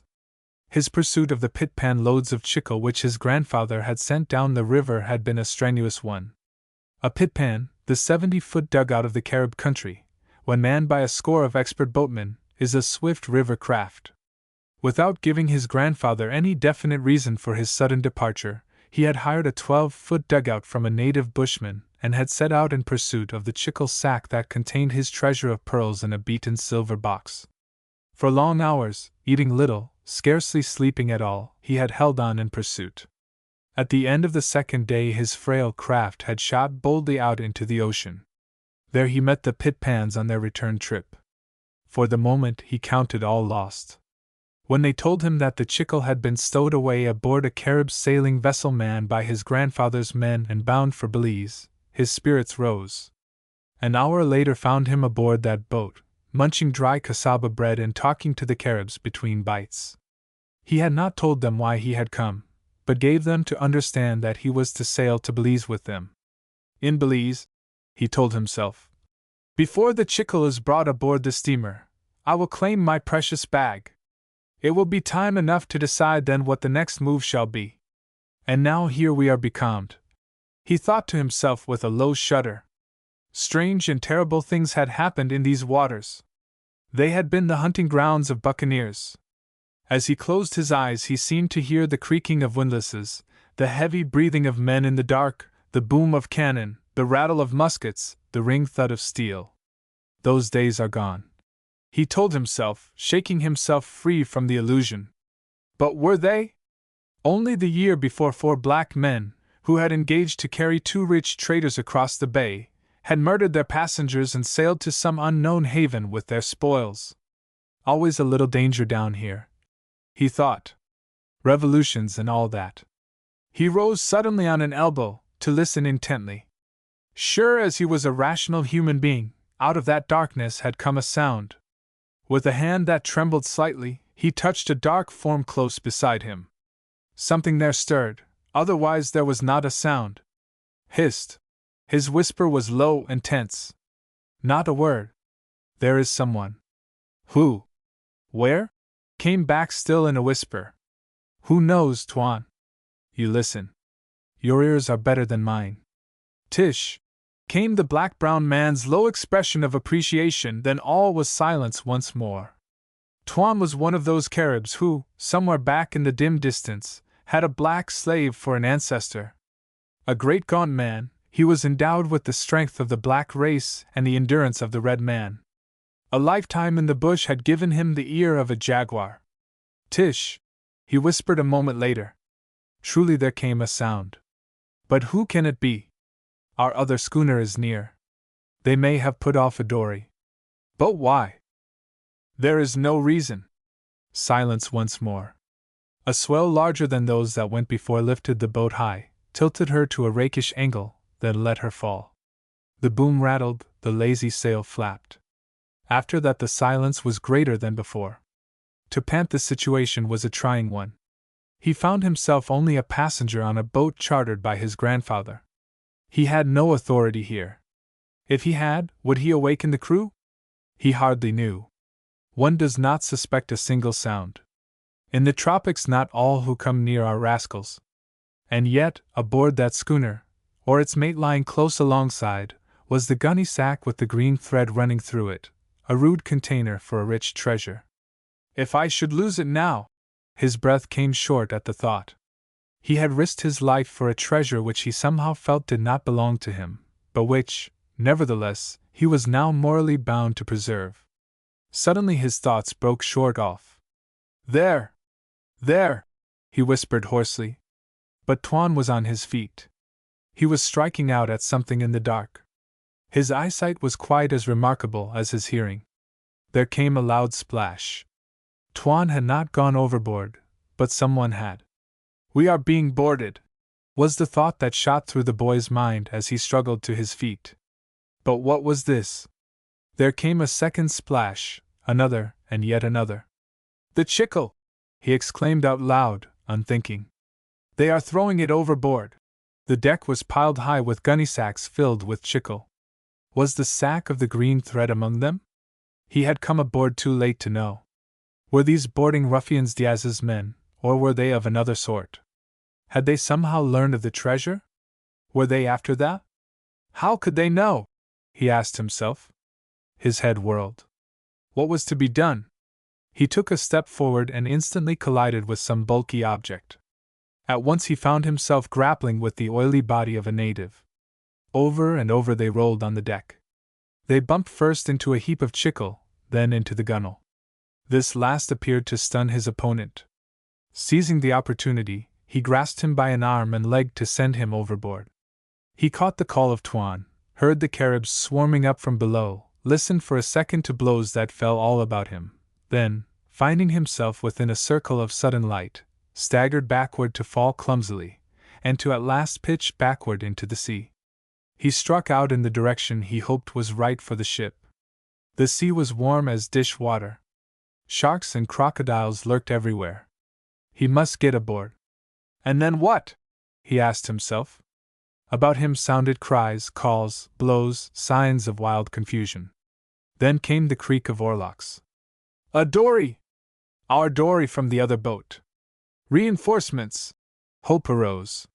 His hand touched something hard. A bag of chicle, he thought. Supposing it was the bag of the green thread. The thing was buoyant. Dragging himself upon it, he took time to look about him. A light flared here, then went out.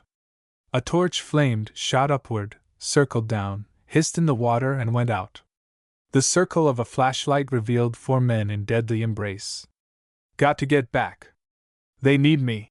Having found the direction of the boat, he swam quickly to it. There, having made his way cautiously about it, and coming into contact with a dugout that most certainly was not their own, he capsized and sunk it. A little further on, his hand gripped a rope.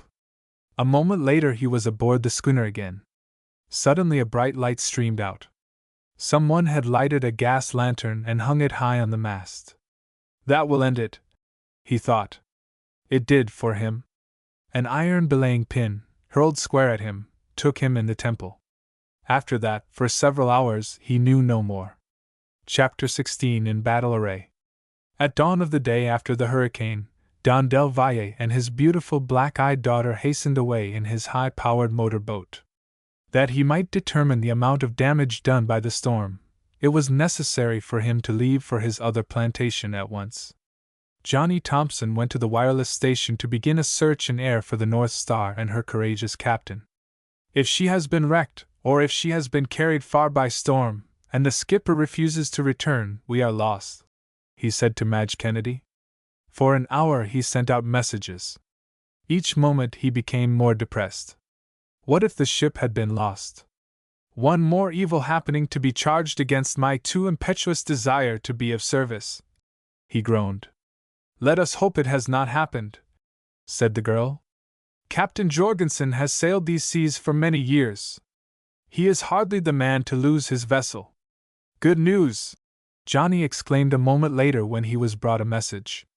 The North Star is anchored behind Mutineers Island, all safe and sound.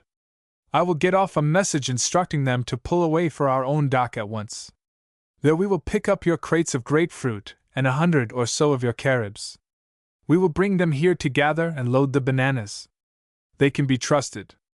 I put no faith in the half-castes that swarm about this dock. We have been defeated by them once. Once is enough for me. Oh, I tell you, he exclaimed, seizing the girl by the hand and doing a wild Indian dance across the floor. We'll win yet. You forget, said the girl soberly, that the great, all-powerful organization, the Fruit Company, may block your sails after you arrive in New York. But Johnny could not be disheartened. The ship was his. The bananas were his also. He had men to gather and load them. New York and the day of their arrival were far away. Sufficient unto the day is the evil thereof. He quoted, then hurried to get off a message to Kennedy. With Kennedy on the job, the grapefruit would be ready to load, and the caribs prepared to steam away with them to the dock here at Port Zelaya. Johnny was soon enough to know that this day's evil was indeed sufficient unto itself. He had not left the wireless room before bad news arrived. The giant carib, who had come in a motor boat to Port Zelaya, and who had been with Johnny and Madge in the storm, had been loafing about the dock with his ears open. Those ears had caught snatches of terrible things. He told Madge of all this in his native tongue. What is it? Johnny asked as he saw the look of terror creep into her eyes. A plot! She said the words through white, set lips. That rascal Diaz, who was discharged from his position as foreman, is plotting to destroy your plans, and you with them. How? How could he? He is stirring up a revolution. He is telling the ignorant half-castes that the white men rule their country, that they have been paid very little for much hard work, and that now they are to be deprived of that work altogether, that you are to bring a shipload of caribs from Stan Creek to do the work which is rightfully their own. That in part is true, said Johnny. I wonder if, after all, I am wrong? Would they do the work if I were to offer it? Madge consulted the carib. He shook his head and waved his hands in wild gestures. He says they would not work, interpreted the girl.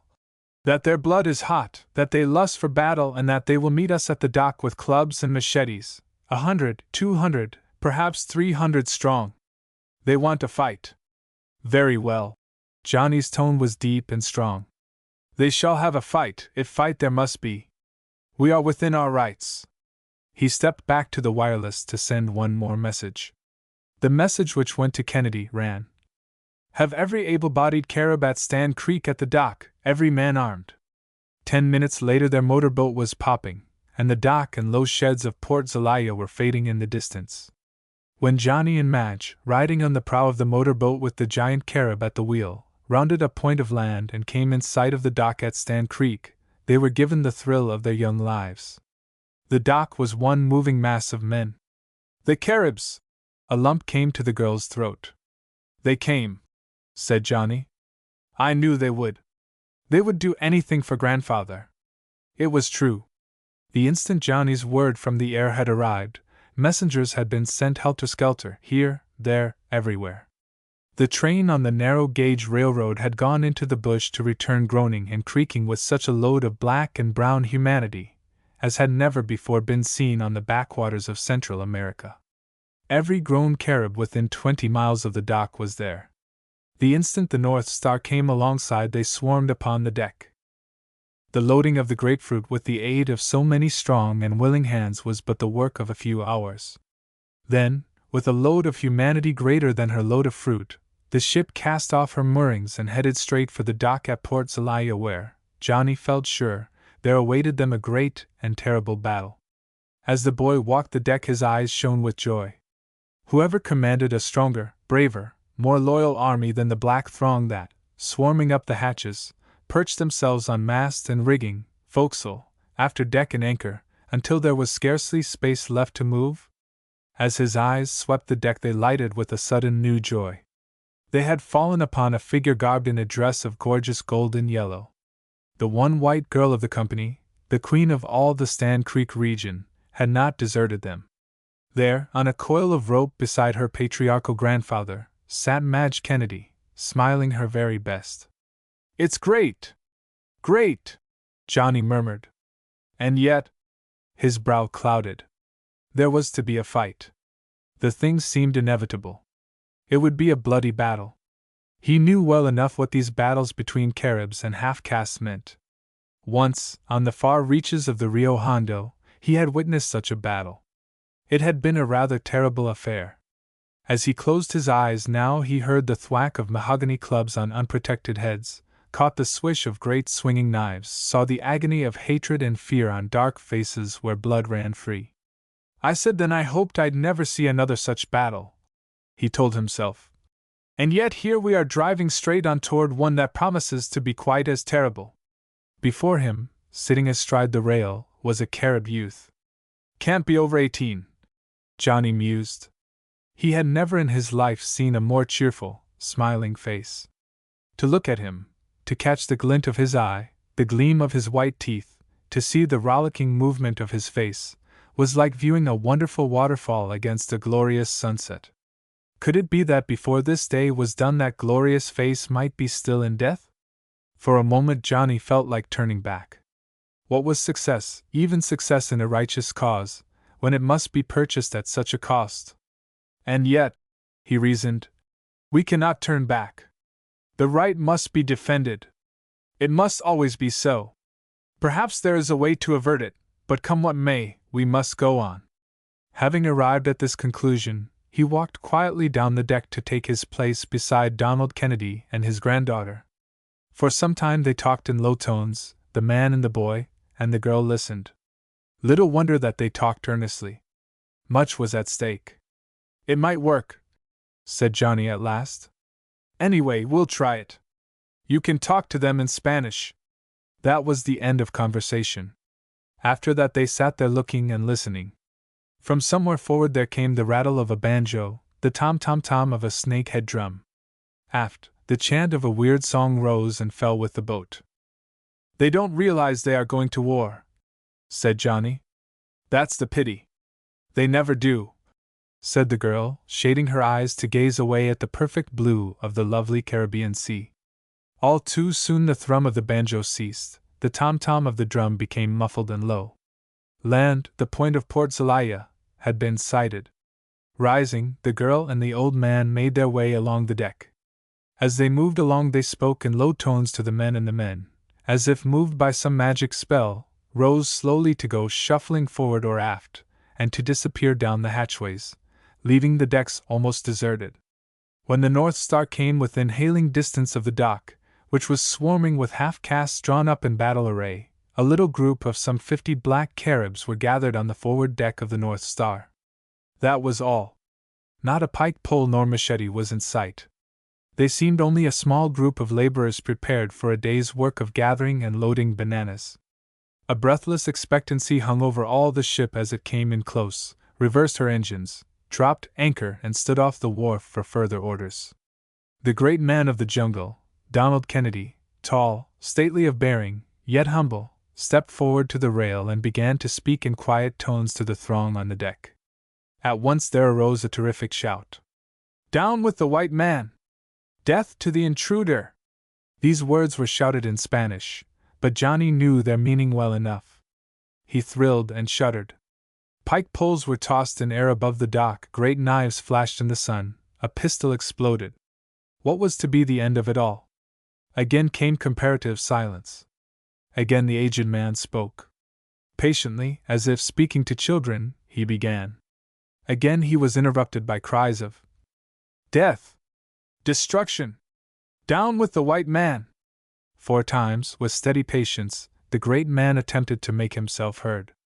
At last, realizing the futility of it all, he turned and shouted 3 words in the Carib tongue. Instantly there came from the black men forward a shout to answer that of the half-castes on the dock. At the same time, pike poles and machetes flashed and 4 streams of humanity, black and menacing, began pouring up the hatchways. Johnny Thompson thrilled and grew deathly cold at sight of them. They swarmed up the masts, they filled the deck, they straddled the rail and crowded the roofs of the cabins. Everywhere weapons gleamed. From every corner rang the defiant shout of Caribs ready to defend with their lives the rights of Kennedy, whom they had come to think of as a loyal friend. No pirate ship that sailed these waters in days that are gone ever witnessed a more tremendous and startling demonstration. Before it, awed into silence, the mob on the dock fell back, then began slipping away. One by one they slunk off into the bush. In 10 minutes' time not a man was left. A bloodless victory had been won. The field was theirs. Chapter 17. Pant's problem increases. When Pant awoke from many bad dreams, he found himself in a cool and comfortable bed on shore. A doctor was bending over him. "That's fine, old boy," the doctor was saying. "Now you'll do. You got quite a welt on the head. But your jolly old bean is hard. Never cracked it a mite." "But the treasure box!" Pant exclaimed, still unable to think clearly or use caution. "Where is it?" "The treasure box? I see you are still a little off in the head. Here, take this, it will clear you up," said the doctor. Pant took the contents of the glass held out to him at a single draught, and without a question. In the meantime his head cleared. He said no more about the box of pearls, but learned by judicious questioning that the attacking band had on the night before been driven off with little loss of men or goods. A few sacks of chicle had drifted away in the night, that was all. "And if one of them has a green thread running through the sack," he thought to himself, and was thrown into a near panic. "And the schooners?" he asked suddenly. "Where are they? Got a fair wind and sailed this morning for Belize. Must be there by now.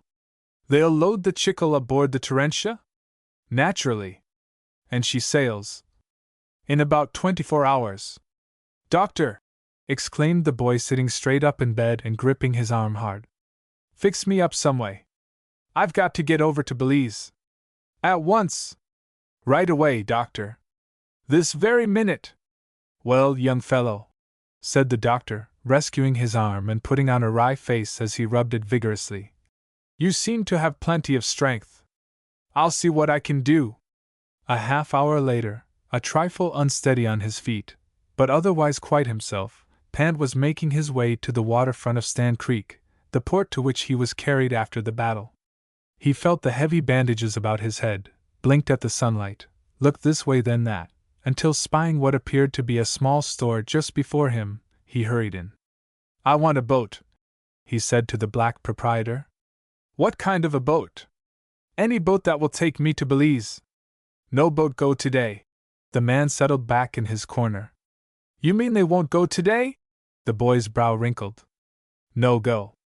"Not for any price?" "Oh. Special trip go. Maybe." "You got $20? Pant hesitated. He had $20 and a little change. To part with it all would seem to be courting disaster. But much was at stake. He threw all in the balance. "Yes, I have $20. Where is the boat?" "Me see." The man held out a hand. Pant showed him 2 golden eagles. My boat's sailing boat. Good boat. Very fast boat. Ready to go, 15 minutes. At sight of the gold the man went into action. Action on land is one thing. On sea it is quite another. They were halfway up the bay when the wind fell. The sail fell with it, and the boat stood still in a placid sea. For 2 precious hours the boy with a bruised and aching head lay beneath a pitiless tropical Sunday. Then the merciful after-dinner breeze came up and at once they went booming along. Nothing can be more delightful than a sail in a Carib boat on the Caribbean Sea. To lie on deck and sense the lifting glide of the prow, to feel the cool breeze on your face, to see the water go rippling by, that is joy indeed. Pant would have enjoyed it to the full had not his mind been vexed by many questions. Would he reach Belize in time, or would the steamer be gone? Was the chicle sack of the green thread still on the sailing boat of the night before, or had the marauders carried it away? If it were still on board, if it went to America and he did not go with it, what then? Would he recover the treasure? Not a chance, he told himself. I must have been out of my head to hide the box in such a place. But now I must see it through. Why must I? He asked himself, and at once came the answer. The old Don. Unconsciously he had come to think of the treasure of pearls as belonging as much to the aged Don as to himself.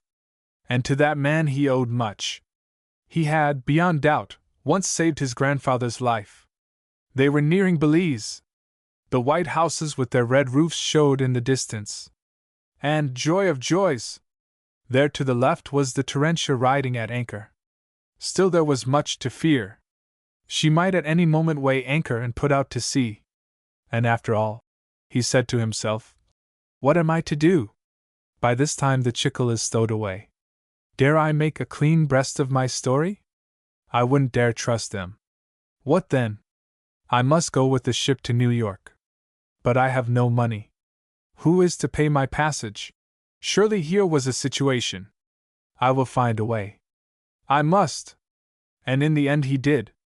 Sailing time was only a half-hour off when he climbed the rope ladder to the deck of the Terentia. Hello, brother, said the purser, looking at his bandaged head. What revolution did you come from? Did they make you president, or only commander of the navy? Neither, said Pant with a grin that went far. I want to go to New York. Got any money? No. Can't go. That last shipment of chicle you took on board belonged to my grandfather. I'll wire him for money in New York. There's lots of broke Americans down here. They've all got rich relatives. I'll prove it. Sitting down upon the hatch, Pant told things about Colonel Longstreet that went far to prove that he at least was a boon companion of the old man. Guess you're square, said the purser at last. Anyway, I'll take a chance. Steward will fix you up later. By careful inquiry Pant learned that the chicle had been stored beneath the forward hatch. The hatch was kept open. There were 20,000 bunches of bananas on board. They must have air. By leaning far over the hatch he could see ends of the chicle bags. Was the one he wanted there? Can't be sure, he warned himself. Too dark down there. Have to get closer, he said. Will, too, after a while. See if I don't. Chapter 18 To Blade Johnny. On the dock at Port Zelaya, the task of loading bananas was at last progressing. At regular intervals all that long forenoon and well into the day, the little engine with its string of cars came puffing and rattling down the narrow gauge track. With its cars groaning under the great loads of green which it brought, it came to a halt on the dock. There, in exact imitation of the ants that had entertained Johnny on the previous day, the barefooted, perspiring Carib seized upon the precious fruit, to pass it from hand to hand and store it carefully away in the hold of the ship. Johnny, with an eye out for trouble, was everywhere. Now on the dock, now on the train, and now in the heart of the banana plantation, his keen eye took in everything. Yet no trouble came. A few disconsolate Spanish banana workers hung about.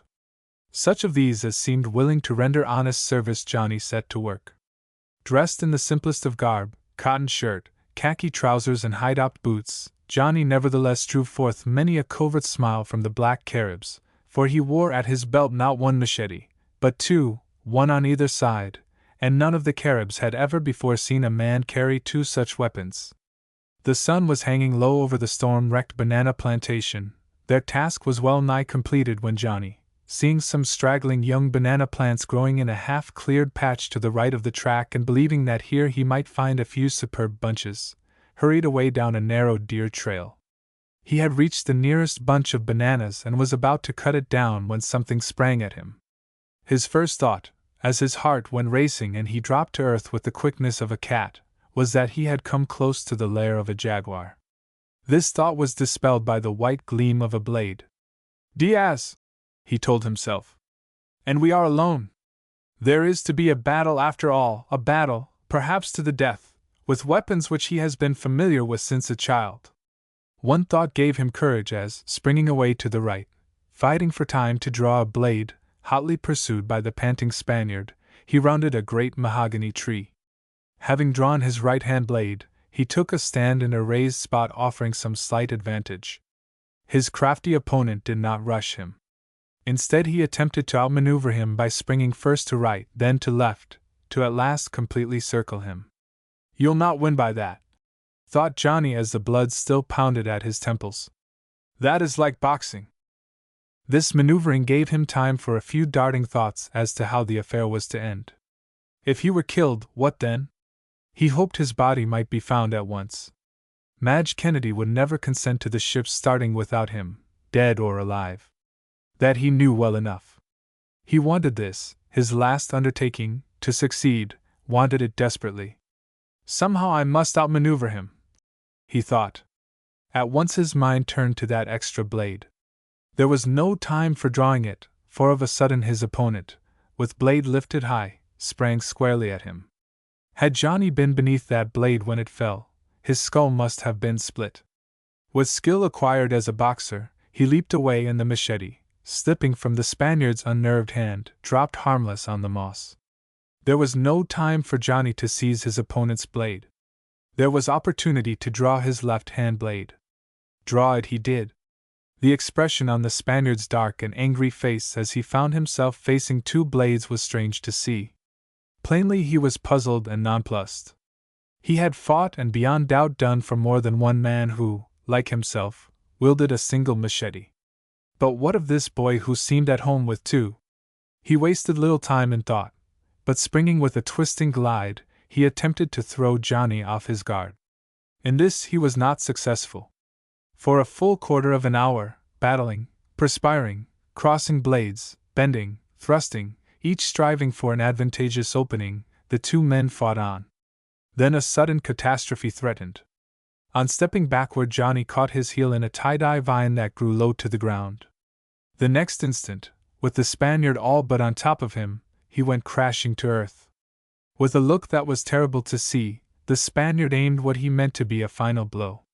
A hush hung over the jungle. The blade came swinging down. But not too fast. As if dodging a boxer's blow, Johnny shot his head to one side. Burying itself a half-blade's length in the ooze, the knife struck there. Nor did it come away when the frantic Spaniard pulled at it. It had become firmly embedded in the buried stump of a mahogany tree. The next instant the Spaniard felt himself lifted bodily in air. Then with senses reeling he came crashing down. When he came to himself he found himself bound hand and foot. After crashing him to earth, Johnny had made use of the tie-dye vine which had come near bringing him to his end. With it he had bound his opponent hand and foot. "You villain! You dirty dog!" Johnny hissed in his ear. "I should kill you! You have no right to live, you who strike when a man is down. But I will spare you. The ants may crawl over you for a few hours. After that I will send someone." Gathering up 3 blades, souvenirs of the expedition, he disappeared into the brush. 10 hours later, laden to capacity with the golden harvest of the tropics, the North Star pointed her prow toward the north, while the Caribs, now crowded into pit pans and sailboats, headed for home, lifting their voices in song-like chants. Only one little thing occurred to interrupt the North Star's passage out of the Caribbean Sea into the open ocean. The evening was calm. They chanced upon a sailing boat lying becalmed and helpless in the midst of the sea. On the deck of the boat was a prosperous-looking man. Short and stout, and with a very red face, he looked the part of a very busy man who thought well of his importance in the world of affairs, and who had by some chance been caught in an eddy from which he could not well extricate himself. He requested that they take him aboard. Johnny told him that he was not sure that coming aboard the steamer would serve his purpose. The man insisted. In fact, he appeared to act as though he owned the North Star. So aboard he came. "What boat is this?" he demanded. "The North Star," said Johnny quietly. "When did we charter her?" "When did who charter her?" "The fruit company, of course." The man's tone was overbearing. "You didn't." Johnny's tone was still quiet. "I did." The man sniffed the air. "Bananas," he said. "I am president of the fruit company, and in that capacity I demand to know what is the business of this steamer in these waters." Johnny's heart suddenly sprang up into his throat. He tried to speak and could not. His head whirled. The president of the great corporation here on board his ship. The very man who had the power to make or break not alone him, but Kennedy and Madge as well. The thing seemed impossible. Fruit," he stammered. "She carries fruit. Bananas, and forbidden fruit, and things like that." He knew he was talking like an idiot, but for the life of him he could not talk sense. Little wonder. He was having his first little chat with a millionaire, but it was not to be his last. Chapter 19: The Unwilling Guest. "Do you mean to say," said the magnate who had been taken on board the North Star, "that this ship is loaded with bananas from Central America, and that it is not chartered by our company?" Bananas and grapefruit. Johnny was gaining control of himself. What if this were a millionaire? What if it was in his power to make or break them? He couldn't very well do that before they arrived in New York, and that metropolis was a long way off. "Then, sir," said the capitalist, "you have been trespassing. This is forbidden cargo." "Who forbids it?" Without answering, the man stared at him for a moment. His next remark was guarded. "You couldn't get a cargo anywhere along the coast without bribing someone or taking the cargo by force." Hot words leaped to Johnny's lips. He was no thief. He had bribed no one. He left them unsaid. Instead, he watched the sailing boat, from which the man had been taken, fade in the distance. "We'll let it stand at that," he said quietly. "In the meantime, where were you going?" "Going from Bacari to Belize in that worthless sailboat manned by spotted Caribs. My motor boat was wrecked in the storm.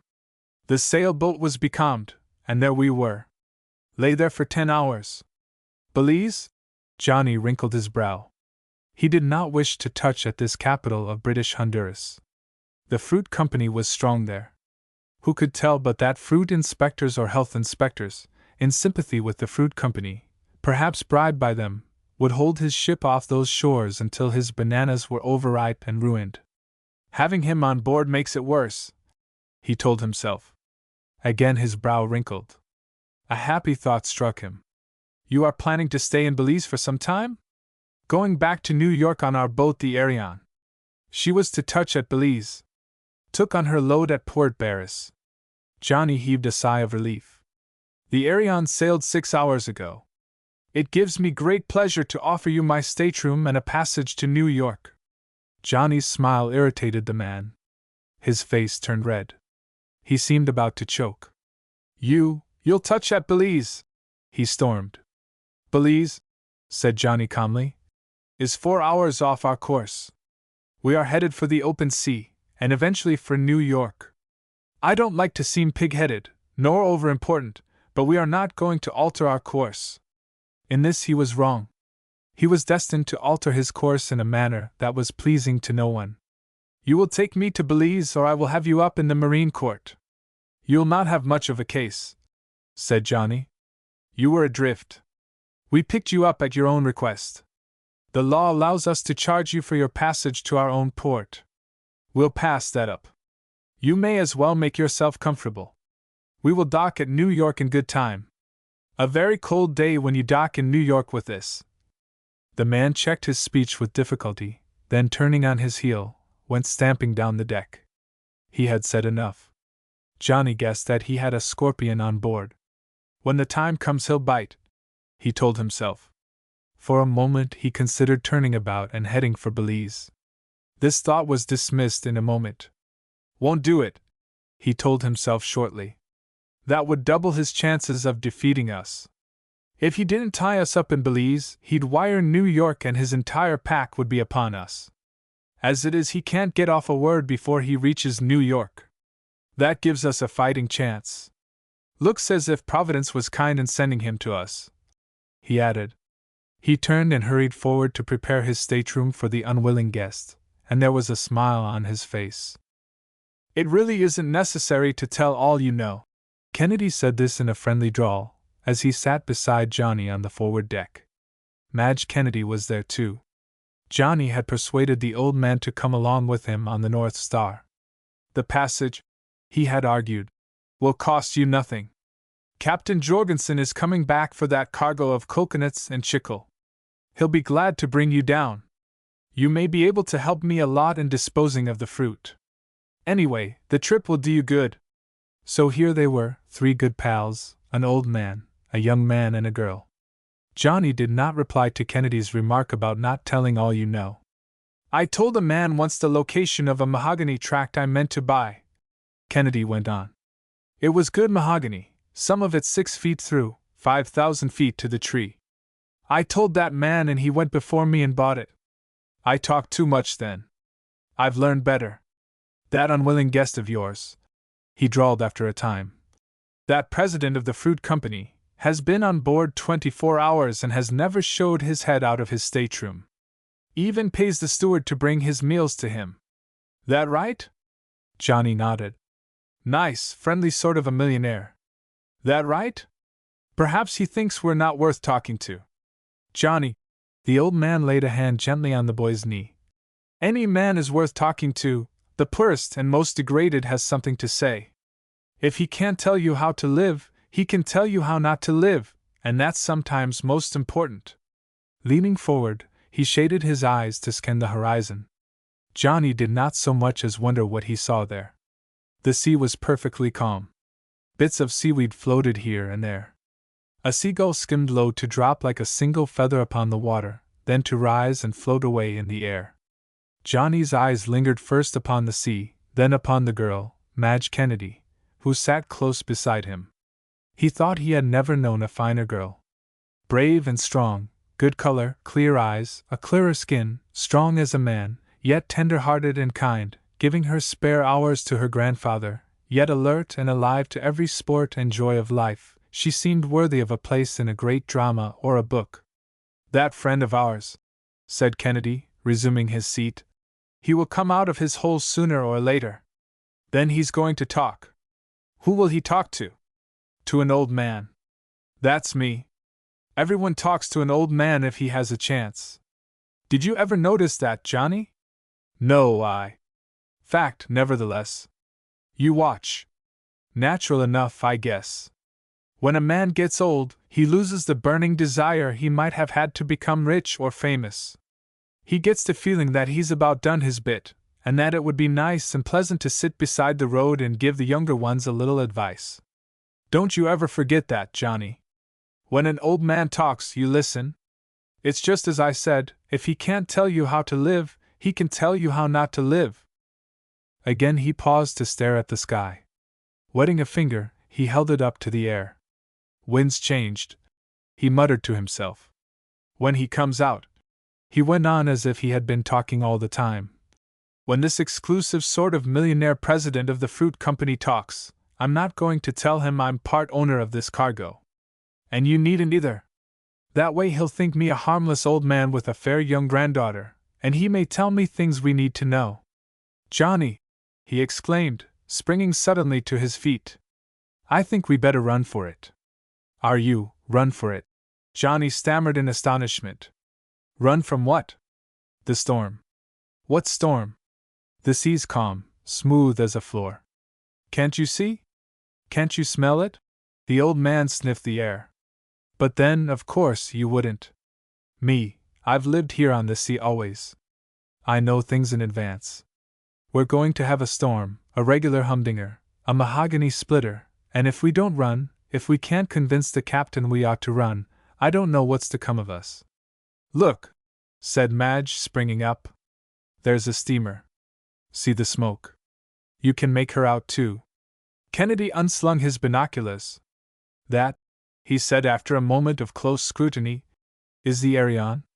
She's the company's steamer that our unwilling guest was to sail on.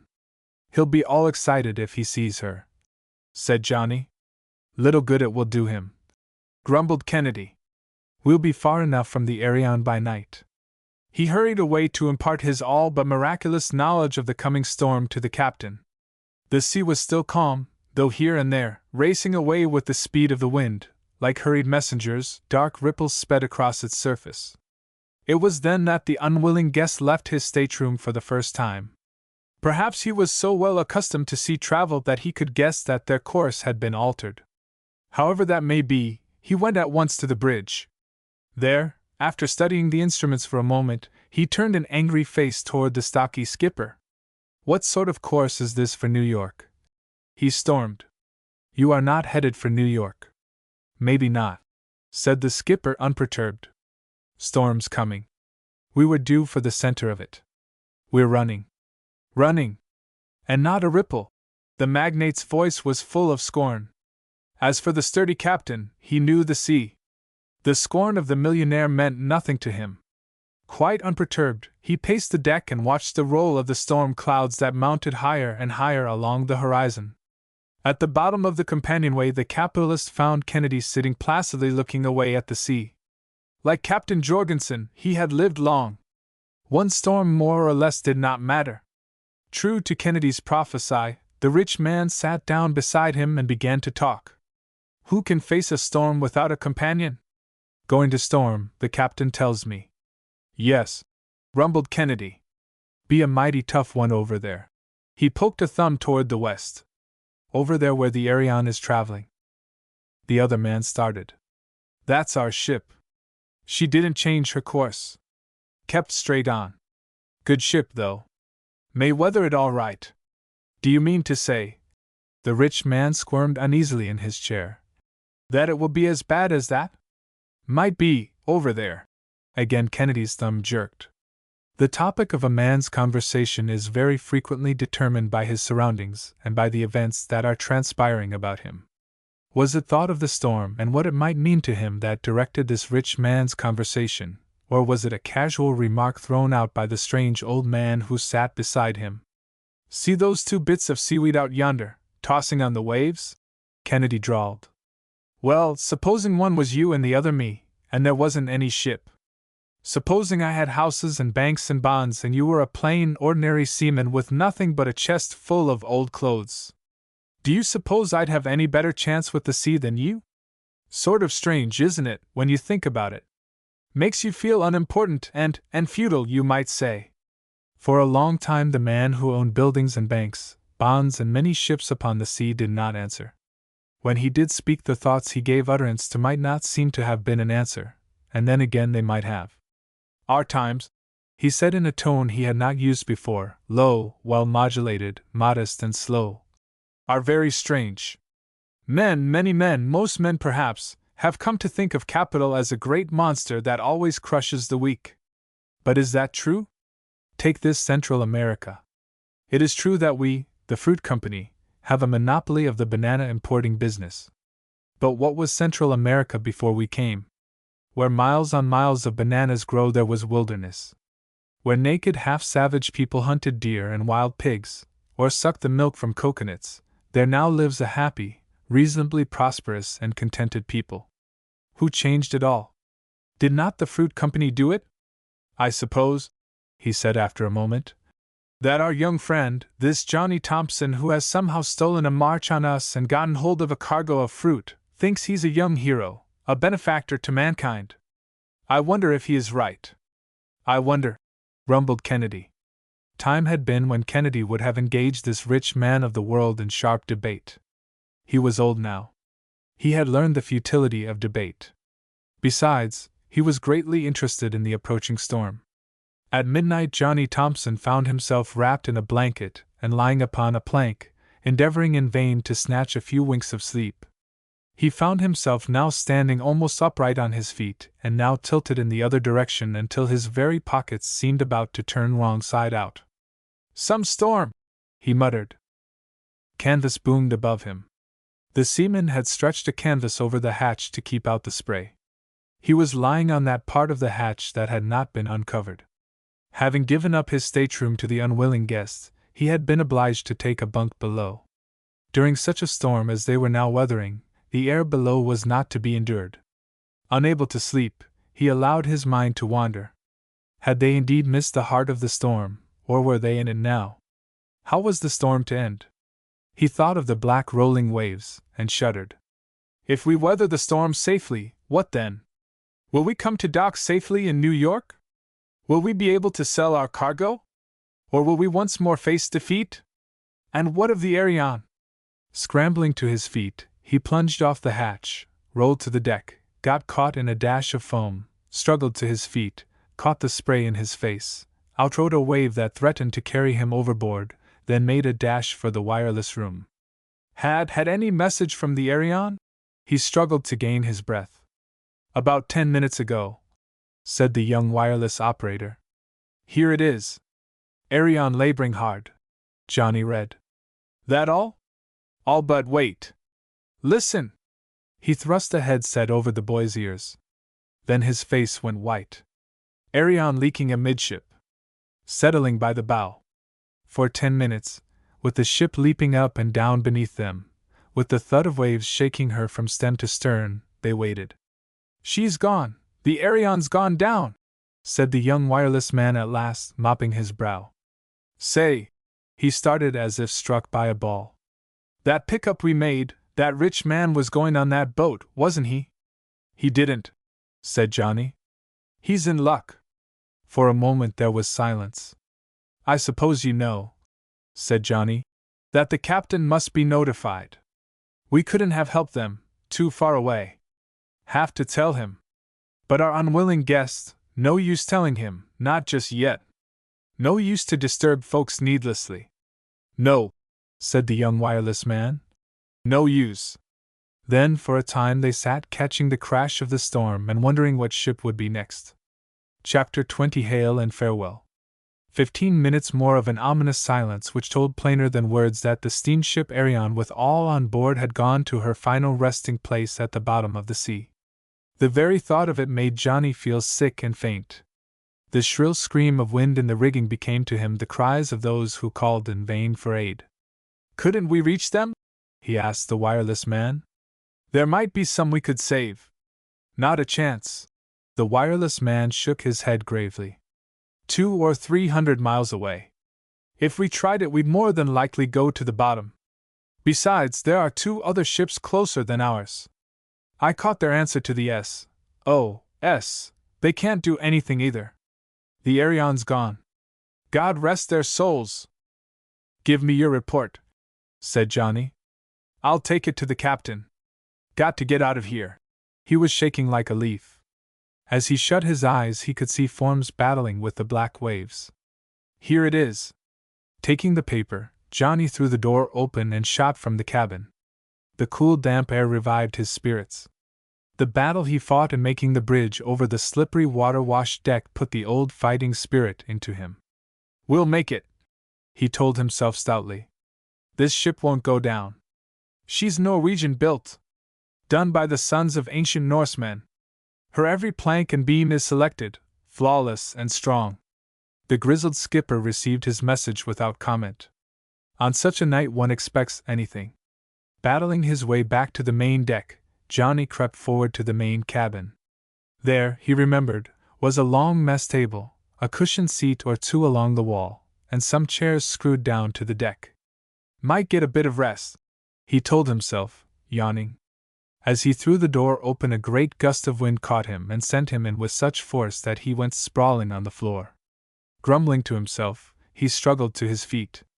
What was his surprise then to find himself looking into the eyes of Madge Kennedy. I couldn't stand my stateroom all alone on such a night," she told him. "I hoped someone would be down here, so I came." "I am glad you did." Johnny struggled to a place opposite her, then looked across the table at her. You're not used to storms at sea, he said, noting the weary expression on her face. Not this kind. Nor anyone else, I guess. Don't worry.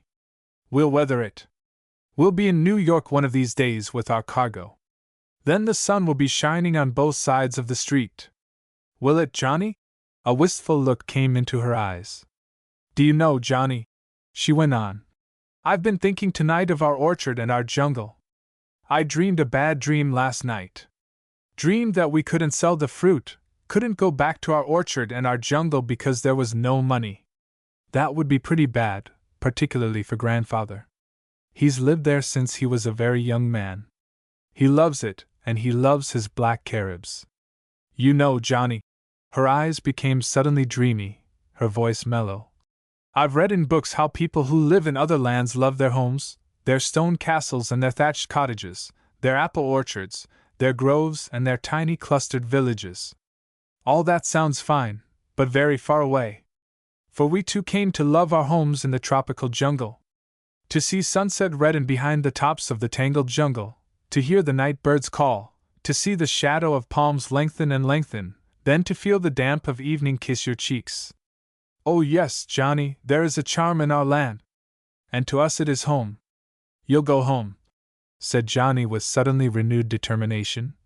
And you'll go with that ancient alligator-skin traveling bag of your grandfather's bursting with bales of money. Never fear. Reassured by his words, the girl bent her head forward on the table and fell asleep. As for Johnny, he did not sleep. He waited, watched, and dreamed. The motion of the ship was something tremendous. Now she rose high in air to strike square into a great world of water, and now, lifting, she appeared to start on a flying trip to the stars, only at last to put her prow down as gently as a child drops his foot on a pebbly shore. She's a grand old ship, he thought to himself.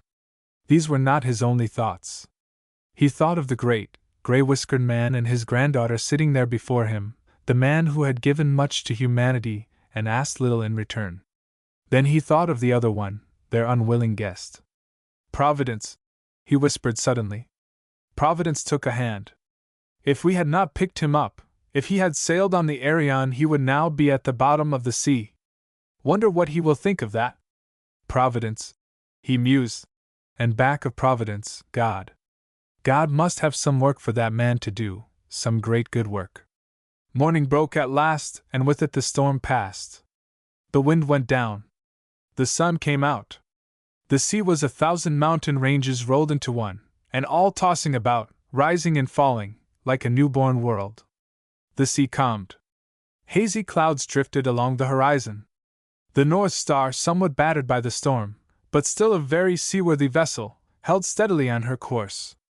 The unwilling guest came on deck. He seemed weak and somewhat thoughtful. No one had whispered a word to him of the ship that had gone to her grave, but the very force of the storm, the thundering peril of it, had been enough to make any man thoughtful. Still he asked no questions, ventured no remarks. Chapter 21 On the Trail of the Pearls. The captain of the Terentia, the ship on which Pan had secured passage in so strange a manner, was a wary old sea-dog. On first indication of storm he had put in behind one of those small islands that dot the seaboard, and had there lain in safety until the storm had passed. This does not mean, however, that there were no interesting occurrences on board that ship to be recorded. As yet Pan had no certain knowledge regarding that thread-marked gunny sack and its rich contents of pearls.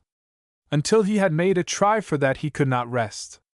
To get a look at the chicle stored there in the forward hold was not so simple a task as Pan had at first supposed it to be. To begin with, it was a long way down to it from the deck where the few passengers were allowed to promenade. No companionway or ladder led to it. When it was necessary to take the temperature of the space where the bananas were stored, the simple expedient of lowering a thermometer by a string was resorted to. Have to go down there some way, I suppose, he told himself. Hand over hand, perhaps. Trouble is, I have no rope, and besides there is always someone hanging about. It was a strange situation. He wanted very much to go down there and inspect the chicle, yet he had no legal right to do so. It's not as if I meant to do anything that's wrong, he told himself. If I told them what I wanted, there's not a man on board but would help me a lot too much. That's the trouble. I dare not trust them. On the second day out, he discovered a loose rope coiled up close by the hatch. But all that day seamen were working or lolling about close to the hatch. Try it at night, he told himself. Use a flashlight. He did. Try it at night. He met with little success. Scarcely had he lowered himself to the bottom and thrown on his electric torch, than the night watch threw a more powerful light upon him, then shouted down. What you doin'? Come up out of there. There was but one thing to be done, to come. The boy found his knees shaking as he climbed the rope. He had a wholesome fear of ship's discipline. On the high seas a captain is a king. What would be done with him now? To his great surprise, nothing was done. The night watch took the affair as a boyish prank, and after a short lecture, let him go. That, however, ended his attempts to examine the chicle at sea. Have to wait until the stuff is in the warehouse, he told himself. It will take some quick moves after that. I'll have to see someone high up in the central chicle office and get permission to make the search. Shouldn't wonder if I'll have to tell someone the whole story. Might be safe enough. Suppose it would. After these settled conclusions, he gave himself over to enjoyment of wonders of the ship and the changing mysteries of the sea. So, freed from the grip of the storm, the two steamers smoked away toward a common port, New York. On board each was a somewhat worried boy, worried but eager, worried about the outcome of their adventure, eager for its end. The Terentia, being a faster boat, docked first. Fortune was with Pant for once. Scarcely had the ship docked when he went springing down the gangplank. The doctor had looked at his tongue, the immigration official glanced over his papers, then set him free. To find the offices of the Central Chicle Company he discovered was something of a task. Once there he found himself confronted by a long room full of clicking typewriters and a smiling but determined girl at the telephone switchboard. Mr. Daniels, he was informed, is in conference. Will you wait? Have you an appointment? He, of course, had none. Afraid you won't be able to see him today. The telephone girl threw back her bobbed hair. He goes out for golf at 4. Golf! Exclaimed Pant. Tell him I must see him. I'll tell him. But I'm afraid it's no use. Mopping the perspiration from his brow, the boy sat down. A half-hour passed, 3/4. A buzzer sounded on the telephone girl's desk. She hurried back to a mahogany-walled office at the back of the room. A moment later she reappeared, carried a sheaf of papers to a typist, then returned to her post. Not once did she glance at Pant. Forgotten me, was his mental comment. That's the president's office she went into. In the jungle we don't wait for things. We go after them. I'm off. With a quick elastic step, he cleared the low gate, and before a score of pairs of startled eyes, marched straight for the mahogany-walled office. What's this? A large, red-cheeked man sprang to his feet as he entered. Two others at a table looked up inquiringly. Who sent you? No one sent me. I came. What for? The man's face showed nothing. Pant felt uncomfortable. Sheik, why, my grandfather shipped some chicle. Chicle? Go to the adjusting bureau. Can't you see I'm in conference? The man's voice rose. But you don't understand. Pant was becoming more and more confused. Understand? Of course I understand. You want an adjustment on chicle. Can't you go where I tell you to? The boy was about to give up hope when a familiar voice from behind spoke his name. Why, Pant, old chap. How did you get up here? The voice said. Turning, he found himself staring into the eyes of Kirk, his boy pal of that first adventure in the Maya cave. Is this some young friend of yours? The man at the desk asked, turning to Kirk. His tone had suddenly grown warm and friendly. Why, yes, uncle, a very good friend from Central America. We had some adventures together. Remember the Maya cave? This is Pant. Ah, Pant. Glad to meet you. The man put out a hand. Tell you what, Pant, I'll turn you over to my nephew. He'll help you out. If there is anything he can't do, and I can, come around. Thanks, I.O. Pant choked up, flushed, then backed awkwardly out of the office. His mind was in a whirl. So that was it. His companion at the home of the old Don was a favored nephew of the main stockholder in the Central Chicle Company. And I told him once I thought the company unscrupulous in its dealings with smaller holders. He thought to himself. I may have been wrong. I only hope he has forgotten. Kirk had forgotten or forgiven, for he treated the boy from Central America like a long-lost brother. Hurrying him out of the noisy office, he led the way to a quiet little eating place. There, after ordering a savory lunch, he invited Pant to unburden his soul. Time to tell the whole story, Pant thought to himself. Kirk, he said suddenly, leaning far over the table. You remember the story of the first Don's silver box of pearls? Yes. I found it. You didn't? The other boy stared, unbelieving. I did. Pearls and all. Wah, where it is? Stammered Kirk. In a chicle sack somewhere in the storeroom of your uncle's company. It is? How did it come there? The meal was eaten in haste while Pant told his story. Leaving the dessert for some future time, the rich boy seized Pant by the arm and dragged him out of the place. Come on, he exclaimed. We haven't a moment to lose. Chicle is scarce. Your shipment will be sent at once to the factory. There it will be unsacked and broken up. Here. Jump in. He dragged his friend into a taxi. To the transatlantic dock, he commanded the driver. Chapter 22. A startling revelation. What of Johnny and his precious cargo? As the days passed and the shore of his native land was sighted, the face of the unwilling guest once more took on a shrewd, calculating expression of a businessman whose financial interests are vast. Already, in his mind, he was entering his office, was sitting at his desk, dictating letters, pushing buttons, issuing orders, calculating profits. He was sitting in financial conferences with other rich and successful men. Little wonder that his chest began to bulge as he strolled the deck. They were not a day out from New York when Johnny Thompson decided to find out a few things. In spite of himself, he had been worried beyond endurance with the thought that after all they had gone through they might be defeated in the end, that the powerful organization which was the fruit company would make it impossible to sell their fruit, perhaps even to land it. It is all right about the bananas, he said to Madge. I can sell them direct to the pushcart men. Like to do it too, he chuckled. Be great to go down in the ghetto and see the grinning faces of dirty little urchins as they devour cheap bananas. Grapefruit is different. His brow wrinkled.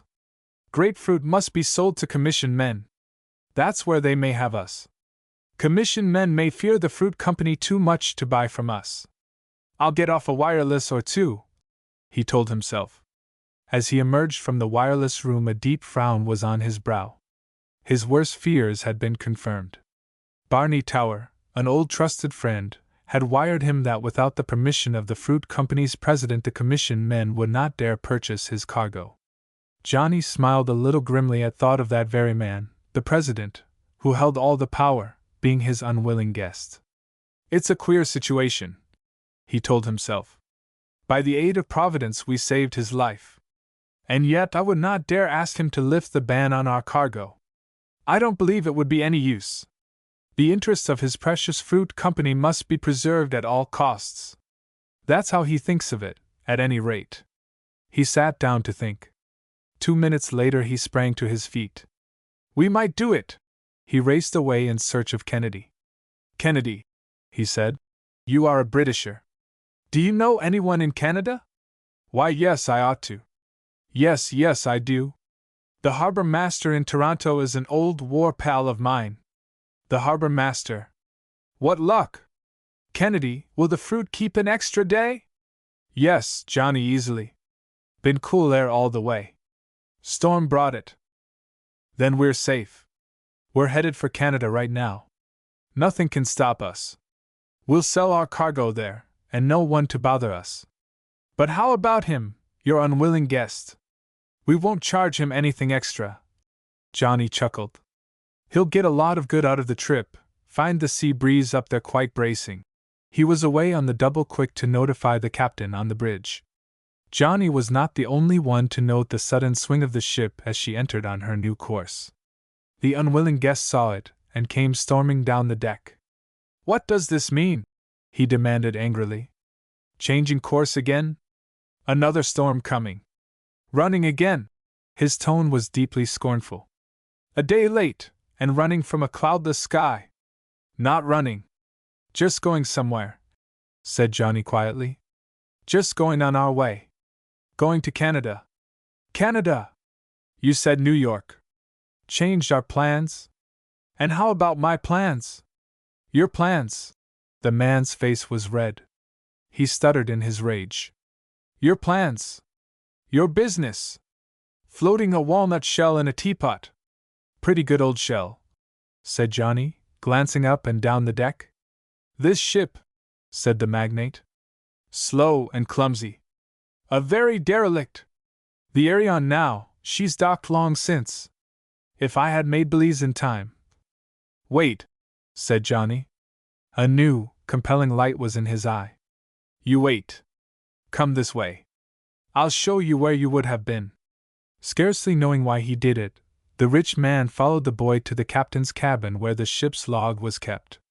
Turning back the pages, Johnny found the record of that terrible night of storm.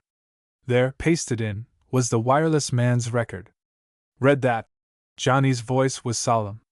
As the man read, his face took on a deadly pallor. "My God!" he murmured. "Can that be true?" "All quite true," said Johnny huskily. "Had you not been becalmed out there in the Caribbean Sea, had you made belize on time to catch the Arion, your executive council would now be in session. They would be electing a man to fill your place.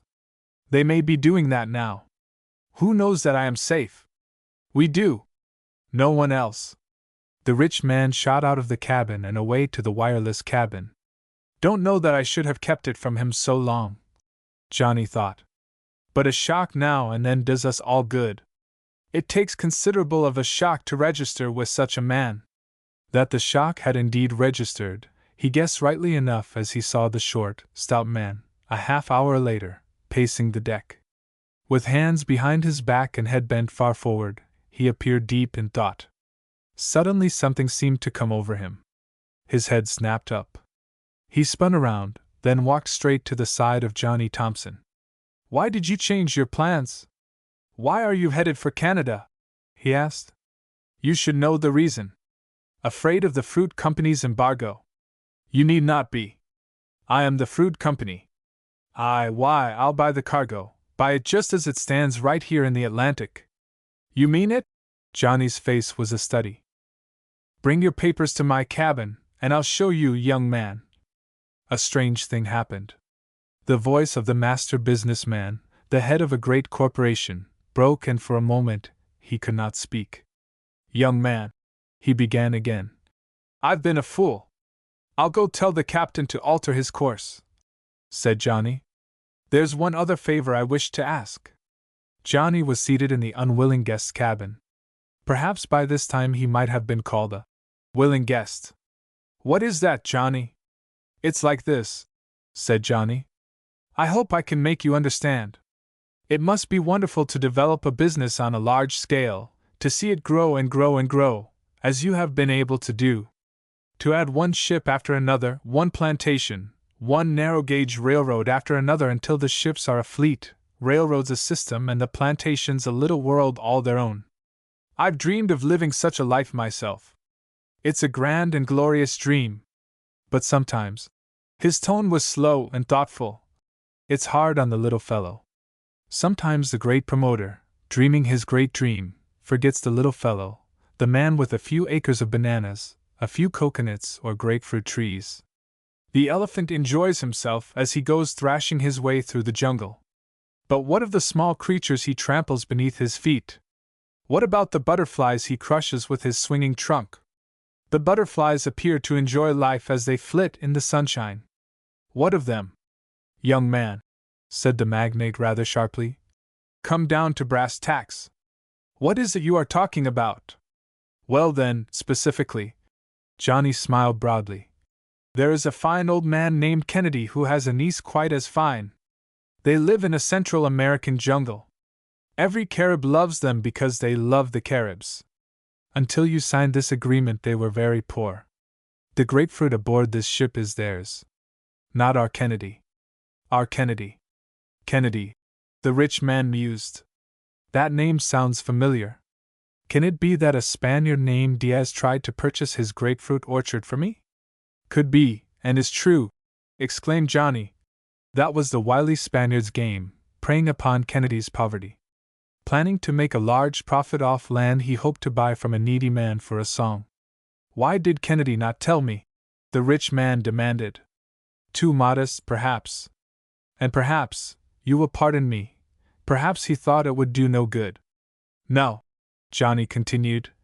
You are the fruit company. You said that yourself?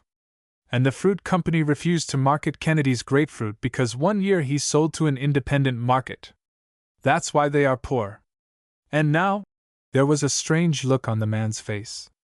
Now I want you to sign a contract to handle their fruit, a 5-year contract. Make it 10, exclaimed the rich man, springing to his feet. Have the purser write it up and bring it to me at once. I'll sign it. And by the way, he said as Johnny prepared to go, have Captain Jorgensen come down when he finds time. This is a pretty good old ship, a mighty good one. I want her in my service. Give his owners a 2 years contract. Or I'll buy her straight out. She's the ship that saved my life.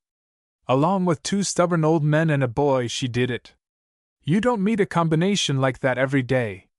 The unwilling guest put out a hand to grip the boy's own. Chapter 23 Treasure at Last. With the aid of a flashlight, Pant and Kirk were exploring a vast warehouse filled with sacks of chicle. They arrived in their taxi and, having been admitted, had been told in a general way where they would find the last cargo that had arrived. Here it is, exclaimed Pant at last. I can recognize the weave of my grandfather's sacks. Perhaps, he said after a considerable search for his particular sack, the thread has been accidentally drawn out and lost.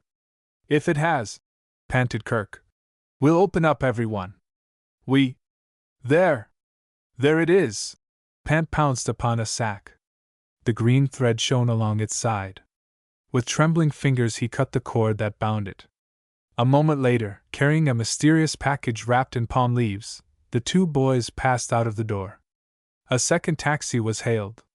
We'd better go back to Uncle's office, said Kirk. He's awfully square, and knows a lot. He'll tell us what to do. Pant scarcely heard him as he was crowded once more into a taxi. His mind was in wild commotion. At last he was in New York, in possession of a vast treasure.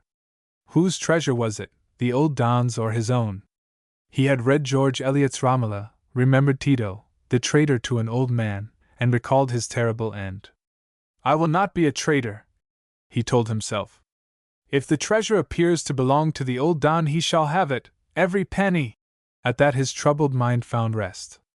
I suppose, said Kirk, that you have wondered how I came to be at the old Don's. Often, said Pant. Well, you see, my uncle is my guardian. He holds nearly half the stock of his company in my name. When I am of age it will be mine to manage. My uncle believes I should know all there is to be known about the business, from the jungle to the wrapper. He laughed. So he sent me down there. He got the Carib giant for my bodyguard, and told me to go where I chose, only to keep my eyes open. I came at last to the old Don's. I liked it so much up there that I stayed a long time. Glorious, wasn't it? Said Pant. I'd like to live there with the old Don for a whole year. This, he said, patting the package beside him, will make the old Don rich. The old Don? It's yours. Kirk stared. It's his by direct inheritance. How do you know that? Is there a monogram or a coat of arms on the box? No. Then you will never be sure. The younger boy's tone was earnest, entreating. Don't spoil the old Don by making him rich. It's not for us to decide what a man's rightful possessions will do for him, said Pant thoughtfully. The only question for us to ask is, are they his?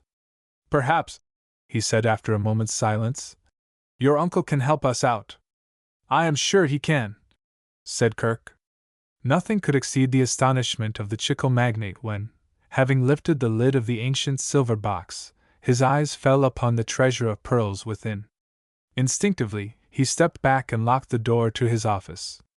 That's the greatest treasure that ever rested on my desk, he whispered. We must get them to the vault for the night.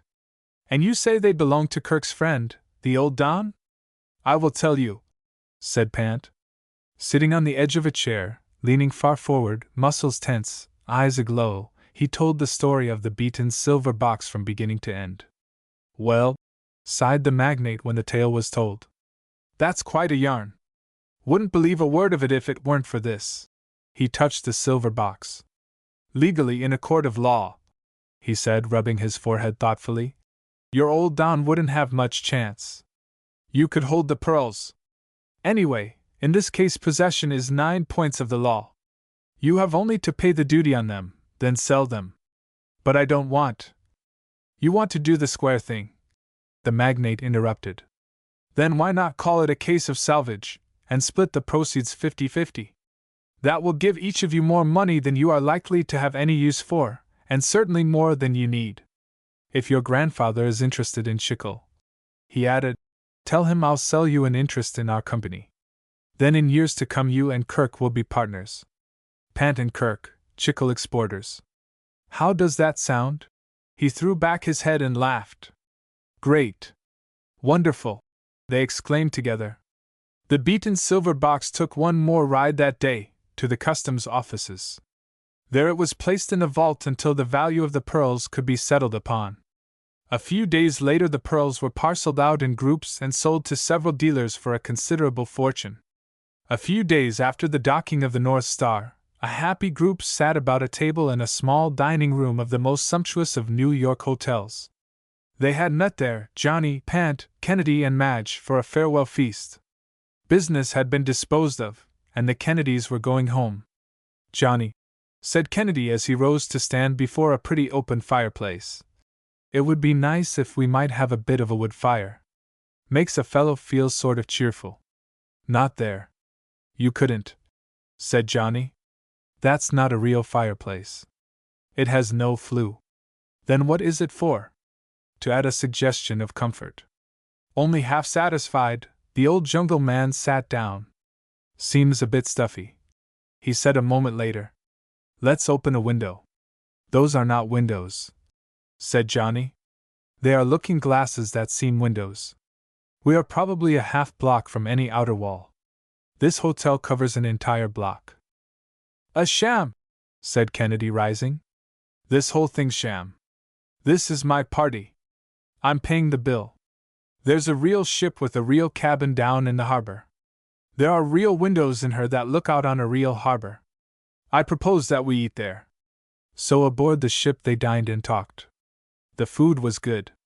The talk was better. Old days and new were discussed. Pant was to sail with the Kennedys. He was going back to Central America to make his grandfather and the old Don comfortable for life. The Kennedys were going home. That was quite enough for them. Johnny, who alone was to remain, felt a little lonesome. Some day, Johnny said to Madge as they parted, when I am tired, when the rush and push that is our America gets too much for me, I am coming back to Stand Creek, to listen to the thrum of the banjo and the Carib's song, to watch the moon rise over the jungle and to smell the forbidden fruit ripening on the trees. Please do, said Madge Kennedy, brushing at her eyes. The latch strings out and the door swings in, said Kennedy, gripping his hand. And may God bless you for all you have done. So they parted. Pant returned to the jungle. There he was destined to remain for many a day to come, for was not his grandfather there and the old Don, and last but not least, the beautiful Señorita Ramoncita Salazar? What better company could he ask, and what more thrilling adventures could be found than awaits one at every turn of jungle trail? As for Johnny, the city with its imitation fireplaces, its mirror windows and much more that is artificial and unreal, could not hold him long. One day he met a curious sort of chap with a strange hobby.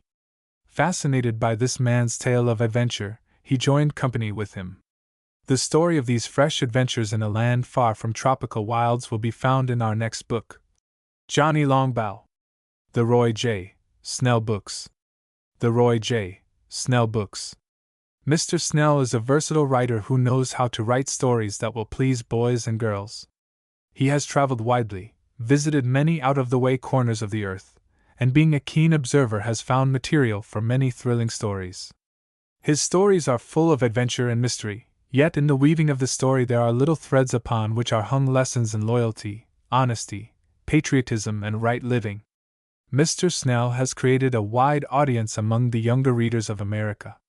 Boy or girl, you are sure to find a Snell book to your liking. His works cover a wide and interesting scope.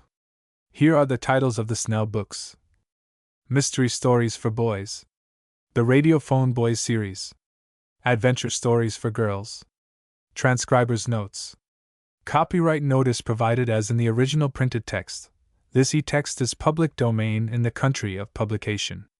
Silently corrected palpable typos.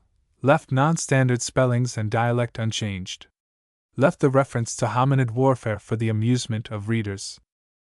Relocated promotional material to the end of the book, and completed/corrected the list of books in each series, using other sources.